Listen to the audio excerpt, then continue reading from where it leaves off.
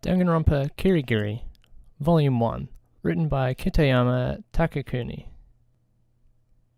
Chapter 1. Murder at the Sirius Observatory.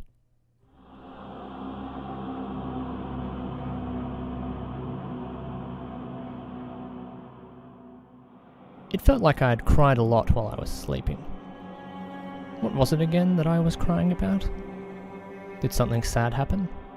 Or did I have that dream again?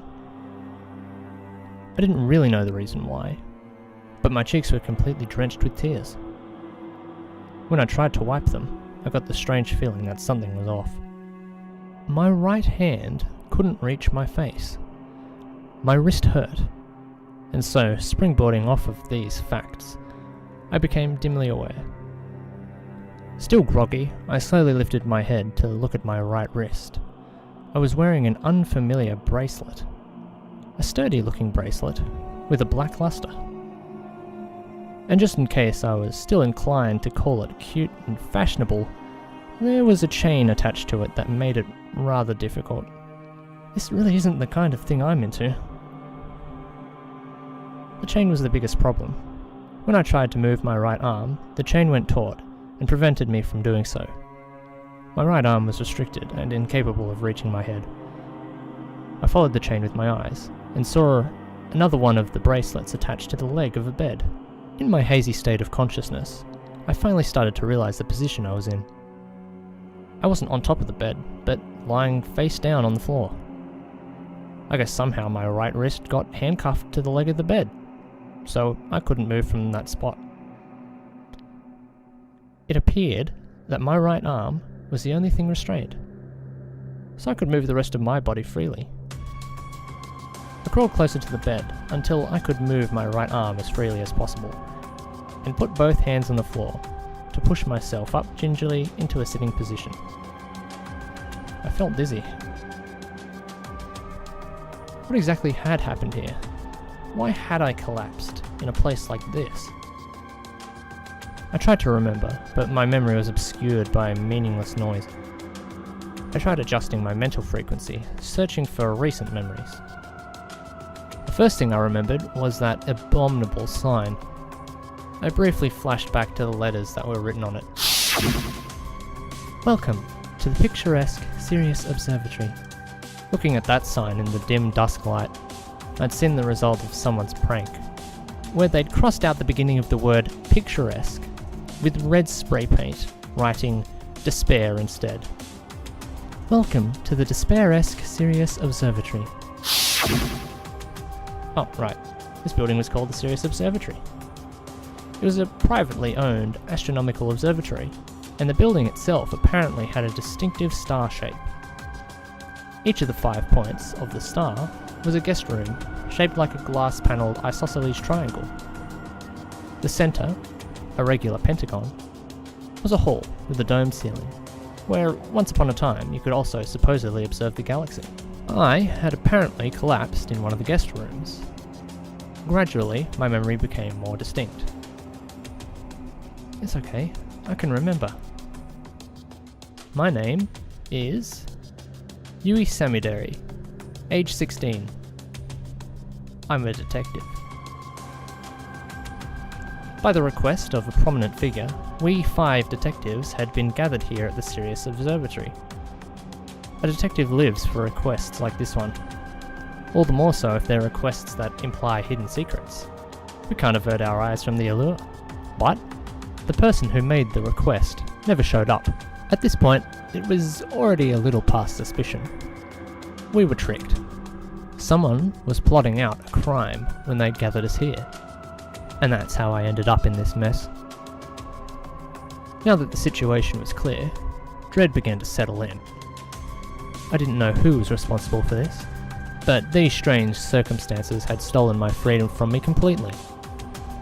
More than anything, the fact that I was toyed with while I was unconscious gave me goosebumps. I wondered if they did anything weird to me. Well, for the time being, my only solace was that I had no pain or external injuries. Putting my glasses back on properly from where they had been lying askew, I took a look around the room. My backpack was sitting on top of the bed. That probably means this is my room. The curtains on the window were drawn. I couldn't see outside, but I could tell that it definitely wasn't light out there. Maybe it was nighttime. Or maybe it was because of the snow. A telescope was set up in the room. That wasn't something I had brought there, but something that had been there originally. But I remembered that I hadn't been able to look at the stars in the sky because of all the snow that had been falling. I suddenly turned to look over my shoulder. The door to the room was closed, so I couldn't see the state of the pentagonal hall. It's too quiet. What about everyone else? Why isn't anyone kicking up a fuss about this? Maybe everyone else was restrained like me and they can't move either. Or maybe they're still unconscious. I didn't know who was doing this and what they were planning, but I couldn't let them keep doing as they pleased. I had to stand up to them. I was a detective after all. First of all, I had to do something about those handcuffs. I couldn't stand up as long as I was tied to the leg of the bed. There was a keyhole at the base of the chain, but I couldn't find the key. I probably can't just drag the bed along with me. The bed's legs were 4 columns, one on each of the 4 corners. The handcuffs were attached to one of them. But like this, when I really thought about it, I realized that if I could just lift up the bed, I could slip the handcuffs out from under the leg.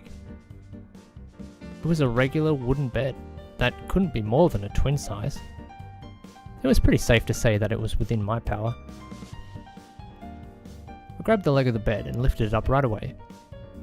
Even for someone like me who didn't have much arm strength, I was able to lift it just barely.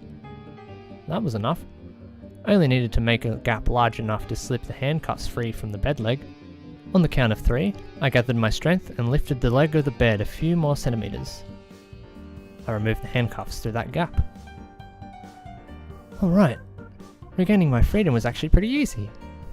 I wondered if the person who got me in this mess thought that a girl wouldn't be strong enough to lift the bed. Well, if that's the case, I have to give thanks for their negligence. Finally, I was able to get up to my feet. I felt a little lightheaded, but it was fine. I did some light stretches to loosen up my body. No problem, I got this. Handcuffs dangling from my right arm, I softly opened the door and peered into the central pentagonal hall. No one was there. I prudently confirmed the status of my surroundings as I went out into the hall. A short, round wooden table was placed in the middle of the hall. Apparently, there used to be a round iron pedestal there with a gigantic telescope, but it had been removed a long time ago. Now all there was to see was empty space. The hall was quiet, with no one to be seen. A glance at the analog clock on the wall told me it was past 12 o'clock. Judging from how dark it had been outside, it was probably midnight, right after the date had rolled over. Where did everyone go? I considered calling out, but I abandoned that idea. What's that? As I was moving around the table, I saw 2 young legs poking out. Black loafers and black knee-high socks. At that moment, I understood who they belonged to. One of the other detectives who had accompanied me. Kyoko Kirigiri. She was splayed across the floor with her legs out. It looked like she had somehow collapsed face down. She didn't show any signs of movement. I went around the table and drew closer, my gaze running up her legs. They were very frail legs. The slender curves running from her calves to her pale thighs told me of her girlish physical immaturity. The pristine pelts of her skirt were intact, fanning out from her hips onto the floor. Is she okay? Just as I was about to move closer, my feet stopped on their own. Her head was lying on its right side, as if turning to face me directly. Her braid was draped across her cheek, concealing her small mouth. Her eyes were closed. Her skin looked cold, without any sense of body heat. And although that wasn't much different to how she looked from when I first met her, now it even looked more conspicuous. She's not dead, is she? No, Her small back was moving up and down, just slightly. Is she just unconscious? I couldn't tell from far away, but I hesitated to get closer to her to confirm her life status. Because a giant blood-stained pair of shears had been dropped right next to her, near her right hand. Were they pruning shears, maybe? They were the type that needed 2 hands to operate. The sturdy blades looked like they could cut through any branch, no matter how thick. Usually they would be used to prune trees or shrubs, but when you think about what they would have to had cut in order to get bloodstains on them, at first I thought it might have been her blood, but I couldn't see any injuries on her. I couldn't see any traces of blood on her clothes or on the floor either. Then whose blood was on the shears? Judging by the fact that they were dropped by her hand, was she actually the one who used them as a weapon? My fear of the situation made me hesitate to move closer. What in the world had happened to Kyoko Kirigiri? And whose blood could that possibly be? I had to find out. For the time being, I left her behind and moved across the hall. I went to the closest guest room. The door was slightly open. I slowly opened it further. The lights were on in the room. The curtains were drawn, so I still couldn't see what was going on outside. There was a person-shaped lump in the blankets on the bed. Someone sleeping. Probably one of the other detectives. From what I could see from the doorway, it looked like they were sleeping very peacefully, without taking a single breath. I hesitantly walked closer to the bed and peered over it. There was a man there, looking up at the ceiling, with his mouth slightly agape. I was pretty sure he had said his name was Eigo Amino. He was a practicing detective in his mid-30s. He showed no signs of noticing me, eyes cracked open and deeply asleep. Sorry for bothering you while you're trying to sleep. I tried calling out to him. There was no response. I could tell that it wouldn't do any good no matter how many times I tried calling out to him. Somehow, even back when I had just entered the room, the scent of despair had already wafted my way. He was unmoving, eyes open. I frantically suppressed the desire to scream, slowly extending my hand to grab the blanket and carefully pull it off. That's when his head turned towards me.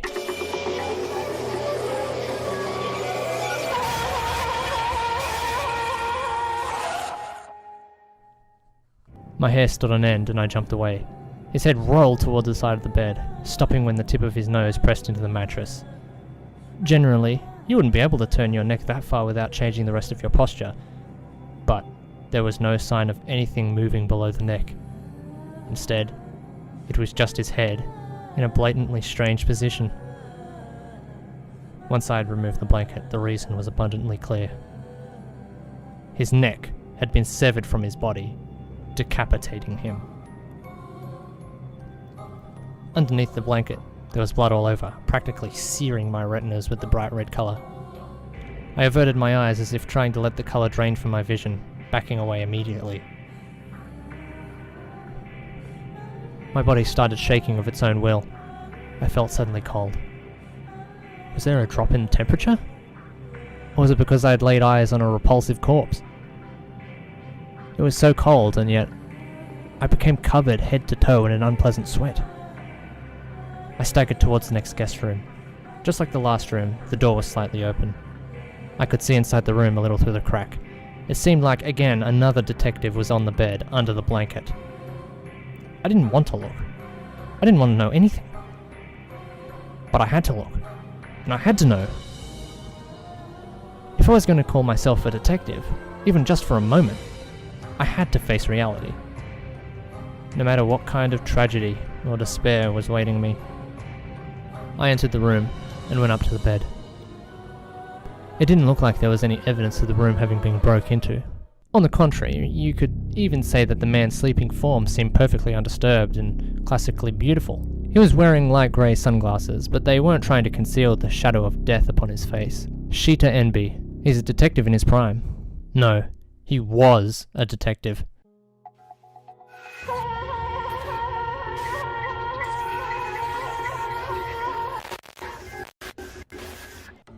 When I tried removing the blanket, I saw that his neck was also cut through. But that wasn't all. I noticed something else strange. The head that was lying face up on the pillow definitely belonged to the man called NB. But below the neck, the body looked like it belonged to someone else. I was pretty sure that NB had a strong muscular build, but the body lying underneath the blanket belonged to a stout, heavy-set, middle-aged man. I remembered that build. It belonged to another one of the detectives who had accompanied us. A man called Ko Inuzuka. What does this mean? This was just strange from start to finish. I had more information than I'd ever asked for swirling around in my tiny head. I leapt out of the room, moving towards the next guest room. I had a bad feeling I knew what would be in there. And, as expected,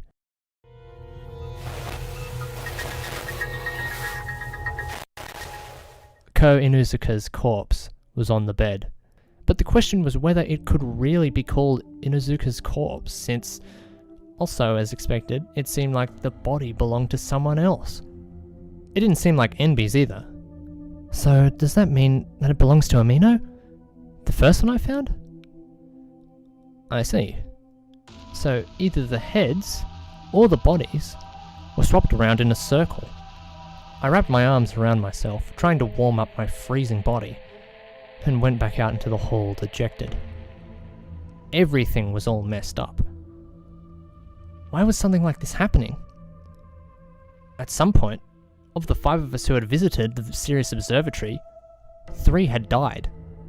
Not only that, but their heads had been severed, and then for some reason the bodies had been switched around from the heads and left that way. There wasn't anyone else other than us at the Sirius Observatory. On top of that, we'd been visited by snowstorms both before and after we'd arrived, so the building was currently isolated by the snow. It was safe to assume that this wasn't the intervention of an outsider. Eigo Amino, Shita Enby, Ko Inuzuka, Yui Samideri, Kyoko Kirigiri. Of these 5, 3 had been killed, and 2 were still alive. Naturally, I could safely assert that I hadn't killed them. There were parts of my memory that were still a bit fuzzy, but frankly, it was just ludicrous to think that I could kill 3 people, and yet have no sense of it all afterwards. And why would I handcuff myself in the first place? There was no doubt that someone else had been the one to restrain me. It's possible that whoever did that was planning on killing me next. So, who was that person? And going by process of elimination, I could only think of the culprit as the other survivor. She couldn't have. I returned to where she was. Kyoko Kirigiri was still lying on the floor of the hall. Her head was still firmly connected to the rest of her body. There was no doubt that it would have been much easier to cut through her slender neck, as opposed to those of the other men, but she hadn't received any damage, and the very weapon that seemed perfectly suited to the crime had fallen by her hand.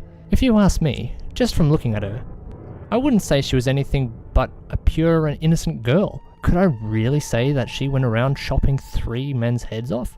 That would be stupid. But I stepped back to observe her from a distance. She was a cute girl, but her features left me with the impression of an enigmatic mystery. Talking with her too had demonstrated that she was wary, and concealed her true thoughts. Though maybe that was related to whatever reason she had for being a detective at such a young age. As I was pondering what reason that might be, I suddenly saw something glinting in her left hand. A key?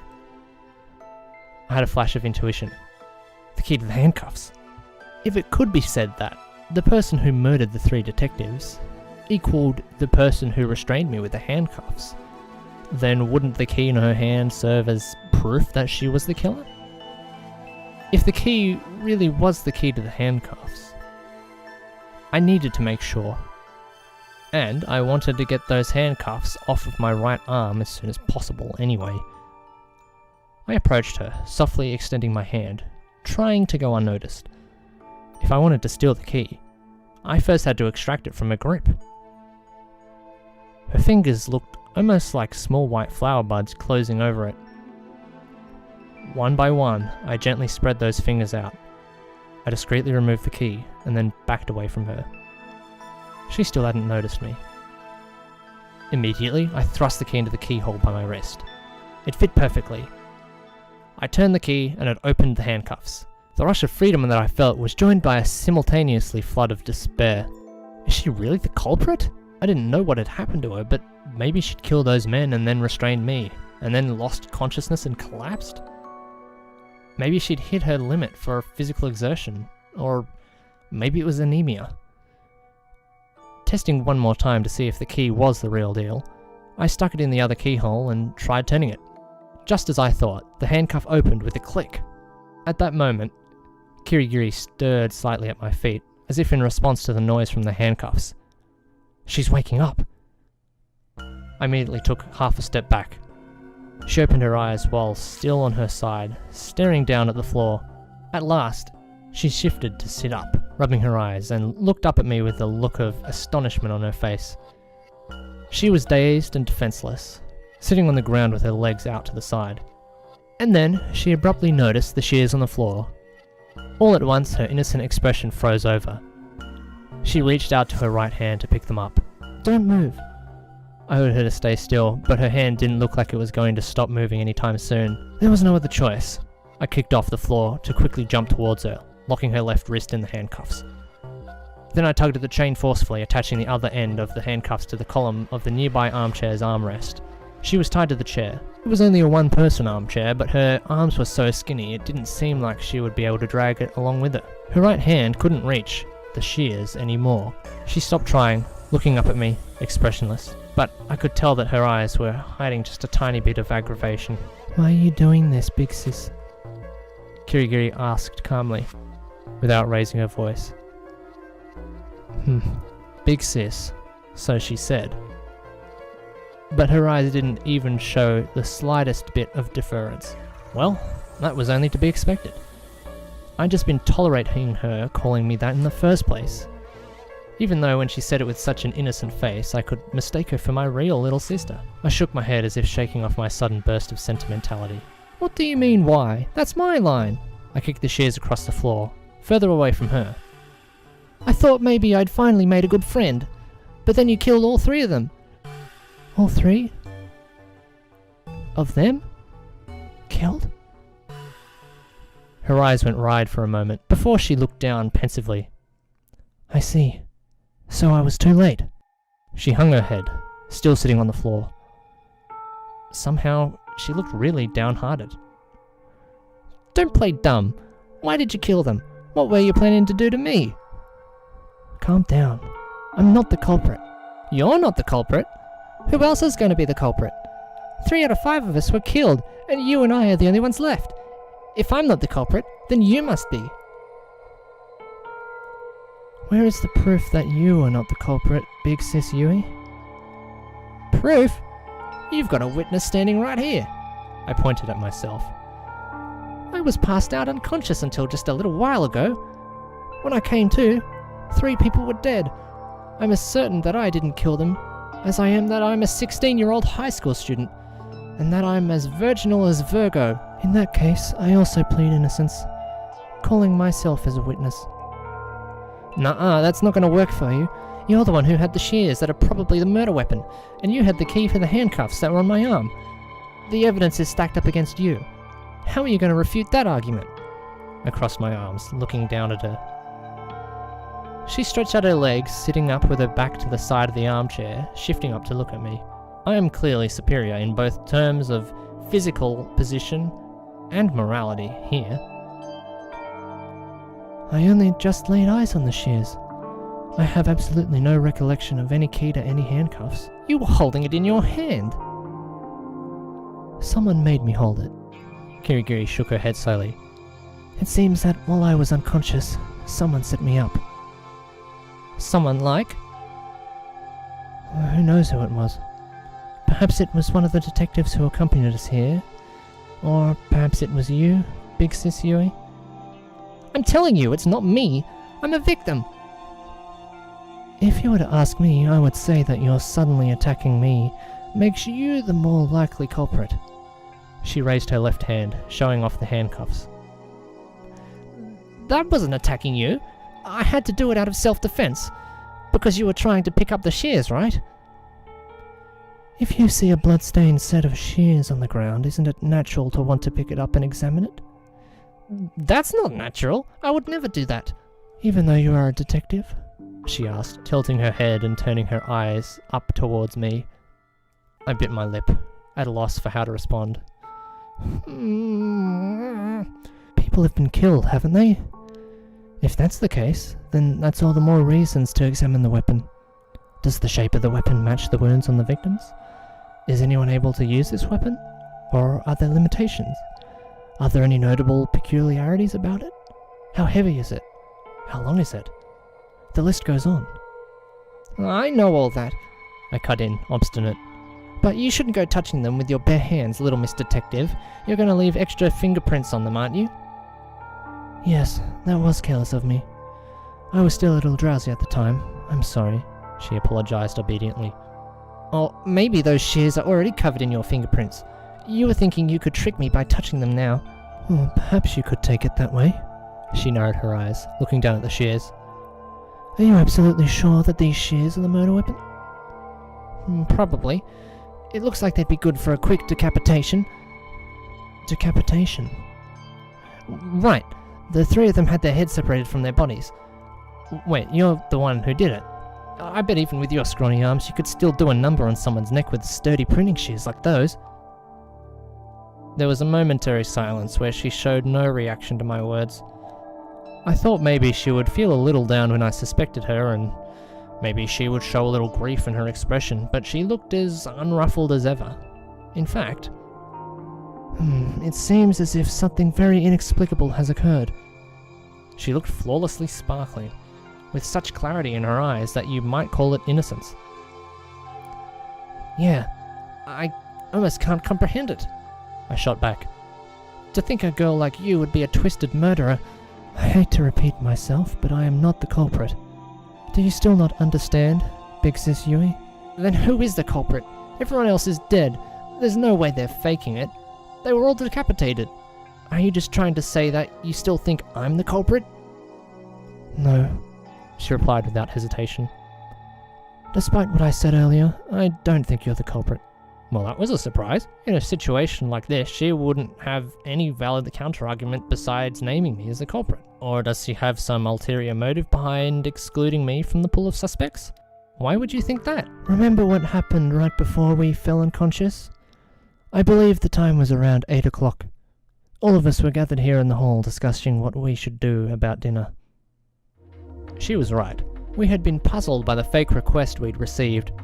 It was dark outside, and we weren't able to go home during the snowstorm. We had gathered around the table to discuss our plans from there on out. And just then, with no warning, the first person collapsed. I'm pretty sure it was Amino. He suddenly crumpled up, falling from his feet onto his side. Then white smoke started spewing out of nowhere. Someone screamed, "Fire!" But there weren't any other signs of a fire. And it didn't feel hot. I had been nervously trying to figure out what to do, but before I knew it, I also started to lose consciousness. I had no idea what happened after that. That's the truth behind the smoke. Kirigiri pointed underneath the table. A small aluminium can, or can-type thing, had rolled under there. Huh? What is this? I crawled under the table, pulling it from under there. It looks like a can of juice, but there's no hole to drink from. It's a homemade smoke generator, isn't it? Someone rolled it under the table. We can feel fortunate that it didn't seem to have been tear gas or sleeping gas, but that hideous white smoke blanketed our fields of vision entirely.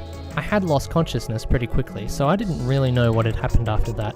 Well, what exactly happened? Well, I don't really know, but everyone started collapsing, one after the other, and so I immediately pretended to collapse too, Kirigiri said. Huh? Pretended? What do you mean pretended? Are you saying that you're the only one that nothing happened to? Well, yes, because the smoke itself was harmless. I believe that everyone collapsed not because of a white smoke, but due to some other cause. It is a fact that the first person collapsed before the smoke even came out. I wonder if perhaps at some point you were made to ingest a soporific. Do you have any recollection of that? Soporific? I didn't know about the others, but at the very least I could speak for myself in saying that I hadn't ingested anything since arriving at the Sirius Observatory. There shouldn't have been any point at which I could have taken any drugs, but thinking back, right before I lost consciousness, I did feel sort of drunk. I thought I just wasn't feeling well, but... Still, what's up with you being the only person to escape danger? Perhaps it's thanks to my constant training, she said bluntly. Sensing danger is my specialty, but when I do sense it, it's often nothing more than a simple bad feeling or foreboding. And so frequently, it's only in looking back on events that I'm able to string together a logical explanation of events. Grandfather calls it hearing the Reaper's footsteps. I hear that great mathematicians are able to come up with propositions even when they skip some calculations along the way. I've heard a lot of episodes where they struggle to explain themselves afterwards.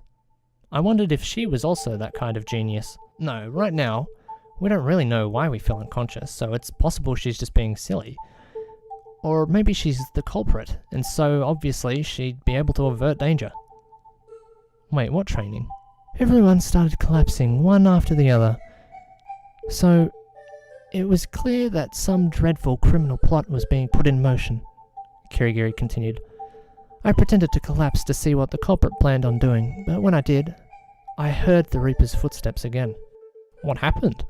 They were the culprit's footsteps. It seems our culprit is the very cautious type. They came closer to me, and then forced some strange drug on me. It wasn't a chloroform or ether. It likely wasn't an anesthetic. Perhaps it was some sort of synthetic narcotic.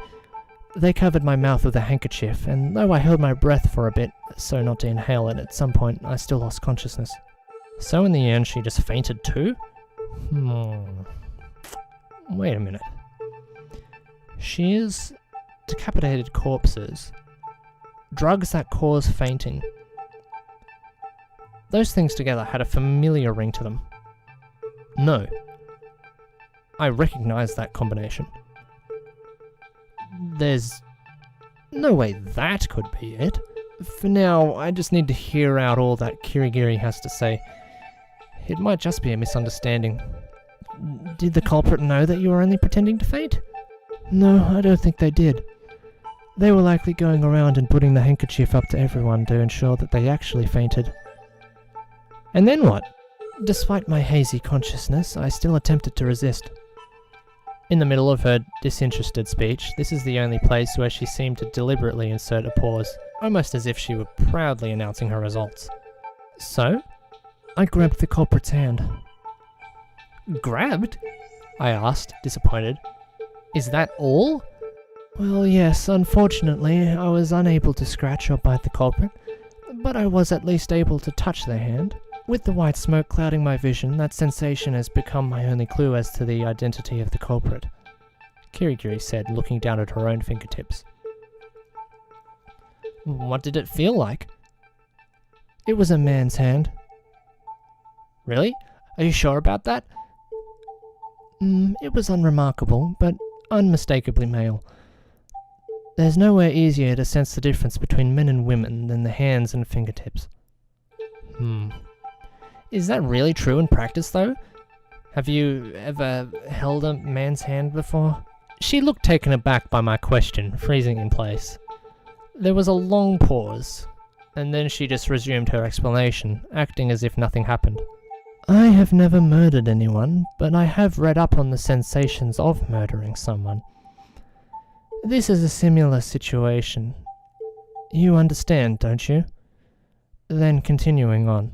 Wait, that's some pretty strange reasoning. Or maybe you haven't even held hands with any boy at all ever? I asked, teasing, effectively shutting her up again. She was pretty mad this time. She turned her head away, apparently shunning the conversation. Maybe I teased her a little too much. Even though she spoke and acted like she was indifferent, this reaction was surprisingly timid, so all of a sudden I didn't feel like teasing her anymore. Sorry. That was a weird place for me to butt in, I apologized. I'm sure you've at least held your dad's hand before. That's enough for your logic, so everything's fine. Now go on. I've forgotten about that. Huh? I'm saying I forgot what my father's hands feel like. Kirigiri narrowed her eyes, brushing back up with her bangs with her right hand. That was the most emotional gesture I'd seen from her up until that point. Ah, I see. Gotcha, I said, brushing it off. How complicated. It seemed like she had her own tangled circumstances, but getting too stuck on them would mean that the real conversation would never progress. So basically what you're trying to say is, since the person who caused you to faint was a man, then logically it can be concluded that I, Yui Samidori, am not the culprit, correct? Kirigiri nodded, still turned away. Among the detectives that were invited to the Sirius Observatory, Kyoko Kirigiri and myself were the only women. If her assertion was correct, then I could be excluded from the list of suspects. But that's what I've said since the very beginning, I sighed. The fact that I'm not the culprit is a fact that I already knew. I didn't even need proof for that. No, I still wouldn't call it definitive proof. What? Are you saying since you can't believe it unless you touch my hand to make sure of something? I asked. But Kirigiri just faced down, searching for the words to say before looking up with her eyes. She nodded just slightly. Your hand, she said hesitantly, asking for my right hand. She seemed pretty serious. Is this a trap? If she was the culprit, then maybe all the testimony she had just given was nothing but an excuse to get closer to me. Maybe she was hiding some kind of weapon and was trying to lure me in range. Kyoko Kirigiri. I still didn't know much about her. I hadn't really had the time to get to know her, and in the time that we did spend together, I mostly learned that she was mysterious and that she apparently had a complicated home life. Her claiming that I was innocent wasn't going to be enough to get me to trust her. Okay, let's shake hands and make up. I still didn't move closer to her though. But the real handshake will be after everything is settled, and we're both proven innocent. I wonder what that's supposed to mean. First, sit on the chair, I ordered. She had been sitting next to the chair this whole time, but in accordance with my demand, she sat down in the armchair. Now, show me your right hand. She presented her hand just like I told her to. I carefully drew close to her, taking her small hand in mine. It seemed as if it were made of glass, as if putting a little strength into it would shatter it, but I steadfastly refused to let her go. Her left hand was restrained by the handcuffs. With me holding her right hand like this, she wouldn't be able to attack me. We shook hands, as if evaluating each other, exchanging a glance. So, do you see the truth now? But we can talk about that later. I'm a detective too, so I'm going to try searching for my own truth. What will you do? First, I need to conduct a thorough search of the building, I said, still holding hands with her. I still suspect you. You're a detective too, so you should understand where I'm coming from, right? But if I want to keep suspecting you... Well, there's one major condition I still need to fulfill before I can indict you as the culprit. That is, I have to investigate the possibility of a crime committed from the outside. Was someone other than us 5 guests able to ever come or go from this place? You still hadn't confirmed that either way? Yeah, I mean, I was still half asleep. I scrambled to defend myself after she butted in. A crime committed by a 6th uninvited guest? Well, if there's any proof of that, I can let you go. You'll need to investigate quickly before the snow erases the evidence, particularly outside the windows and the entrance. There may still be traces of someone exiting or entering. I'll look into it. If an uninvited guest is in fact present, there is no doubt that that person is a man, and he may still be hiding in the building. Kirigiri looked a little worried. Yeah, I'm gonna check to see. By myself. Sorry, but I'm gonna have you stay like that for a while. And I'm gonna bind your right hand too. If she was the culprit, then she had to have been the one who prepared the handcuffs too.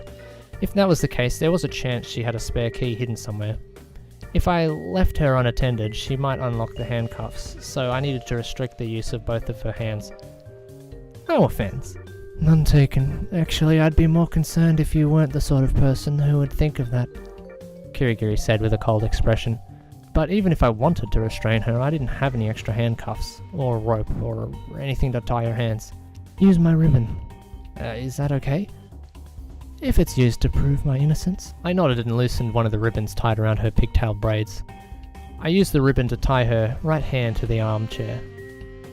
And with that, both her hands were secured to the armchair. I'm going to go around and investigate each of the rooms one by one. If our unwanted guest is around somewhere, he might try to move between the rooms and hide himself somewhere else so that I don't see him. But if you're here in the central hall, you should see him right through him. So I'm serving as surveillance. You got it. But our guest could be super dangerous for you, with both of your hands tied up like that. I mean, he's a filthy murderer after all. If he shows up, just scream at the top of your lungs. I'll come rescue you in a flash. You'll rescue me? Well, the existence of an unwanted guest would prove your innocence. I'd protect you with all I got. I see. But I believe it will already be too late at that point. As always, Kirigiri acted like this had nothing to do with her. But if you would allow me to say so, I don't think you can logically conclude that I'm innocent simply because an uninvited guest might be present. That person's reason for hiding would not necessarily be related to the murders. For example... that doesn't matter, jeez, I interrupted. In a situation like this, if someone here is sneaking around, it's just common sense for me to kick their butt instead of doing anything else. I suppose, she responded meekly.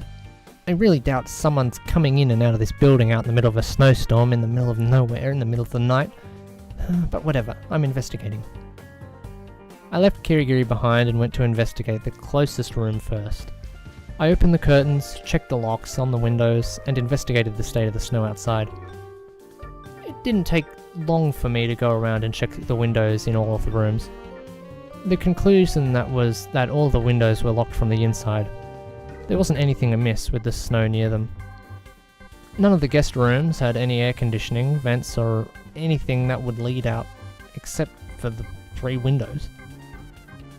So following that train of thought, it was impossible for anyone to make it out with the windows locked. Next, I investigated the entranceway. The front door was locked, and even when I checked the snow outside, I didn't see any signs of anyone entering or exiting the building. In the end, I couldn't find any evidence of anyone going in or out. And I didn't sufficiently detect the presence of the hypothetical unwanted guest either. Which is to say, anyone other than me and Kirigiri who was alive. Kirigiri was still waiting for me in the hall, still restrained on the chair. Unfortunately, it looks like there was no one here except for you and me after all. There wasn't any sign of anything in the snow outside? Nah, I mean, in a storm like this, traces of anything that would probably be wiped away by the snow really quickly. But if a person was walking through that, then there would definitely be a dent in it at least. There wasn't anything out of the ordinary like that, and so the murder mystery became even more baffling. No, you could say it makes it a lot more simple. You could compare Sirius Observatory to an airtight bottle.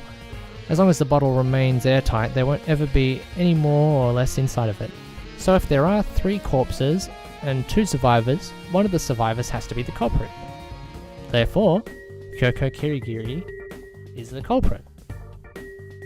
The person in question looked up at me expectantly. It was too bad, but I couldn't release her from her restraints just yet. If my reasoning was correct, then there was no doubt that she was the culprit. But it was also true that I couldn't come to terms with that answer. Would it really be possible for a girl like her to kill 3 grown men and arrange their corpses on the beds?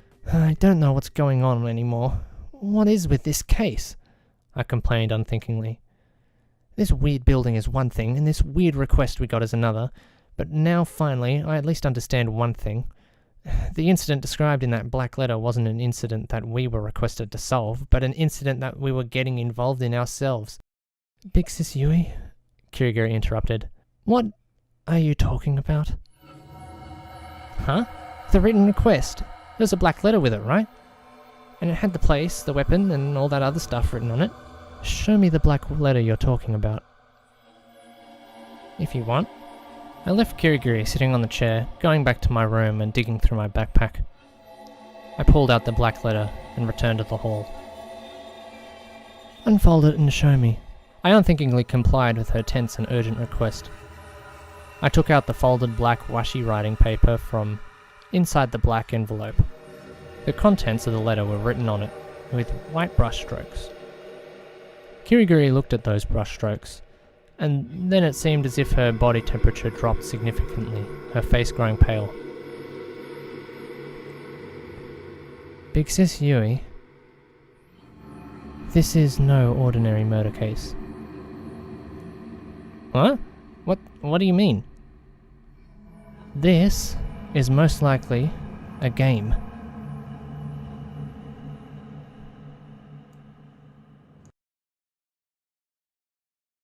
End of chapter 1.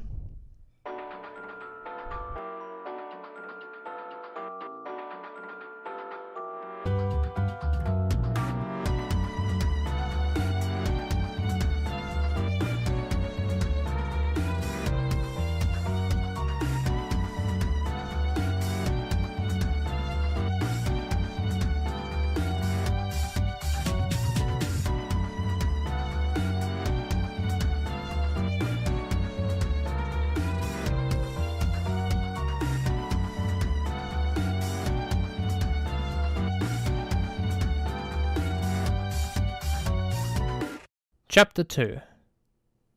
Jewel Noir 1. He dreamed of being burned in a furious blaze. When he woke up, the sweat from his brow had travelled down to dampen his cheeks.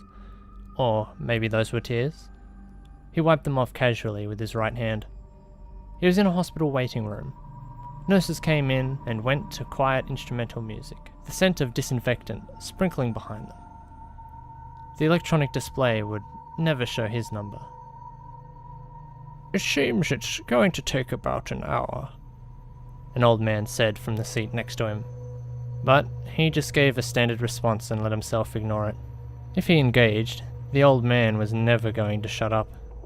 He looked away, pretending to fiddle with his cell phone.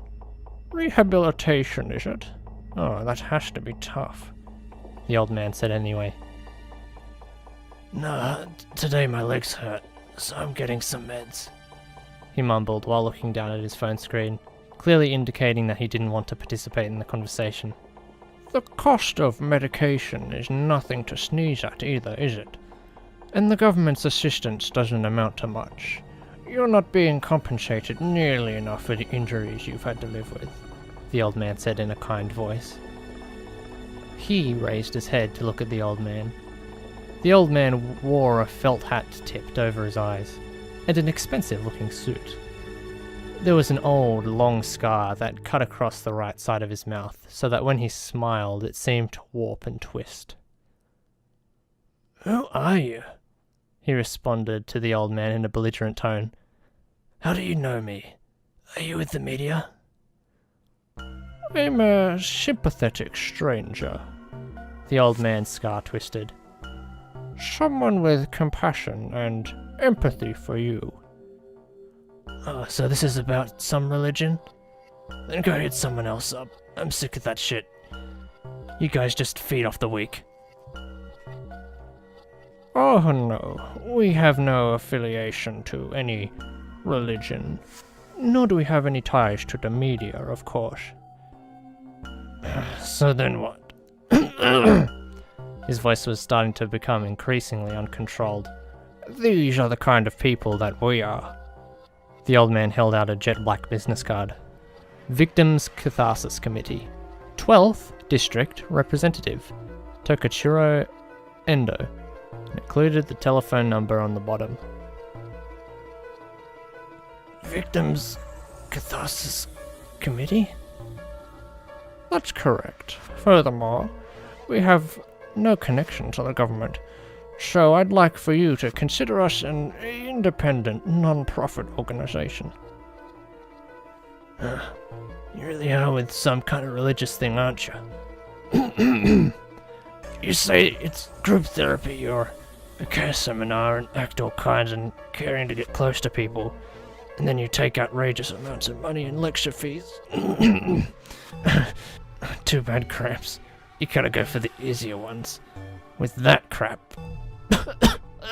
He sputtered, moving to get up from his chair and go somewhere else.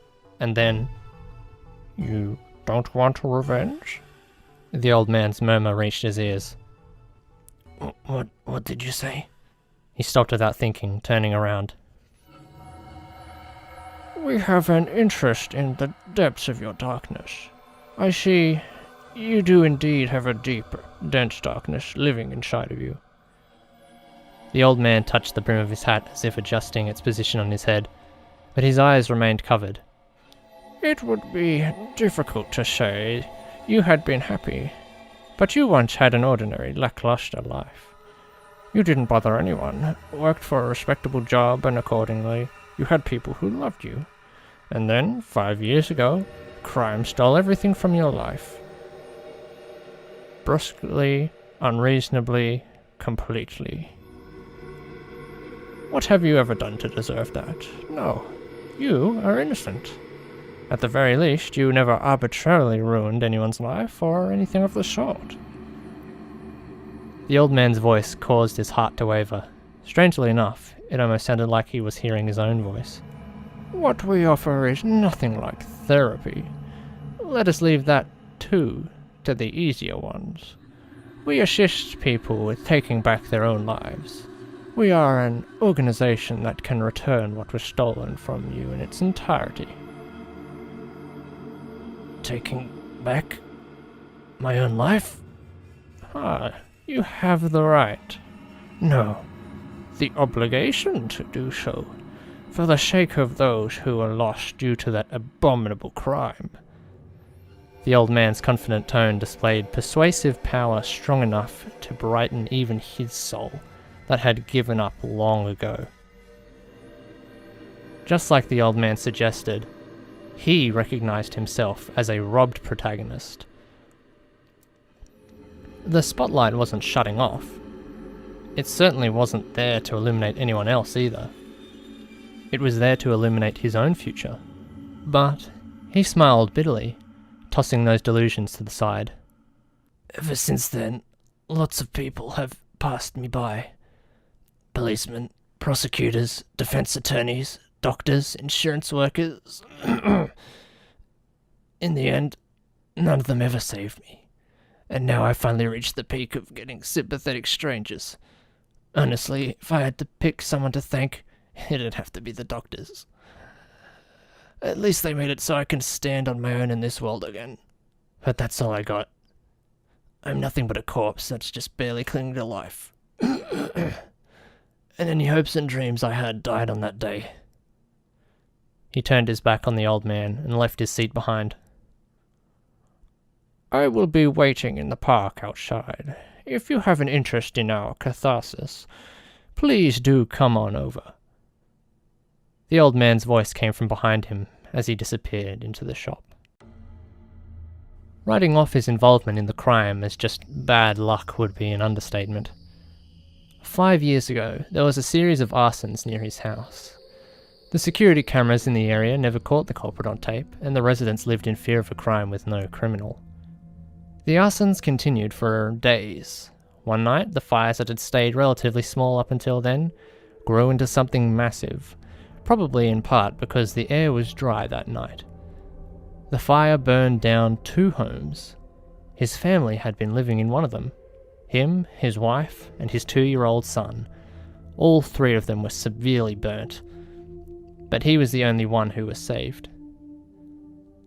There were many more arson cases continuing after that, but a certain detective paved the way to solving all of them in one fell swoop.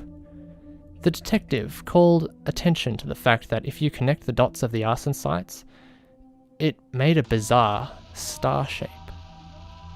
An astrologer in the divination business lived in the middle of the star. The detective went to the astrologer's home immediately, but the man had already burned to death. He had written down some last words that were left next to him.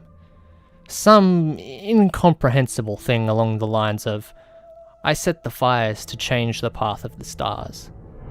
With the conclusion that the suspect was dead, the case was closed. When he heard the news, he was thrown into chaos.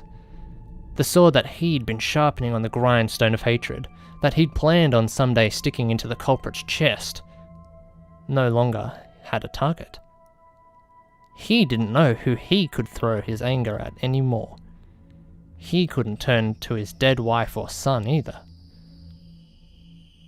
5 years had passed since then, and his body had at least seen great improvement.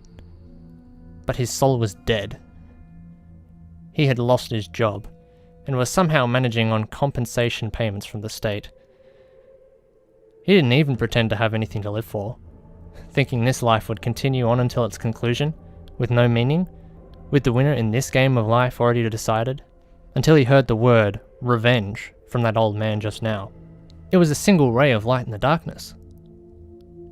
No one had ever shown him light like that before. Well, most likely, no one had ever even understood the depths of his darkness in the first place. What he had been searching for was not a way to clear away the darkness, but a signpost to guide him through the dark abyss. "I had faith that you would arrive," the old man said, the scar on his mouth twisting. In the daylight, the park was full of cheerful voices, young mothers pushing strollers, and boys kicking soccer balls to each other. The old man sitting on a shaded park bench blended into the scenery well. "Figured it couldn't hurt to at least hear you out," he said, sitting next to the old man. "You do have a point there. Unlike attorneys or therapists, we would never demand a fee simply for having a conversation." Excuse me. "So, who's this we?" "We are an organization that offers catharsis to those individuals who have had the misfortune of becoming victimized by crime." "Enough of the PR crap. What are the facts? Do you send out agents for getting revenge or something?" That is a misunderstanding. As I said before, our objective is your catharsis. If you have your doubts regarding this idea, then I recommend you reconsider it." "You really beat around the bush, you old geezer. So what is it that you're going to do for me?" "I shall inform you of the true culprit's identity, the one behind the incident that left you in such a state." "What? What true culprit?"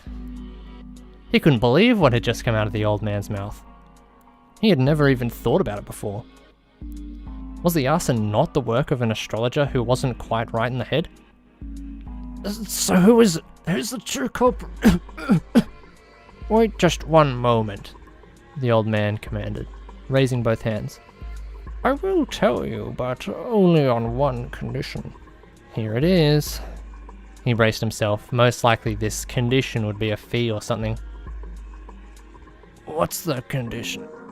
"You must carry out your revenge against the true culprit." "Revenge?" "Correct. It is imperative that you exact your revenge and end the life of the true culprit." "You mean murder them?" "Yes." A bloody exchange was taking place here in the corner of the peaceful park. There was no one around to overhear them. "Gramps, I figure your organization, or whatever, has done plenty of research on me. So why even ask? You know I wouldn't turn you down on a condition like that." "Those are very promising words." The old man bowed his head deeply. "So just hurry up and tell me who the true culprit is." "Before that, I must make our aim clear to you." Well, looks like he's going to beat around the bush some more. But it was true that he didn't know what reason this mysterious organization had for instigating revenge. "Revenge. We call this catharsis, by which I mean it is a catharsis for you. It must be carried out by you yourself, and no one else. Let us be very clear on this point. Is this acceptable?" "You're saying I need to kill them with my own hands, right?" "Of course. That's what I was planning on doing from the start." "Then let us continue our conversation. 3 things are required for catharsis. Do you know what those things are?" "How would I know? I'm just starting out here." "So maybe you could help me out and just tell me." "Of course. The first is determination. Regarding this, you say that you have already cleared this hurdle. Is that not right? Yeah. What is needed next is money. Accomplishing anything in this world requires money. Accomplishing something on a grander scale, in particular, requires substantial capital. How do you feel regarding this point? Oh, well, sorry, but I can't say I have enough for that. Very well.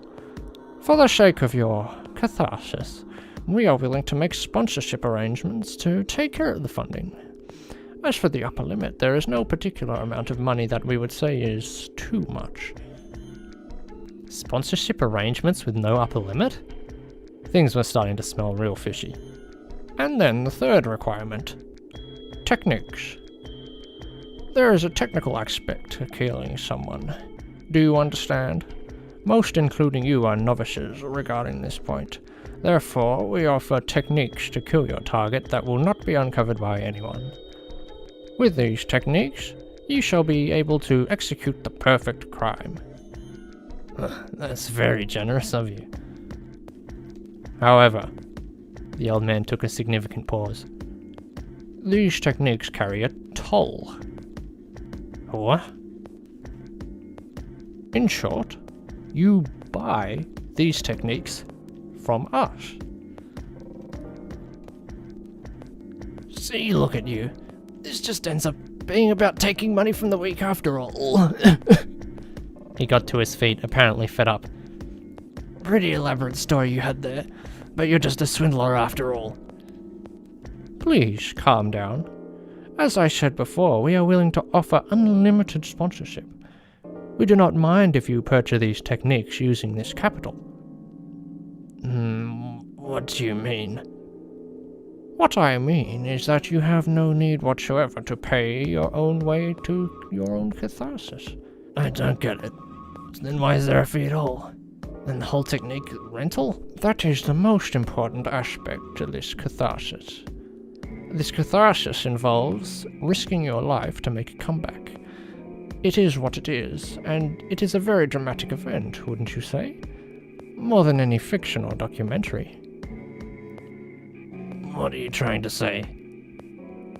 I'm saying that there are those who would enjoy you watching your comeback. You enjoy horse races, don't you? Or perhaps not? The data we have on you said nothing of an interest in gambling. You may not understand the feelings of those who are very passionate about horse racing, but in our world there is no small number of people who would watch horses running and competing for rank, and are left with shaky breaths, tossing out exorbitant amounts of money, moved to tears. In the same way, there are those individuals who have discovered a taste for watching someone plot revenge and strive to commit the perfect crime. What the hell do you mean by that? In essence, for those individuals of exquisite taste and particular preference in this world, their choicest entertainment is watching people like you carrying a darkness such as yours, making a comeback, your catharsis. He was left dumbfounded by the old man's words. He felt as if he'd accidentally taken a step into a world that he never should have entered. He could more or less understand what the old man was trying to say, but was that really something that happened? Are you trying to turn my revenge into a game? Perhaps you could use that word for simplicity's sake. The old man lowered his voice, smiling. The finer details are fleshed out by the sponsors. Sponsors foot the bill, and offer up the finished product. That is how our catharsis is constructed. So you're being backed by a bunch of people with more money and free time than they know how to use? Do you understand now? But this fact in itself is not indicative of anything except where the money comes from. Our objective will always be to offer you your catharsis. Those interests simply happen to coincide with the interests of our investors. Furthermore, the biggest names in every business find entertainment in catharsis, so we obtain special benefits in the financing of our own business. Is it true? Maybe the catharsis the old man was talking about was just the official front, and the reality was that it was just turning acts of revenge into show business. But it didn't matter to him either way. The objective to kill the true culprit was also nothing more than a means to an end. To him, it was just a challenge on the way to reaching his ultimate goal: getting his life back. Are you gonna have your cameras following me around 24/7, like some kind of TV documentary? Oh no cameraman will be accompanying you. I shall explain the rules regarding that matter later on. Got it, now hurry up and tell me who the true culprit is already. I am still not finished with my explanation. There's still more? He raised his voice unthinkingly, disgruntled. There is another important point that we have not yet discussed. From here, you shall await your loan and assume the objective of killing your target. But that alone is an empty pursuit. If, for example, you were to sneak up on your target from behind as they were walking down the street at night and bludgeon them to death with a blunt object, well, that would certainly be revenge, but that would not be catharsis. It emphatically does not qualify as catharsis. What do you mean?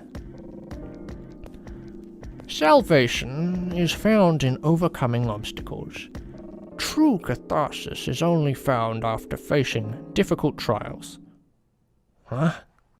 Let us discuss in more concrete terms. The old man adjusted his position to sit facing him. As I said before, you will be purchasing the techniques that we offer. Allow us to call this choosing your cards.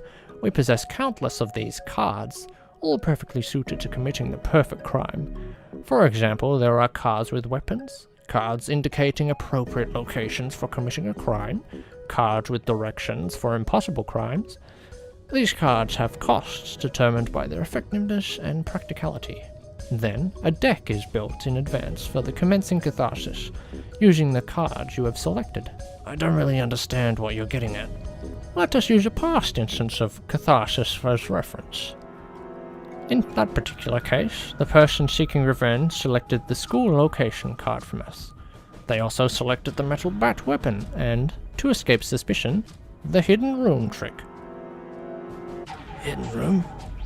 You can even buy that kind of thing? Oh yes. Please consider that there is nothing money cannot buy, so long as someone is willing to invest the money in you. Incidentally, in this example, the cost of the school was 40 million yen, the metal bat was 3 million yen, and the hidden room was 100 million yen, for a total sum of 143 million yen. All prices are calculated in yen. Wait a second, these prices are ridiculous. Why does a metal bat cost 3 mil? I could go down to a sports shop around town and probably get one for less than 10,000, right? Oh, please consider that the weapons that we offer are worth no less than advertised. Now listen, if you did go down to the sports shop to buy a weapon, you would be instantly leaving tracks behind. The mass-produced model, the model number, the store, and then the store's security cameras. Every bit of information would have your name written on it in invisible ink, waiting to be revealed. But with the weapons we prepare for you, you need not worry about such things. I see. I get it now. Now, we arrive at the important part. Regarding those obstacles I said you would have to overcome, while we do give you the opportunity to seek revenge, at the same time we also summon a detective to pursue you. A detective? Indeed. A single detective is selected based on the total cost of your deck. The higher the cost of your deck, the higher the rank of the detective that will be chosen. On the other hand, if you keep your costs low, you will receive a low-ranked detective. However, you will not have the cards necessary to commit a perfect crime. What the hell? You mean I have to get chased after from the start? Yes, we believe that catharsis is only brought about under fair conditions. Standing up to the obstacle of a detective, in itself, awards pure catharsis and a sense of fulfillment.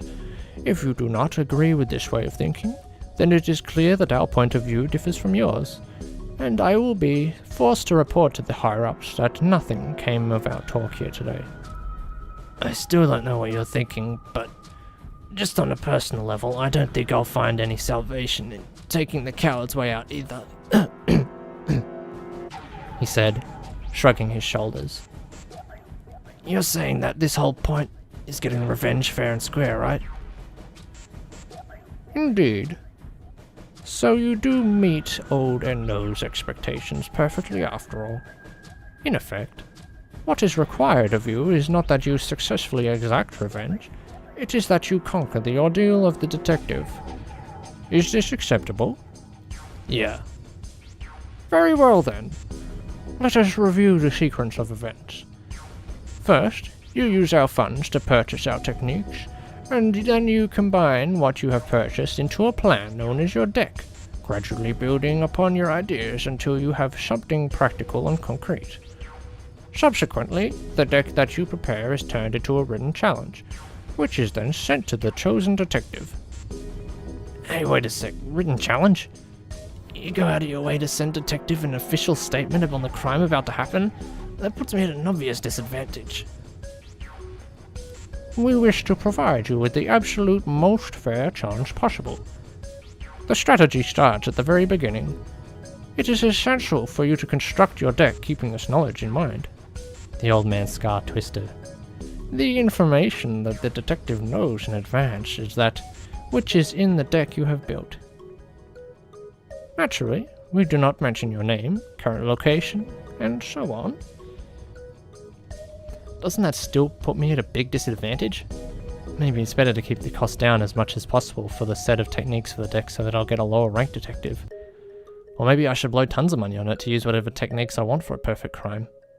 Now then, the envelope for the written challenge is embedded with a small chip, which transmits electromagnetic waves when the seal is broken. The instant the detective opens the envelope, the signals of the challenge start. The conditions for your victory are for you to murder the target and then pass 168 hours without being indicted by the detective. When the time is up, your catharsis will be complete. And in the event that this occurs, voila! You will be repaid with the exact amount of money that your deck cost. And show that you are not pursued as a criminal beyond that, we will apply for you to be placed in a protection program. If you wish, we will erase all traces of your past up until that point, opening up the possibility of beginning your life again from scratch as a new man. Is that something like that really possible? That was the most important part to him, starting over with a new life, if he could do that. It is possible. Those words alone were enough. What happens if I lose?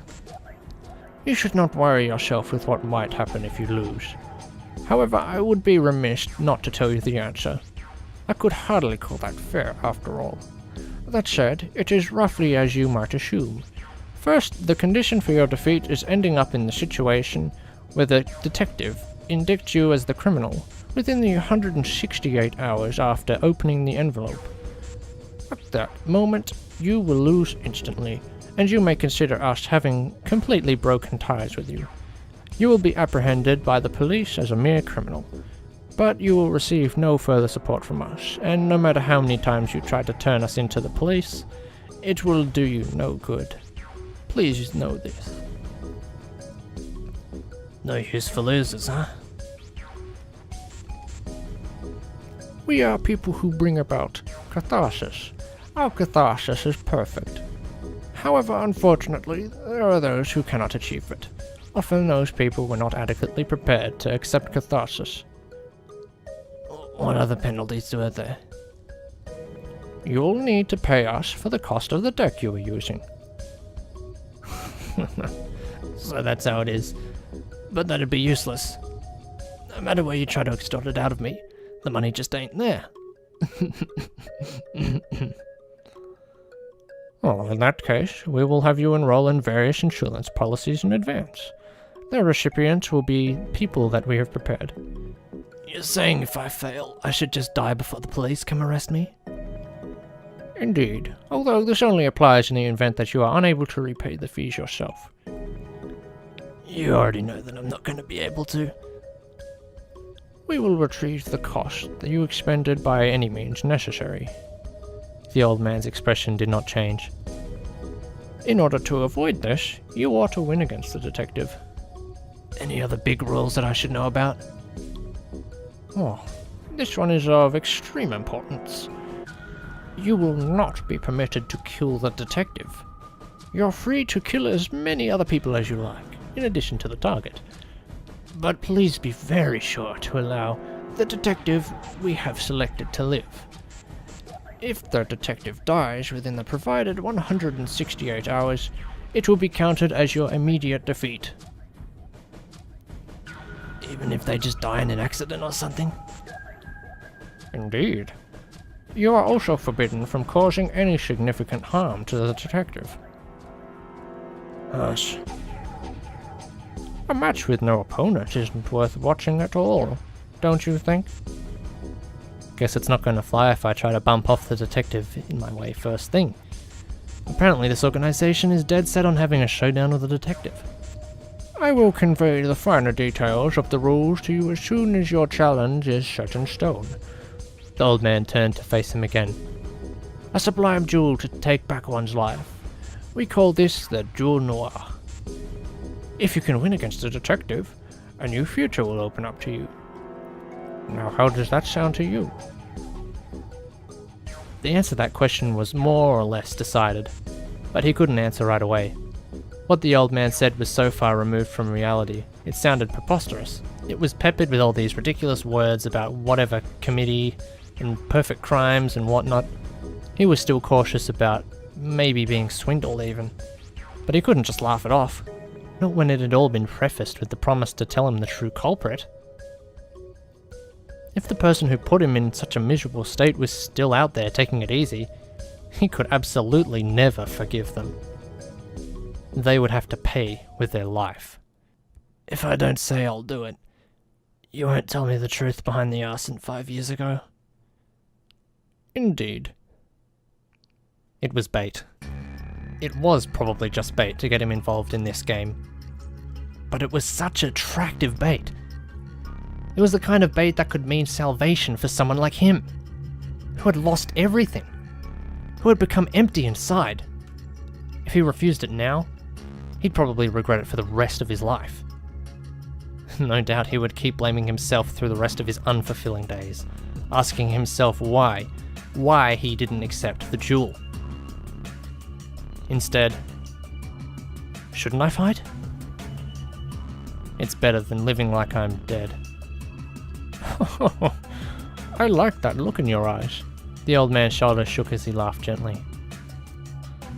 One thing, I do not know if this will influence your decision, but allow me to share with you some facts from our data. In all of the duel noirs that have occurred until now, the detective side has a victory rate of 28%. Just 28%. That means over 70% of the time those who used our techniques to exact revenge are able to successfully carry out a perfect crime. Are those the real numbers? When we speak of detectives, we are speaking of all of them, from the best to the worst in the business. There are even those who receive the written challenge and yet don't realize anything will come of it, sleeping through the entire incident. Well, those are just the most especially fortunate cases. I only have a 30% chance of losing? Oh, there's no way, right? I'm gonna win this for sure. It seems you've made your decision, but we will wait on it for the night. Let the moonlight cool your head, and if you have still not lost your drive to duel in the morning, then come here tomorrow at 10 AM. Is that alright with you? He nodded at the old man's question. I believe you already understand this, but nothing will come of you going and telling anyone else about this. In the event that you talk to anyone, not just the police, but even one of your acquaintances, we will not appear before you again. I understand. Then, until we meet again.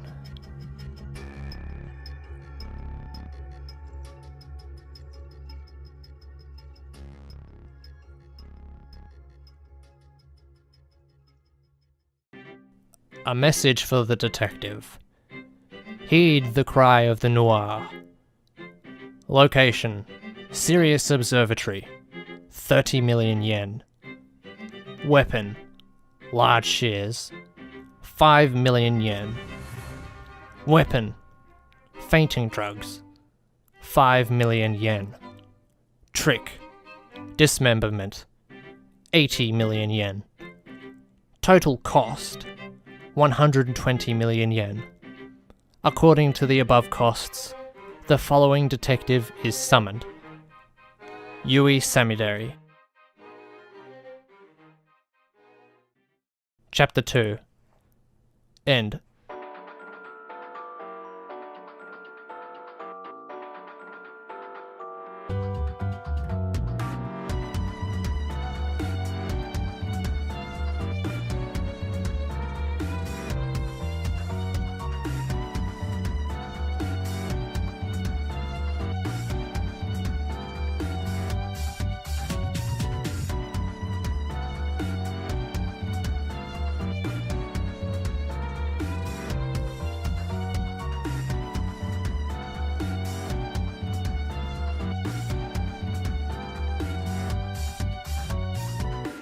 Murder at the Sirius Observatory, Part 2.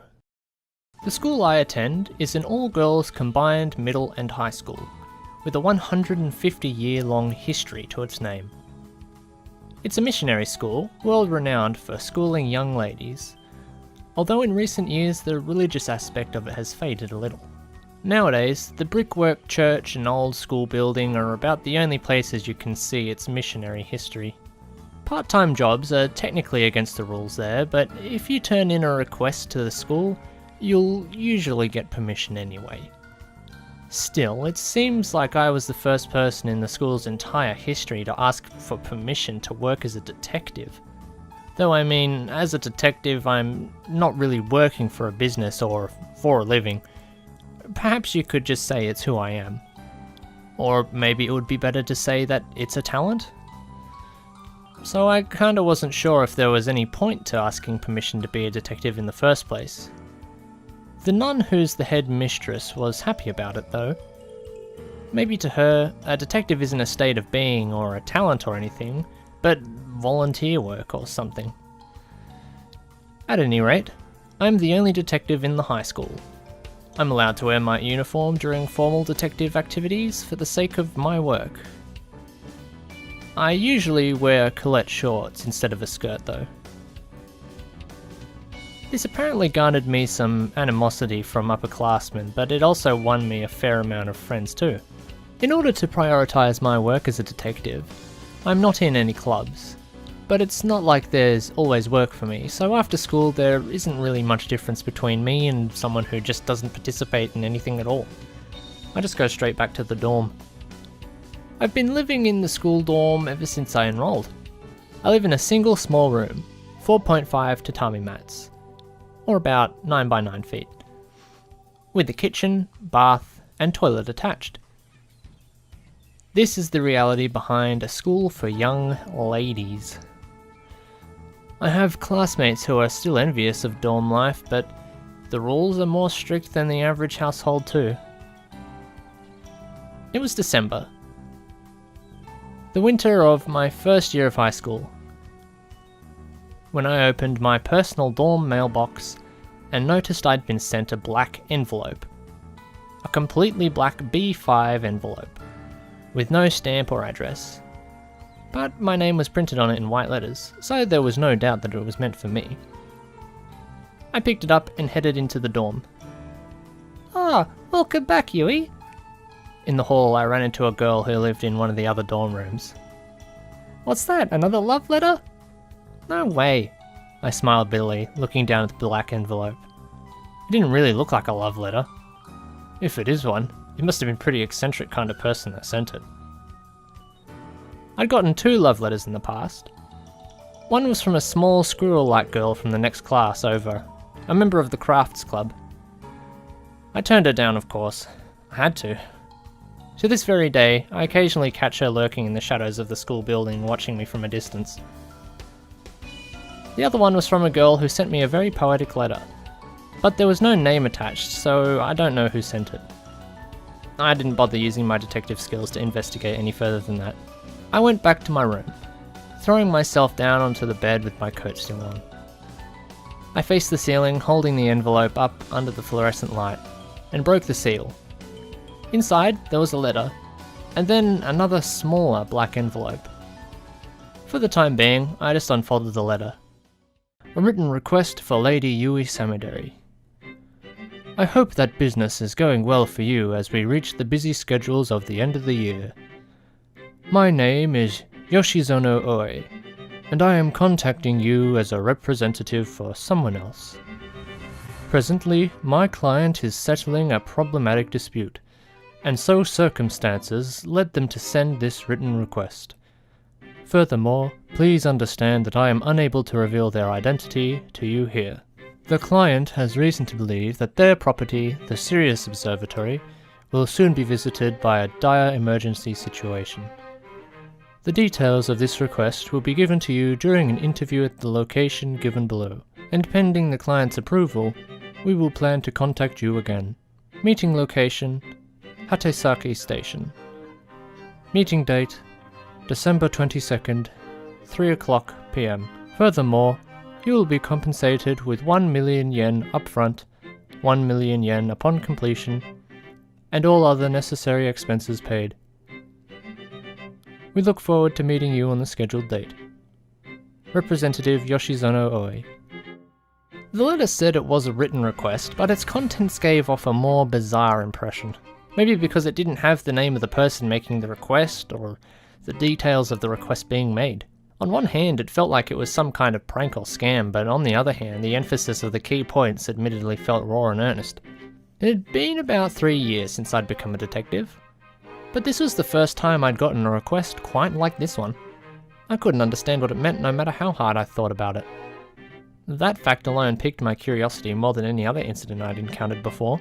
The letter was on the plain white paper, and the words were clearly typed in a word processing software. Maybe if I investigated the font I could deduce what software was used. Using the type of ink it was printed with, I could find out the manufacturer of the printer, but I didn't see any point in figuring that stuff out. For the time being, I set the letter aside and opened up the other black envelope. Inside was a folded letter on black washi paper. The white characters were written in neat lines with a writing brush. A message for the detective. Heed the cry of the noir. Location, Sirius Observatory, 30 million yen. Weapon, large shears, 5 million yen. Weapon, fainting drugs, 5 million yen. Trick, dismemberment, 80 million yen. Total cost, 120 million yen. According to the above costs, the following detective is summoned. Yui Samidori. What is this? I muttered to myself as I turned the black letter around, staring at it. Curiouser and curiouser. Judging from the vocabulary used, it might have been hinting at the information that was hidden from the actual request. Some kind of word association game? Guess at the request using this? But then what was with the numbers written by the words? Maybe it was a puzzle I had to solve to prove my worth as a detective. There was no doubt that the person making the request was trying to test me in some way. Considering how they went out of their way to use a proxy, they probably wanted to turn away the useless detectives at the door without giving them any information about the request at all. It seemed like something big was about to happen. The problem was, it wasn't long until the date of the meetup. The day after tomorrow was that day. If I turned in a form, I could get the day off from classes, so that was fine. But could I really solve this riddle by then? There just wasn't the time. I jumped out of bed, flew out of my room, and hurried back towards the school. The school had a data processing room where you could use the computers for whatever you wanted. If I needed to do research, using the internet there would probably be the quickest way. For the record, I don't have my own computer and my cell phone can't access the internet. It took a few minutes to walk from the dorm to the school building. There were still some students who were in the middle of club activities, or who just hadn't gone home yet. I jogged past them to the data processing room. There were a few students in that room too, wordlessly typing on their keyboards. I gave them all a sidelong glance before taking one of the computers for myself. First, I searched for Sirius Observatory. I confirmed its existence surprisingly easily. Apparently, Sirius Observatory was a private observatory owned by Ryuichiro Kiba. With a newfound fortune amassed through the iron industry during the post-war economic boom, he retired from the business and used the money to build a private observatory, retreating there to live out his life in seclusion. The word observatory brings to mind the sort of establishment owned by the universities and research facilities, but apparently plenty of people with an interest in stars and astronomical observation will build their own private level observatories. Sirius Observatory 2 seemed to be the product of such a hobby. So was the mysterious person making the request this Ryuichiro Kiba person? If he was involved in the post-war iron industry, at the very least it was possible he was familiar with high society. That must have been why he couldn't make this request openly. I tried researching Ryuichiro Kiba next, but I couldn't really find anything that seemed relevant. I couldn't find any record of him being involved in any previous incidents either. Well, there's only so much you can turn up by just looking online after all. I returned to the dorms for the day without making any more progress than that. The next day in class, I was busy thinking about the request. Even though finals were coming up soon, almost all of the class material just went in one ear and out the other. Even though I was sitting at my desk lined up next to my classmates, I felt isolated, as if I alone was in another world entirely. During my lunch break, I looked up at the information on the Kiba family in the library. My school's library has a larger collection of older books than any other library in the area, but it didn't seem like I was going to find any crucial information in the short period of time I had for my lunch break. I left for the time being, resolving to come back after school. I noticed the view outside the windows was darker than usual during my afternoon classes. The sky looked like it was going to start snowing any minute. A wintry low-pressure system was hovering over the east, and from the north, a chill of -40 degrees was advancing towards us through the upper air. No wonder my lips were chapped. As I applied some lip balm during the break, I found myself staring down at the plans for tomorrow written in the letter. Tomorrow was the day. After school, I finally got the information I was looking for in the library. In a 10-year-old back issue of a monthly astronomical journal, I found the word Sirius Observatory. It was an article about visiting private observatories. 4 pages long, with pictures, and about Sirius Observatory, of course. I made a copy of the article and brought it back to the dorm. I'd managed to get hold of a pretty good bit of data to look over, hadn't I? Maybe it wouldn't have anything to do with the request, but at least I felt like I had enough information to answer questions in the interview without a problem. That night, I packed up my notes and data, along with the change of clothes, and so on, just in case. Ready for the next day. My mental preparation also seemed perfect. The only thing I was worried about was the poor weather. The forecast said there would be some snowstorms starting tomorrow. The next day, I skipped school and headed towards Hatasaki Station. By the time I got there, it was already snowing a little. The surrounding area was full of rice paddies that were dried up for the winter, and despite the daylight, the snow made it dim and gloomy, with just the occasional faint light from private residences filtering through. The time was 2:00 PM. It was an hour earlier than I was supposed to arrive, but the train only ran there twice an hour, so I played it safe when I left the dorms, and wound up arriving extra early. Only 2 people got off the train with me at this unmanned station. I went to wait in the waiting room. There were only 2 benches lined up in the small room, with a cylindrical stove burning between them.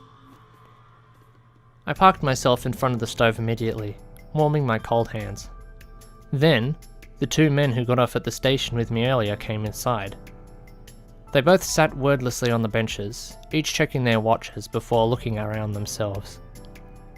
At this dead-end station, with no signs of life, seemingly at the very edge of the world, 3 whole people sitting around and killing time was clearly an unusual situation. I was the first to speak. To be honest, I was afraid. Right then, I was nothing more than a high school girl surrounded by two unfamiliar men in unfamiliar territory. Are either of you Yoshizono Oe? Both of the men reacted to my timid question at the same time, exchanging glances as if fumbling for an answer before looking back at me.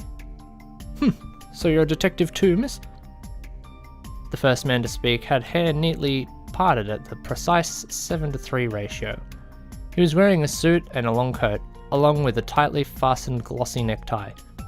He was the very picture of a capable salaryman, without any trace of individual personality in his appearance.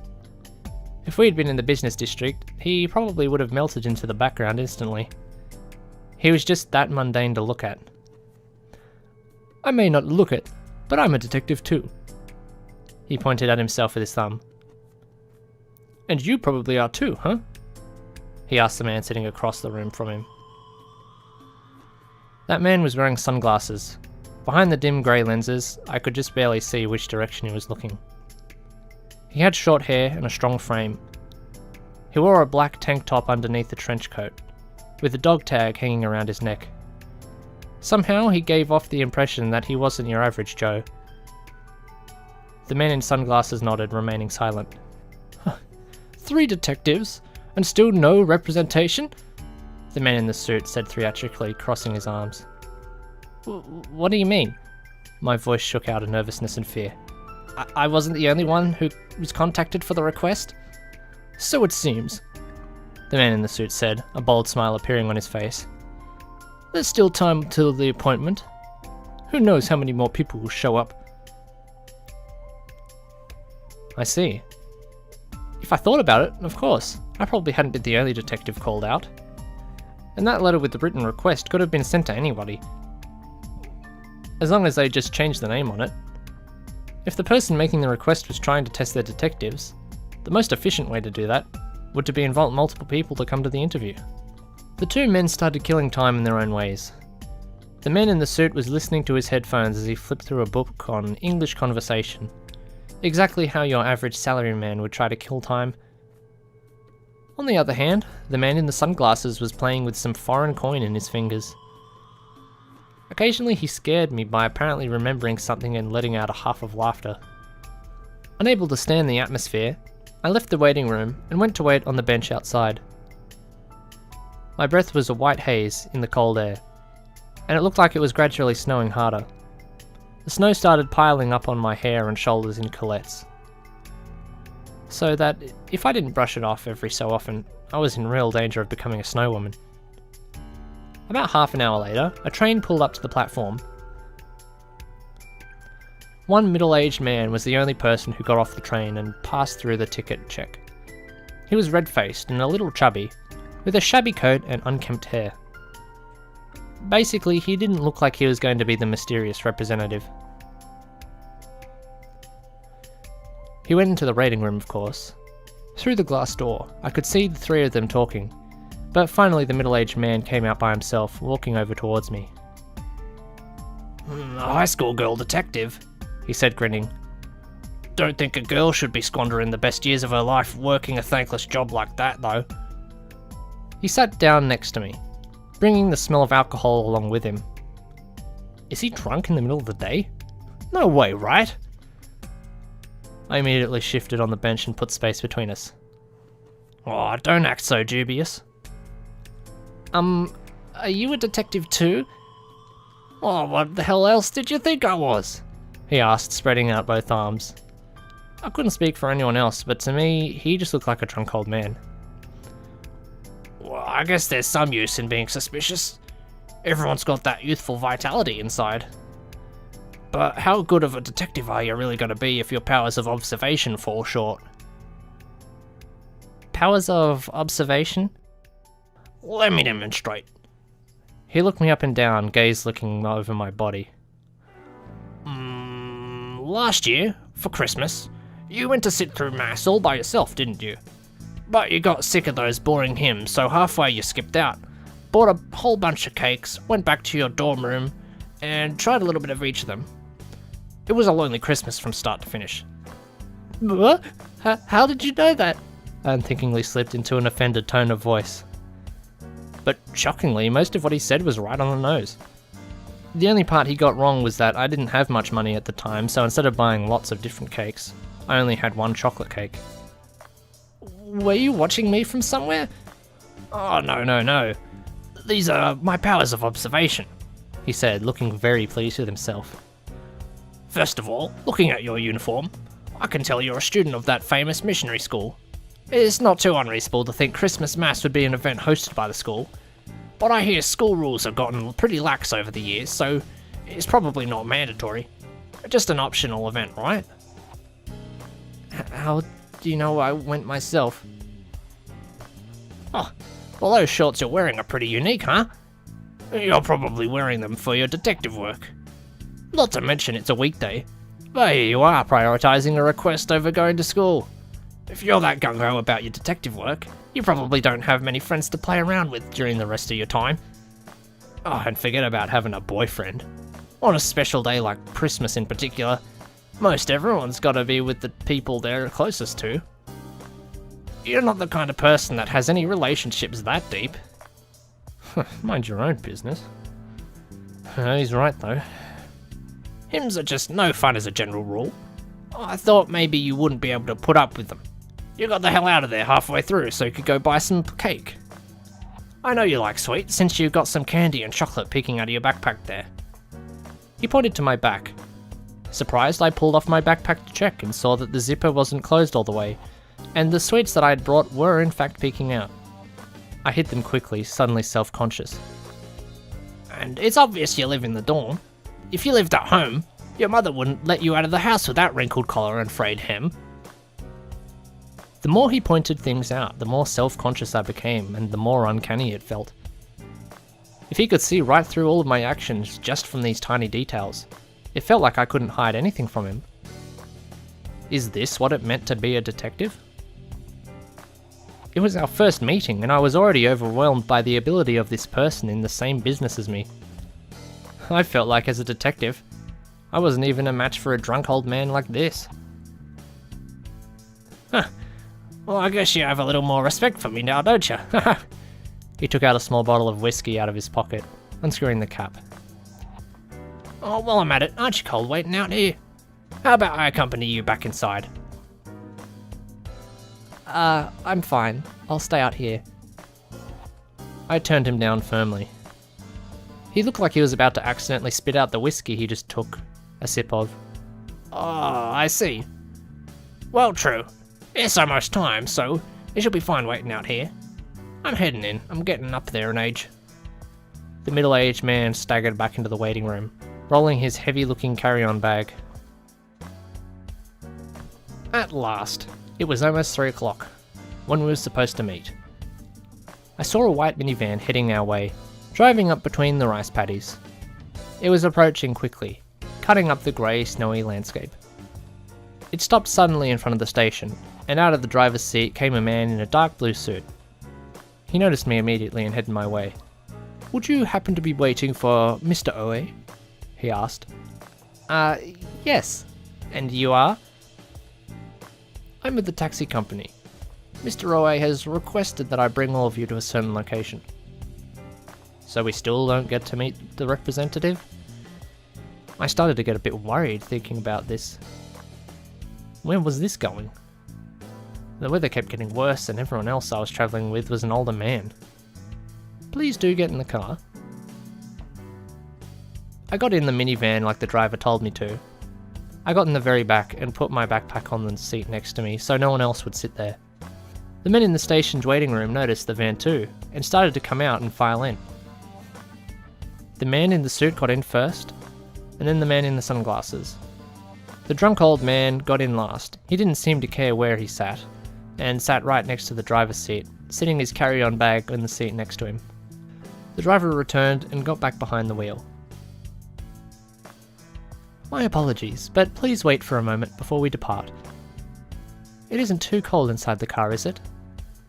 Would you like something hot to drink? He started distributing cans of coffee that he'd been carrying in his arms. I was chilled down to my bones, so I took a can gratefully, holding it in my hands. What do you mean, please wait for a moment? Asked the man in the suit. Let's hurry up and get going. It is not 3 o'clock yet. Well, there's no one else at the station.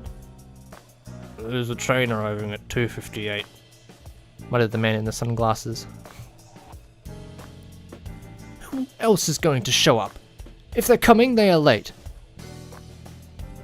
Now, don't be so impatient. Here, you want some of this?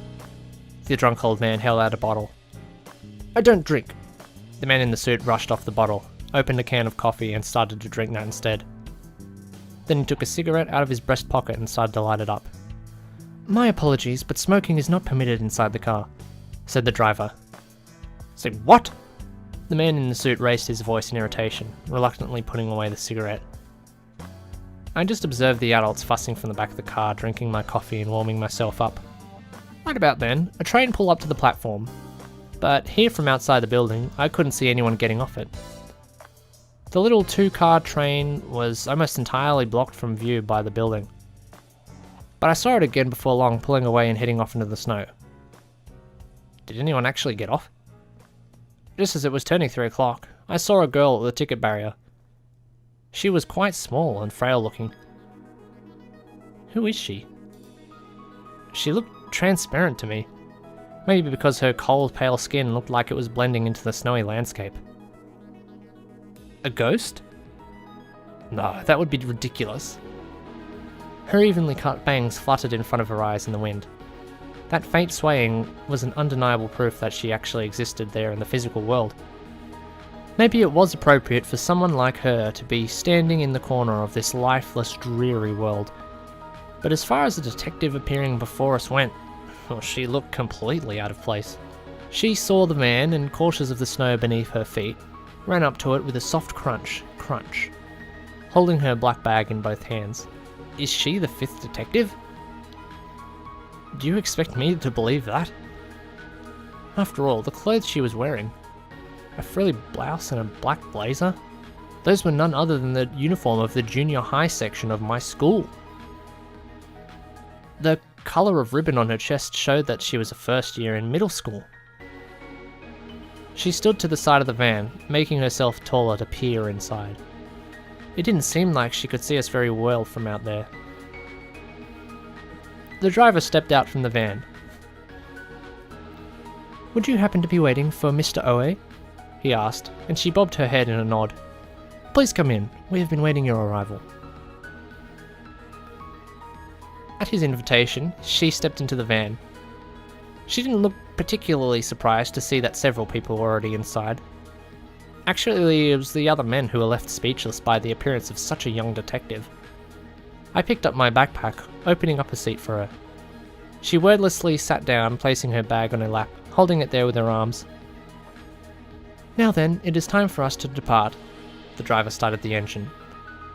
The van, with 5 detectives inside, finally started up a road. It would not come back down. The van went up a snowy mountain road with no buildings in sight, let alone any people. Hey you, can we talk for a sec? I asked in a low voice to the girl sitting next to me. Do you know why we're in this car? She just barely tilted her head as she turned towards me. Are you a detective? She nodded. Really? I sure haven't heard anything about middle school detectives going to my school. I only just recently transferred to my current school, she said, opening her mouth for the first time. She looked up at me with wide eyes that stared right through me. Though her skin was pale, the cold had made her cheeks slightly red, as if she were wearing blush. It was cute. Oh, okay. A transfer student. But wait, a middle school detective from the same school as me, getting the same request as me? That's a weird coincidence. A strange coincidence indeed, the drunk old man said, turning around to face us as soon as the car started driving.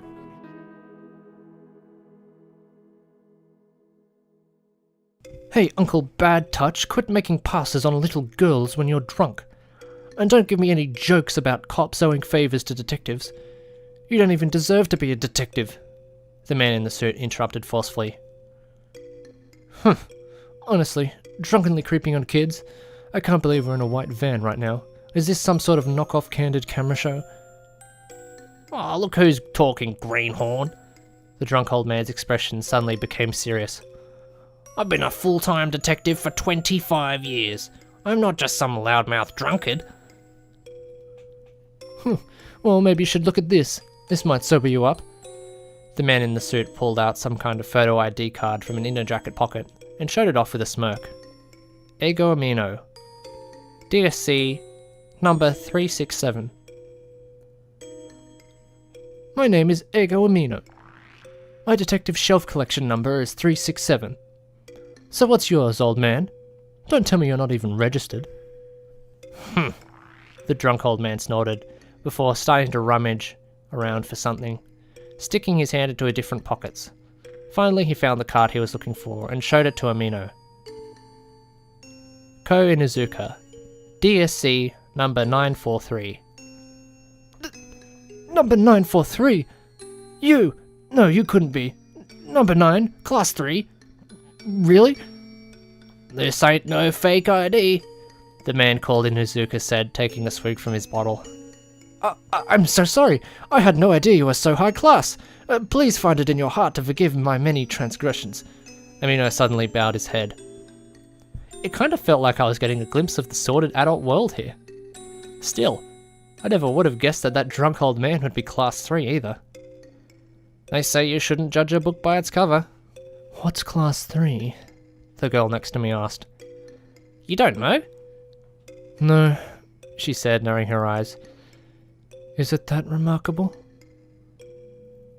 Oh, as far as detectives go, I took out my own detective library membership card from my wallet to show her. Yui Samideri, DSC number 888. You don't have a card like this? I only recently registered. She took out a notebook out of her bag and slipped a card out from between the pages. Kyoko Kirigiri, DSC number 919. Whoa! You're number 9 too? Number 9 in middle school? You've really got your work cut out for you there, I said in surprise. All of the detectives registered with the detective library have a numbered card. The detective library.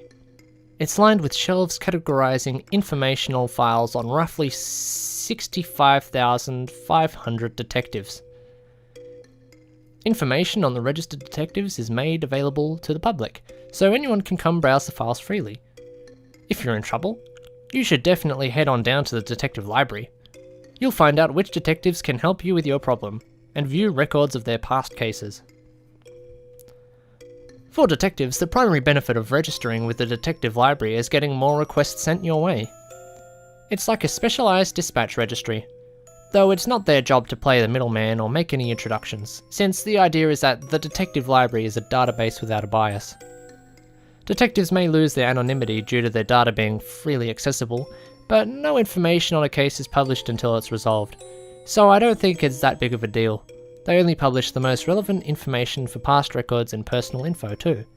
The detective library made its own classification system for their data in order to sort the files onto the different shelves. They call it the Detective Shelf Collection, but what it really means is that all the detectives get classification numbers. DSC classifications are 3-digit numbers.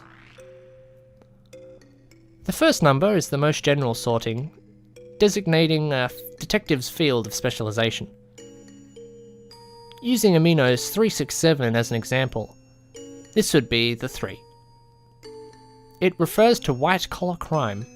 His specialty is cases that involve embezzlement, breach of trust, and so on. Numbers 9, like Inuzuka and Kirigiri, specialise in murder cases, so you could say that they're the superstars of the detective world.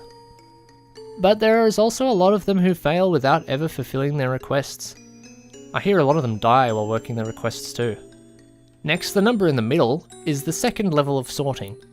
It indicates even more specific specialties under the umbrella category of the first number. In Amino's case, I guess the 6 means he specialises in corporate espionage. Just looking at him, I wouldn't be surprised if he worked as a corporate spy himself. And then, the last number indicates the detective's rank. Everyone starts at rank 9. You just registered, so that's why you're a 9 too. The number starts going up a little by little, as a detective gets more recognition for their work. You can't just make it to rank 3 overnight, so that old man must be an amazing detective, even if you couldn't just tell by looking at him. The highest rank is 0, by the way. The 0 is proof that you'd mastered your craft.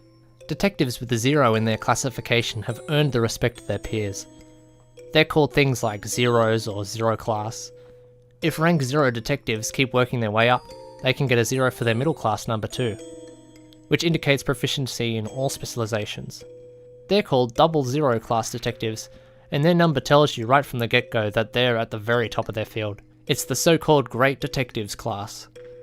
If they go even further, they can get a 0 for their first number. That shows proficiency in all of those categories, and join the ranks of the legendary 000 classes. I've heard that in the 15 or so years of a detective library history, only 4 detectives have ever earned the number 000. So would you say that becoming 0 class is the same as receiving recognition as a detective? Kyoko Kirigiri asked. Her eyes were full of innocence, like a child who'd found a map to some buried treasure. Well, I guess, but I'll tell you right now, it's not going to be easy. Actually, I was around your age when I first became a detective, but this is as far as I've gotten in 3 whole years. Let me see that. Amino forcefully snatched my card out of his hands. What? You're a rank 8 in high school? Well, I'm still out of your league. Too bad, detective schoolgirl. He seemed kinda jittery. What about you, shady-looking boy? You got a card, right? Inazuka asked the man in the sunglasses. He silently took it out of his pocket to show us. Sheeta Enby, DSC number 245. What? Rank 5? You're higher ranked than I am. Amino was trembling. It's true that rank numbers are a good general indicator of a detective's ability, but I'm not sure it's worth waving it around the way he did. So we all have cards? NP asked idly. Oh, nothing strange about someone going to detective library if find detectives there to send their request to, slurred Inazuka. But if I were one making a request, I'd head straight to the 0 class section. That's certainly true, but perhaps they thought they'd try inviting detectives from all different kinds of classes to see how it went, said Amino. He was evidently acting completely differential to Inazuka now. Maybe he was just really adaptable from going up against corporate spies all the time. I guess that's true. Everyone's got different specialties too. Our esteemed hosts appear to be rather eccentric. Huh? You know who made the request? Oh yeah, well when you get to my level you can figure out who's making a request right away, even if they're anonymous. Who exactly are they? Ryuichiro Kiba. He's a big name in the underworld. Right now we're headed to a private observatory that he personally oversaw the construction on. Ain't that right, driver? Inazuka called over to the driver's seat. The driver, however, remained silent. Maybe his hands were tied by an order not to answer any questions. It said Sirius Observatory in the letter, said Amino. I wonder what sort of place it is exactly. Perhaps you would be knowledgeable on that subject, Mr. Inazuka? Oh, you didn't even look into that before showing up, Greenhorn? Oh, I guess I'll have to be the one to explain. Inazuka didn't sound half as put out as he was pretending to be. Apparently, he was completely on board with Amino. If you look at it from above, Sirius Observatory looks like a 5-pointed star. Apparently, the telescope dome is the part that makes the pentagon in the middle of it. As much as Inazuka was talking like he was an expert, I'd already learned all of this in my own investigation. If even I had been able to easily access an astronomy periodical article on the subject, then maybe all the other detectives were also just pretending that they didn't already know this. The name Sirius itself refers to an extremely bright star, the brightest star in Canis Major, and one of the vertices the Winter Triangle. But actually, this star is actually what? Humid Amino. Well, it looks like one star, but it's actually 2. It's what they call a binary star. So what? The especially bright one is called Sirius A, and the smaller one is called Sirius B. Sirius B is blocked out by Sirius A's light, so it wasn't discovered until telescope technology progressed far enough. If Sirius Observatory was named that way, then Could it be that there was also constructed with 2 buildings? Sharp of you to notice, Amino. That's right, just like the stars, Sirius Observatory has 2 star-shaped buildings, with one of them bigger than the other. Sirius A, the bigger one, is the main building, and Sirius B, the smaller one, is a separate building that serves as the entryway. If there's one thing you can tell for certain from how strange the owner made the buildings, it's that he's a total loon. Amazing. That's what I'd expect from a Class 3 detective. Who could have thought that you could do such an exhaustive research prior to your arrival? I know. Inuzuka smiled in satisfaction. His self-congratulatory explanation continued on from there. Most of the information had already been written in the periodical, so I ignored it, gazing out the window at the pure white scenery. It had been probably over an hour since we'd started driving. It was snowing pretty hard outside and the forest was covered in white. As we drove down the narrow mountain road, the snowy branches formed an arch overhead. Abruptly, the van stopped right in the middle of nowhere. Hey driver, what's the deal? We arrived at our destination, said the driver, turning to face us. I peered out the window. The road was completely surrounded by trees, but there wasn't a single building in sight. What do you mean? Quit joking around, Amino shouted. Are you saying we need to walk from here? Asked NB in a low voice. Yes, Mr. Oe has provided instructions along those lines. If I am to drop you all off here, there will be arrangements made for your return. You'll be inconveniencing Instructor Inuzuka as well. Amino had lost his own volume control.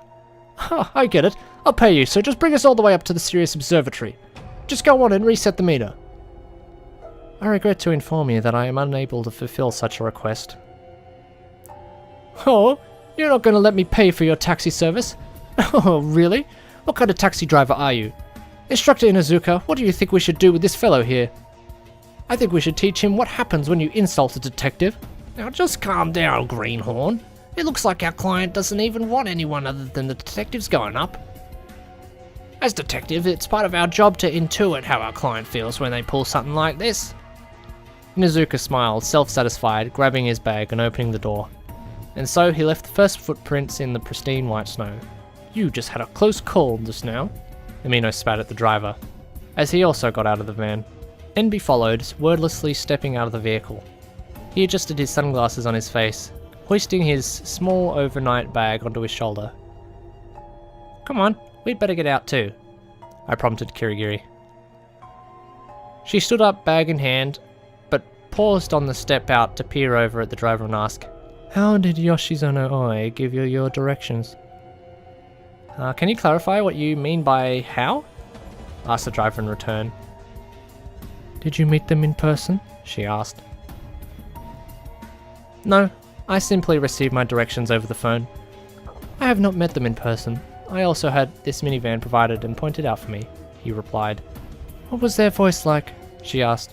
What was their voice like? I judged it to be a standard male voice, but I could not tell you anything further than that, the driver said.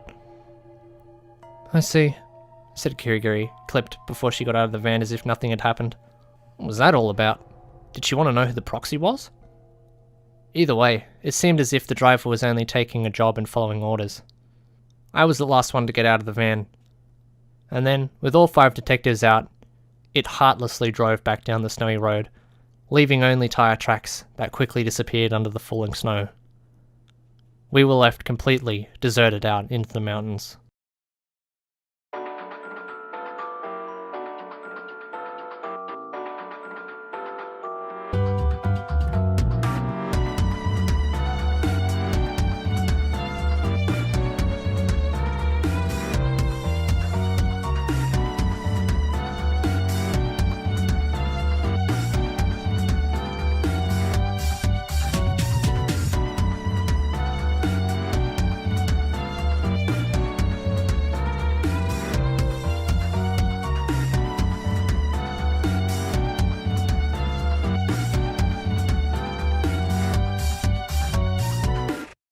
Chapter 3 continued.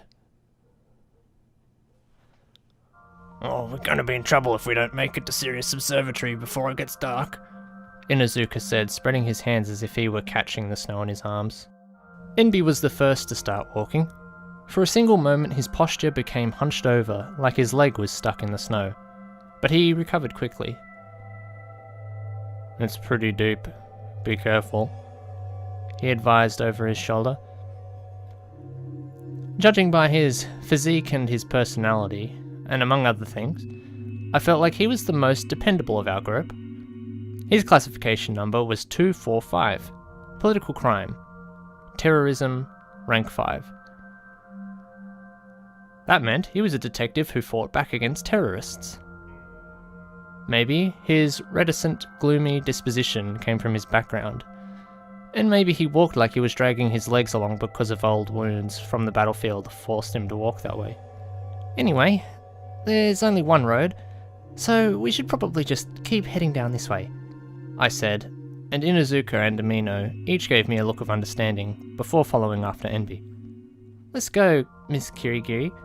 I gave her a little push on the back to usher her away from where she'd been standing after being deserted in the snow.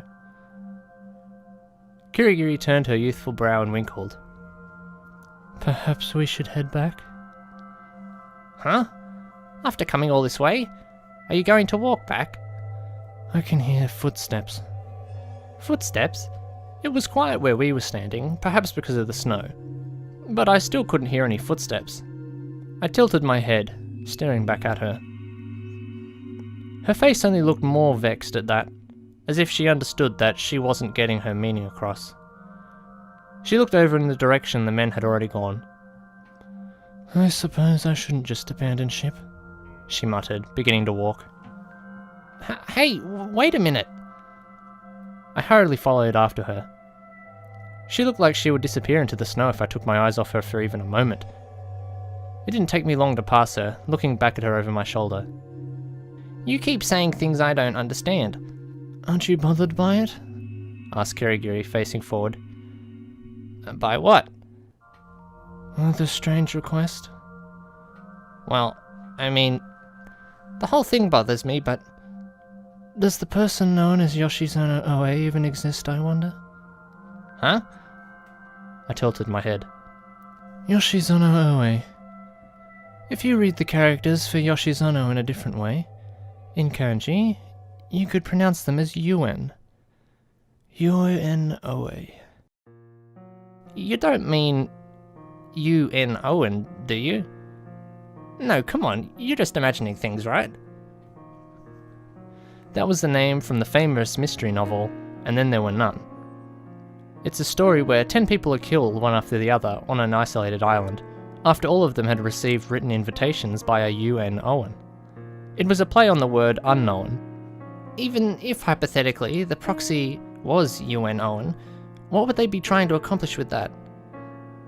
You aren't trying to say that they're going to reenact And Then There Were None, are you? If they sign their name as a hint like that on purpose, then what are they going to do if someone ends up finding them out before anything happens? It doesn't seem as if anyone's figured it out yet. Kirigiri pointed at the men walking ahead of us. No, but still, you're just thinking too much, right? Well, that would be nice, Kirigiri said, shrugging. Did she sense some kind of danger from whatever the truth was behind that bizarre letter? For now, let's just stick with those guys. If we get left behind in the snowy mountains like this, we'll freeze to death before we can even accept the request, I said, to which Kirigiri nodded, following after me. With how short her stride was, she had to work very hard just to keep up. I walked slower to match her pace. Incidentally, I piped up, why did you decide to become a detective? When you're a detective in middle school, that alone means you have some reason behind it, right? I didn't decide to become anything. Huh? You see, I was born a detective. What, are you trying to be like, hard-boiled with that? I asked jokingly, though in her case I'd say she was more cute-boiled than hard-boiled. But she wore a grave expression without even a hint of laughter. It seemed she was serious about this. Is your family maybe in the detective business then?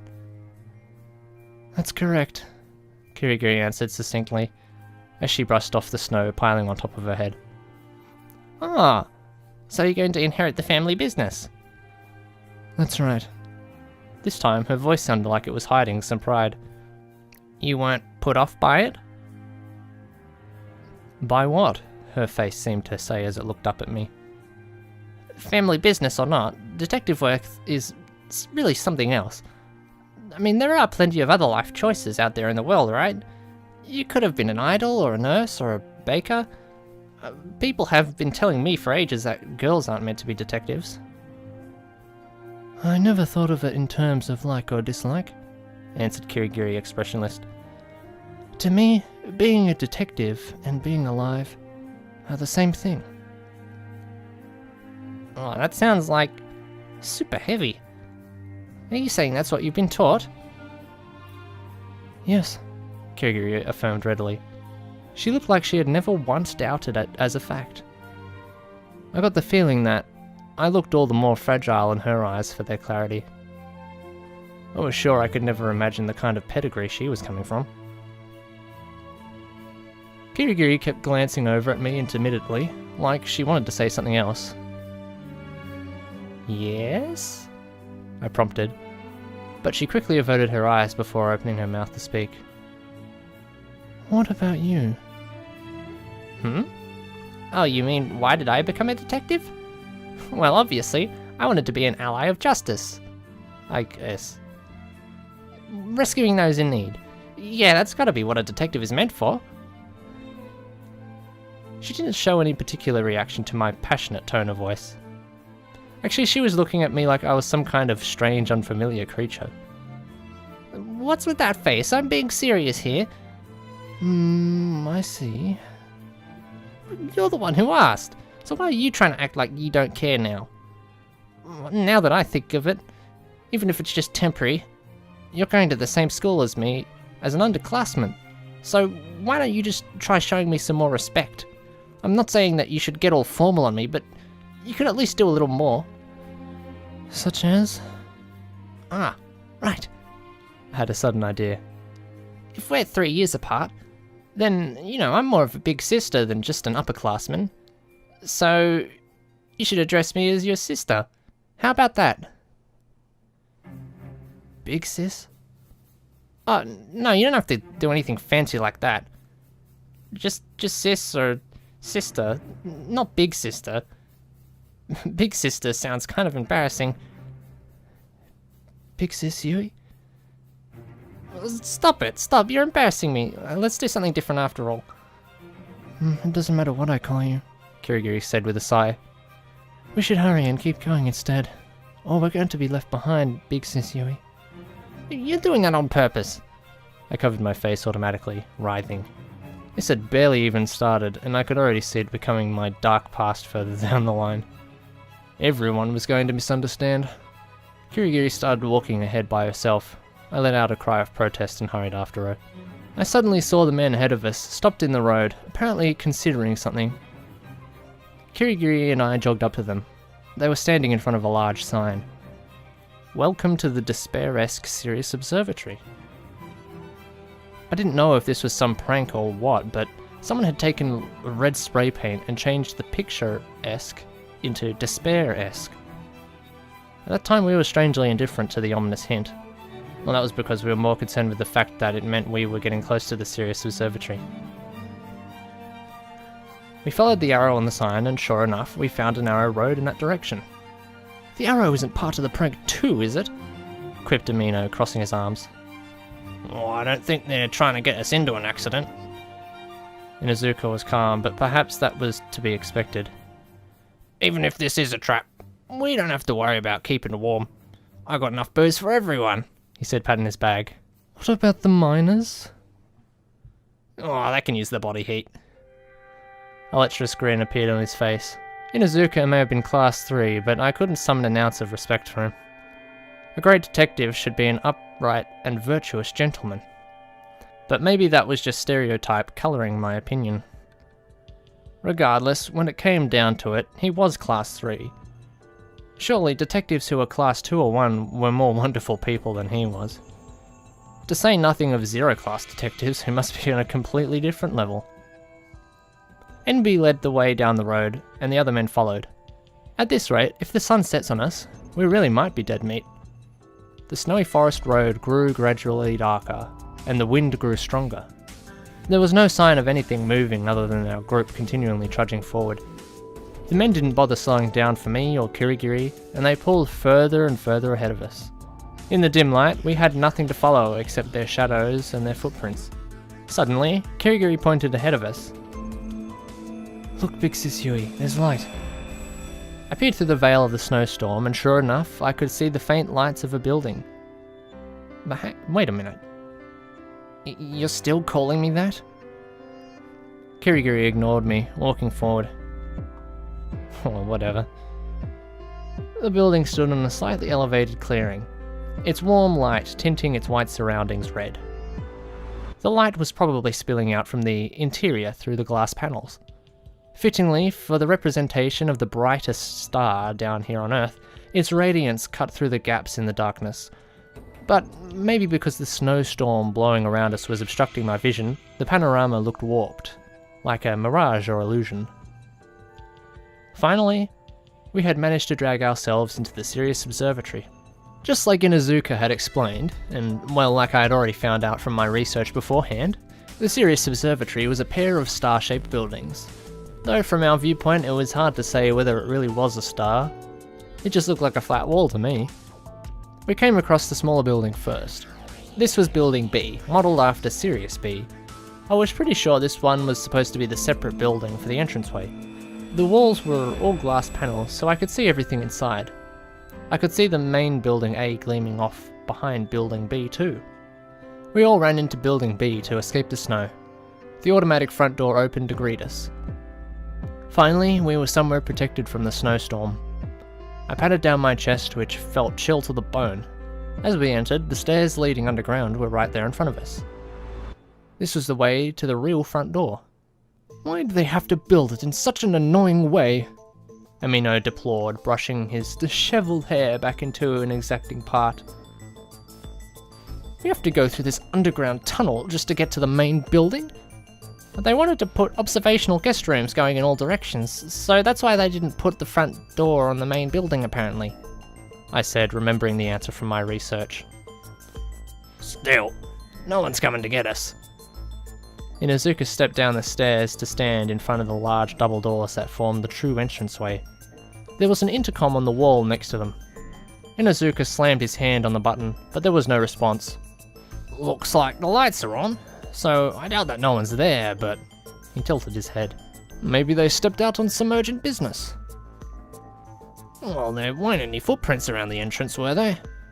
No one's come in or out of here in hours. Oh, now that you mentioned it, it's exactly as you say, Amino said in admiration. No Kiba is one thing, but what's with the proxy being missing too? Inuzuka put his hand on the door. Oh, it's open. The door opened silently.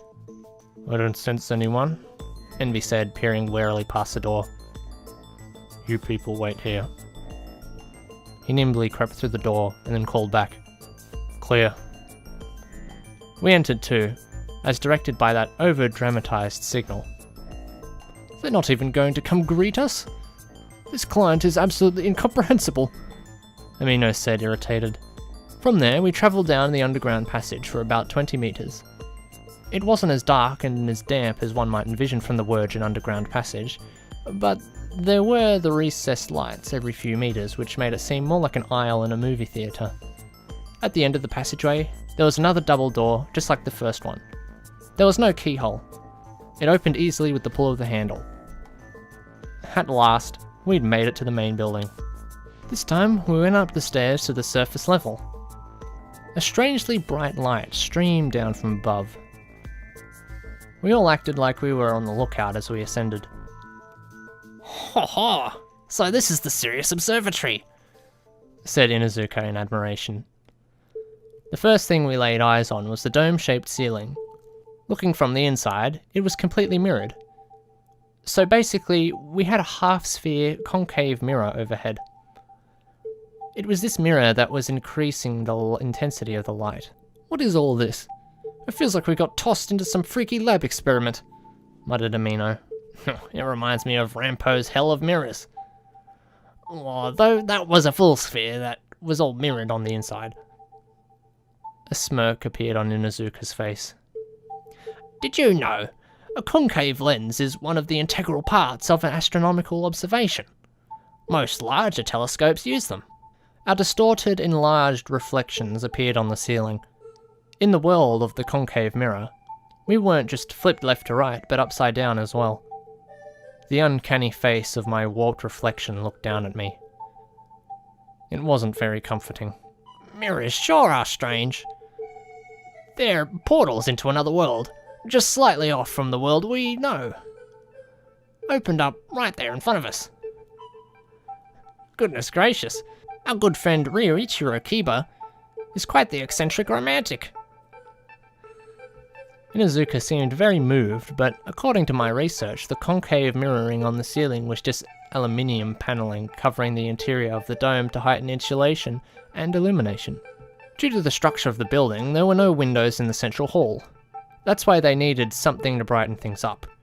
There was no way of knowing whether or not the owner of the building was actually all that enamored with mirrors. Once we had all finished climbing the stairs, we were finally able to survey the hall as a whole. It was in the shape of an equilateral regular pentagon. Each side had a door in the middle that led to the guest rooms. 5 doors in all, leading to 5 triangular guest rooms that formed the 5 points of the star. In the center of the hall there was a large round table. Nearby was a small armchair. By armchair, I mean a comfortable living chair with an arms meant for one person to sit and relax on, like a small couch. Actually, there's a detective called the Armchair Detective that solves crimes right where he is without even going to the crime scene itself.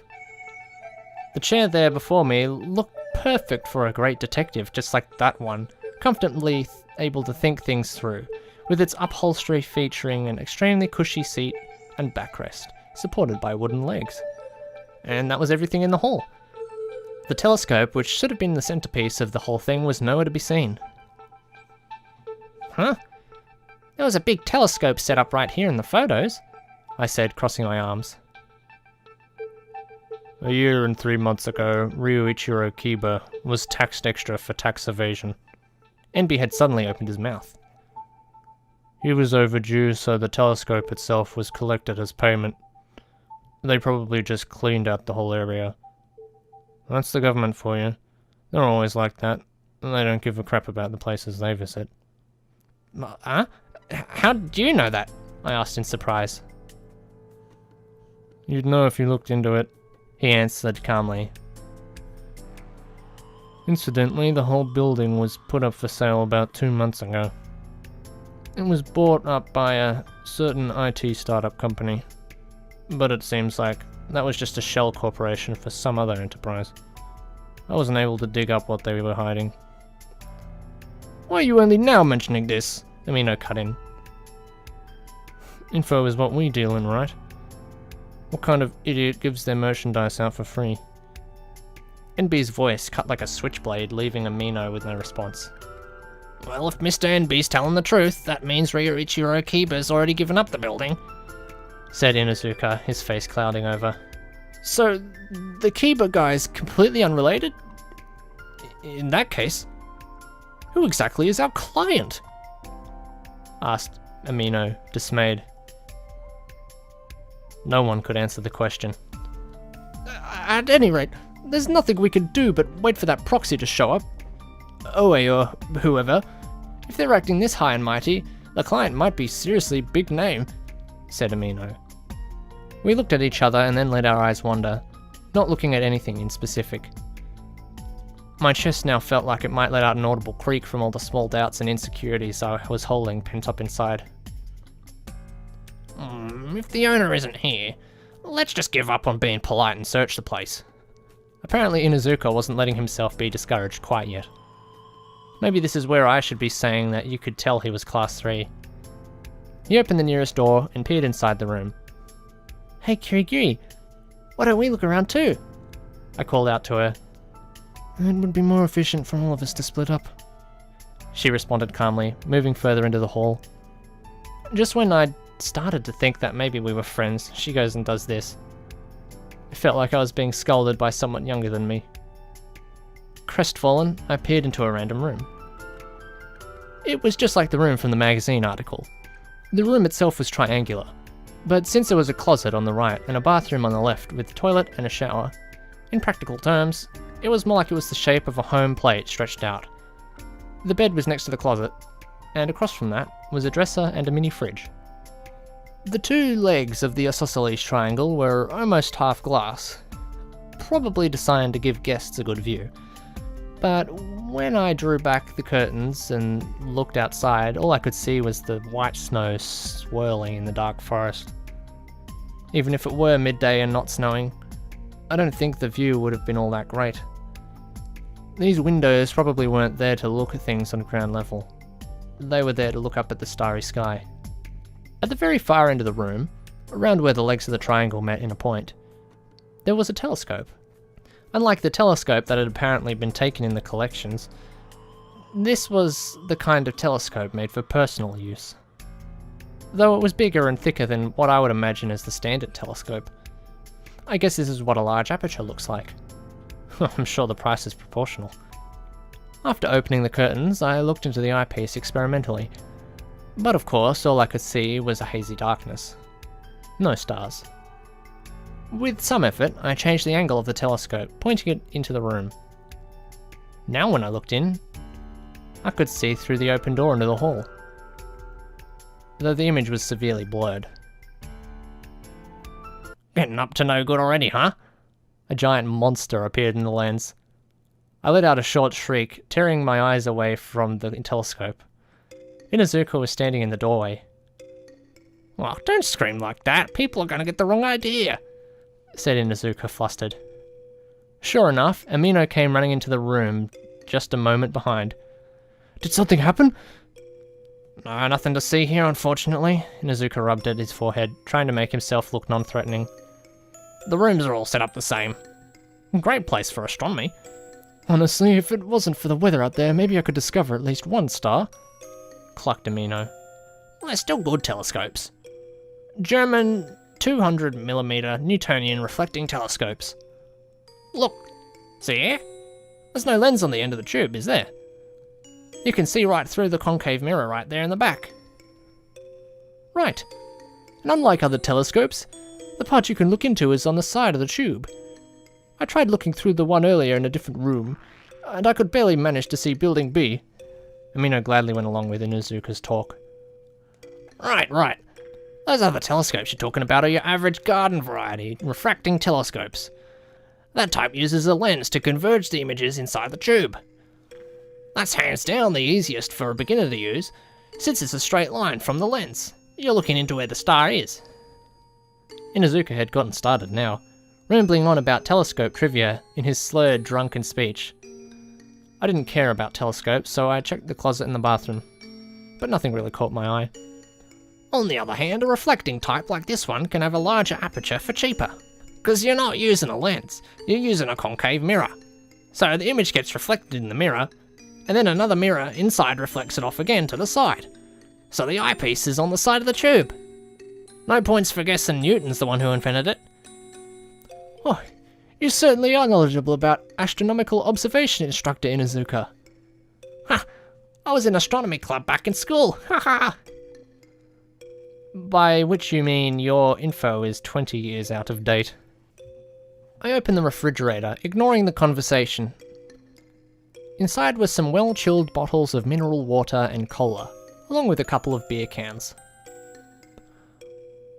I checked the best by date on the mineral water. Still a ways off. It was probably safe to say that the fridge had been restocked relatively recently. I exited the room, leaving Inazuka and Amino behind. In the hall, NB was leaning against the table, arms crossed. Did you find anything? I asked. No, nothing. I looked in that room over there, but there really wasn't anything there either. There weren't any cryptic cryptograms or books missing pages or anything anywhere. We weren't called here to go treasure hunting. NB sighed. That's when Inazuka and Amino came back. We took off all the sheets, took a peek into the telescope, tried turning on the shower, but didn't find a single thing that looked suspicious. No trace of our mysterious client either, of course. After that, Kirigiri came out of a different room. She just shook her head silently. No dice, huh? What should we do, Instructor Inuzuka? I mean, we can't exactly walk back in all this snow. My cell phone. Yep, just like I thought. It's out of range. I can't make a call from here. We can't call for help. Hey now, hold your horses. It's too early to say we should be leaving the place. The proxy still might show up, you know. Inuzuka said, looking as carefree as ever. Do you really think the proxy is going to show up? Amino was finally starting to doubt him, it seemed. Were we all gathered here for some criminal plan? Is this some kind of trap? Shouldn't we forget about the client already? NB drawled. Right. I agree with your point of view, NB, said Inuzuka. But that's exactly why we should start expecting the client. Maybe the interview has already begun.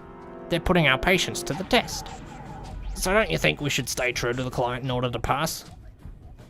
It would be nice if that were the truth, Amino murmured gravely. Well, we can't go back either way. We're all prepared to spend the night here, right? We've got exactly 5 rooms lined up right here. You're going to sleep in a place like this? Are you going to head back by yourself, Amino? I don't think anyone's going to complain about having one less rival around. Inuzuka crossed the hall with an easygoing grin. I'm going to borrow this room here. After deciding on his own room without anyone else's input, Inuzuka went in and closed the door behind him. Seeing this, NB silently went into the closest room and closed the door behind him too. Something's not right with those two. Amino set his thin briefcase on the table with a thud.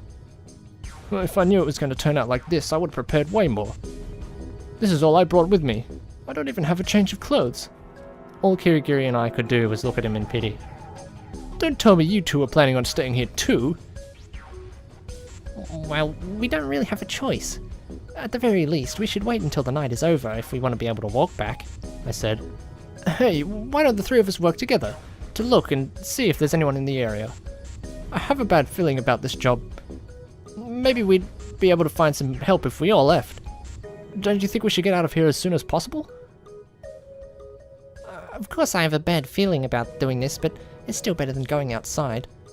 We're dead meat if we go under that snowstorm in the middle of the night. You're going to regret this. You think this is better? You can't say that until you see how it turns out, deplored Amino, clutching his briefcase and heading into one of the empty rooms. The sound of him slamming the door shut echoed throughout the hall. Oh, we really got our work cut out for us here, huh? I asked Kirigiri. She was staring at the wall, the eyes in her pallid face not betraying what she was thinking any more than they usually did. Are you alright? Yes. Do you have a change of clothes? I don't mind even if I have to wear the same clothes for a week. Well, I mean you should probably mind a little.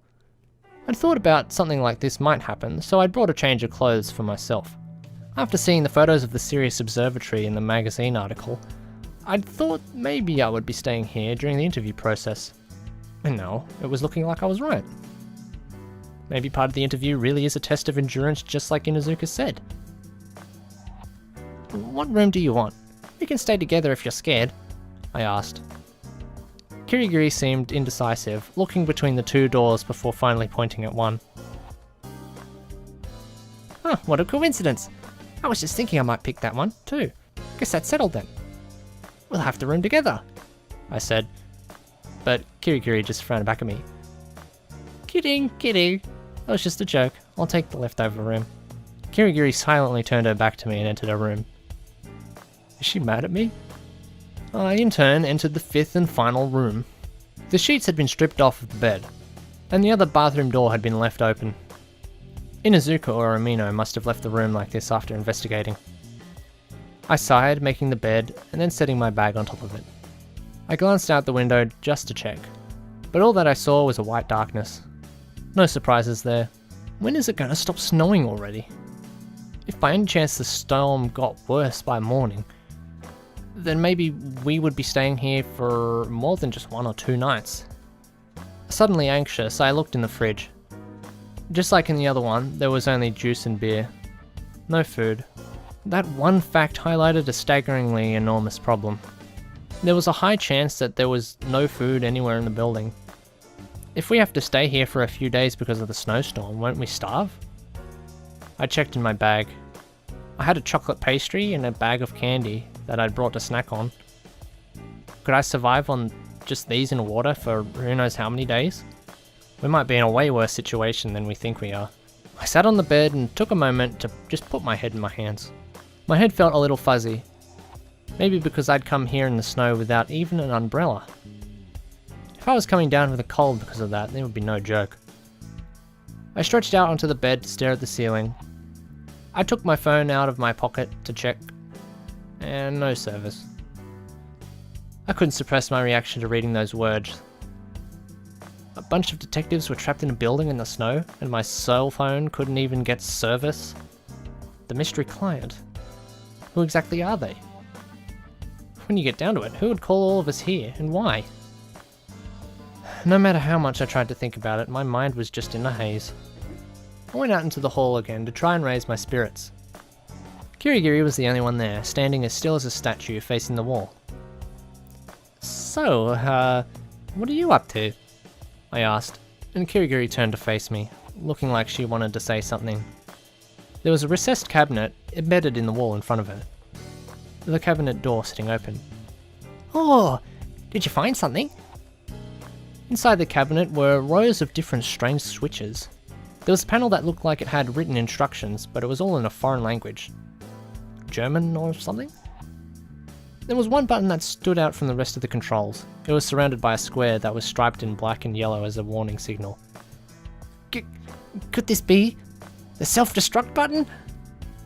It's the switch to open and close the ceiling dome, Kirigiri said in awe.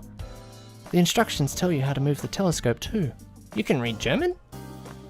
I'm not fluent, I only understand it a little. It's only because I've been on numerous trips to Germany. That's a pretty big deal. I had already enough trouble with the English exams at school. Let's try pressing it. Huh. I pushed the button without waiting for Kirigiri's permission.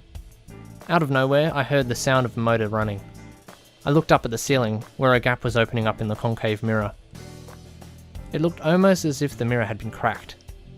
By no means was it a mirror world that I could see through in the gap. It was the dense ashen night sky.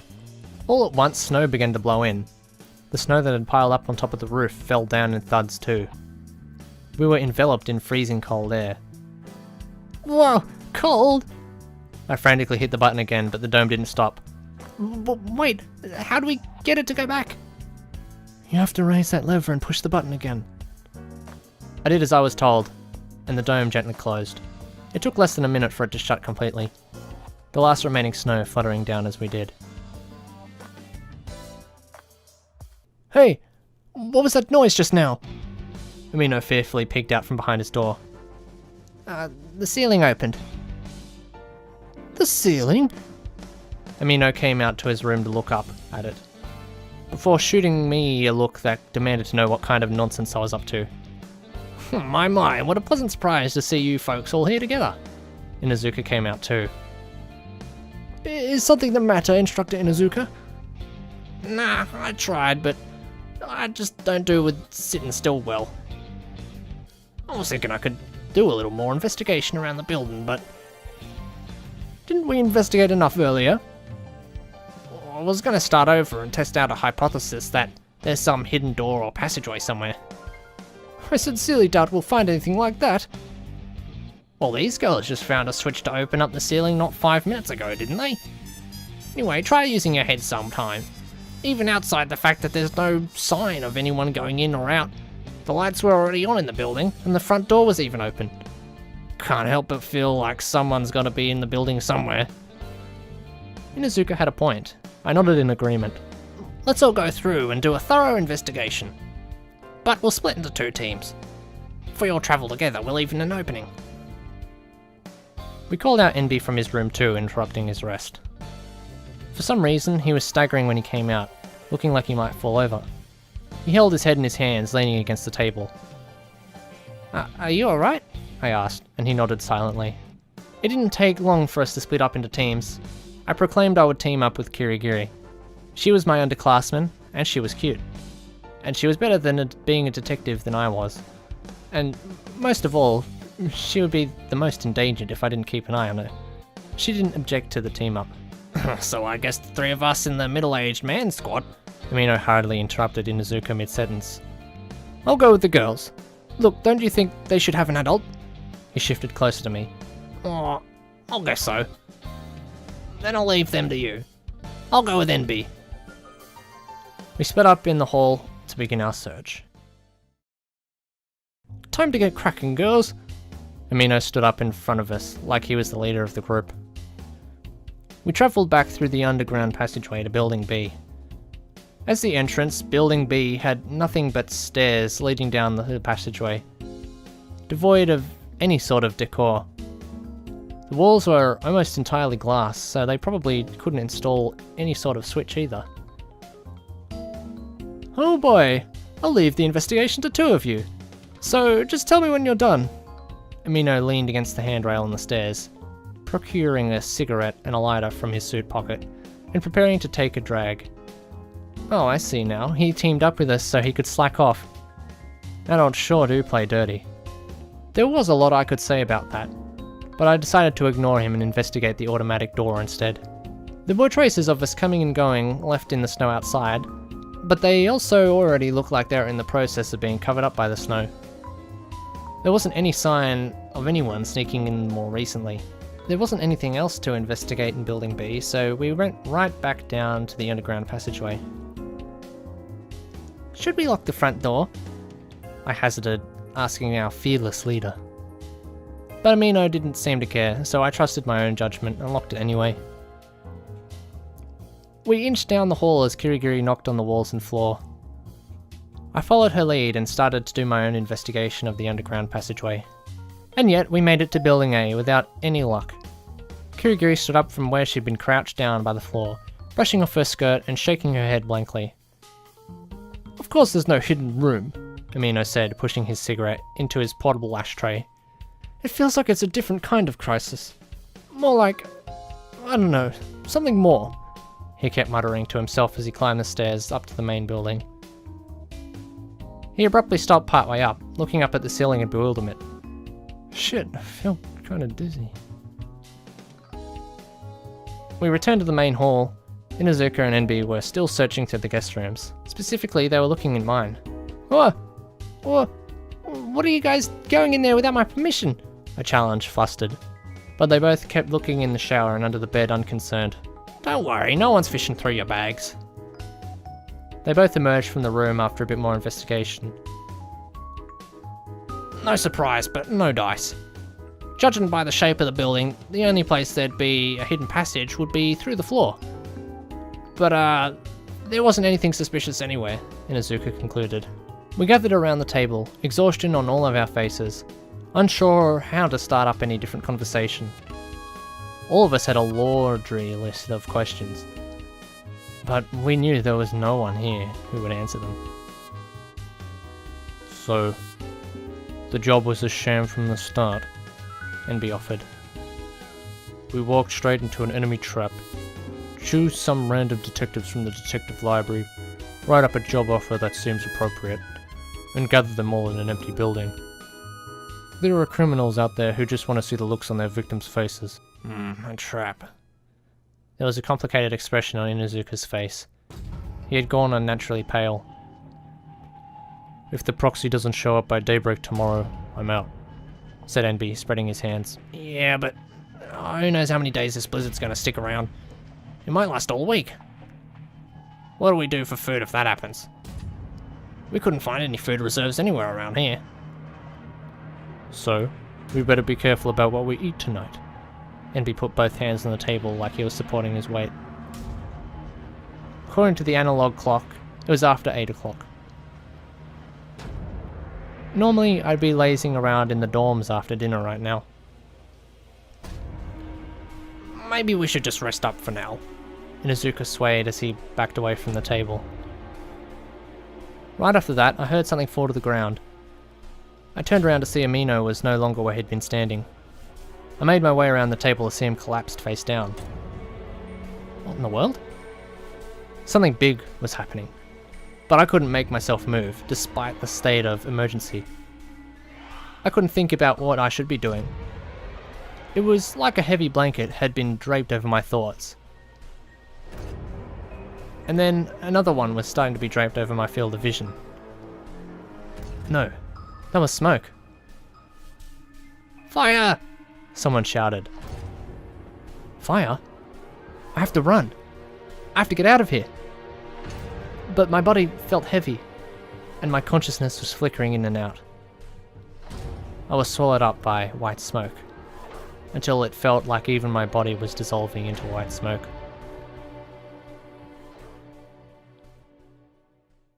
Chapter 3. End.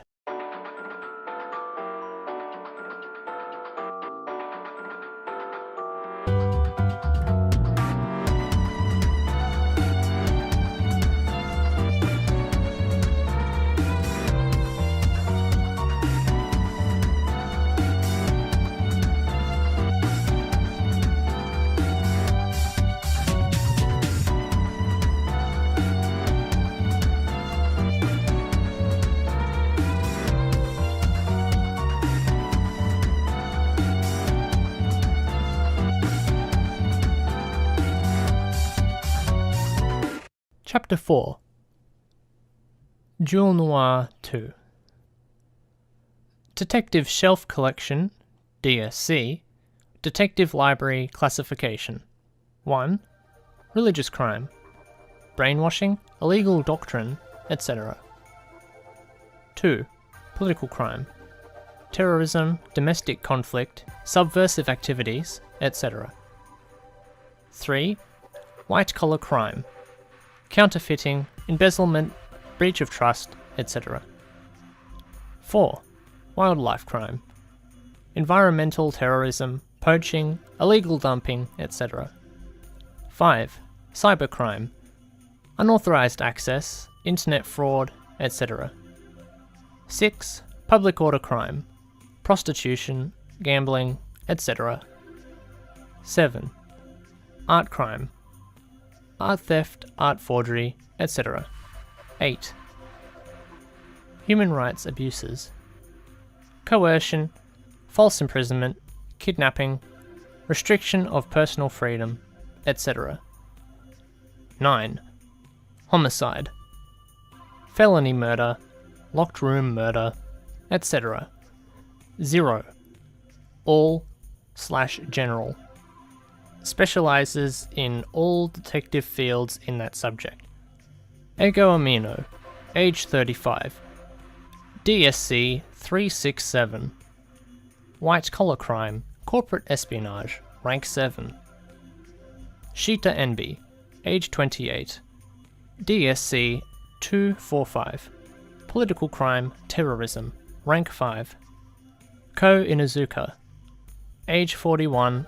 DSC 943. Homicide, locked room murder, rank 3. Kyoko Kirigiri, age 13. DSC 919. Homicide, impossible crime, rank 9. Yui Samideri, age 16. DSC 888.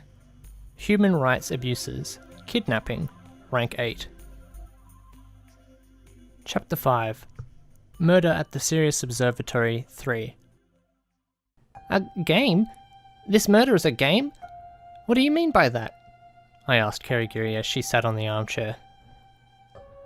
There are still several things that need to be confirmed, she continued without answering my question.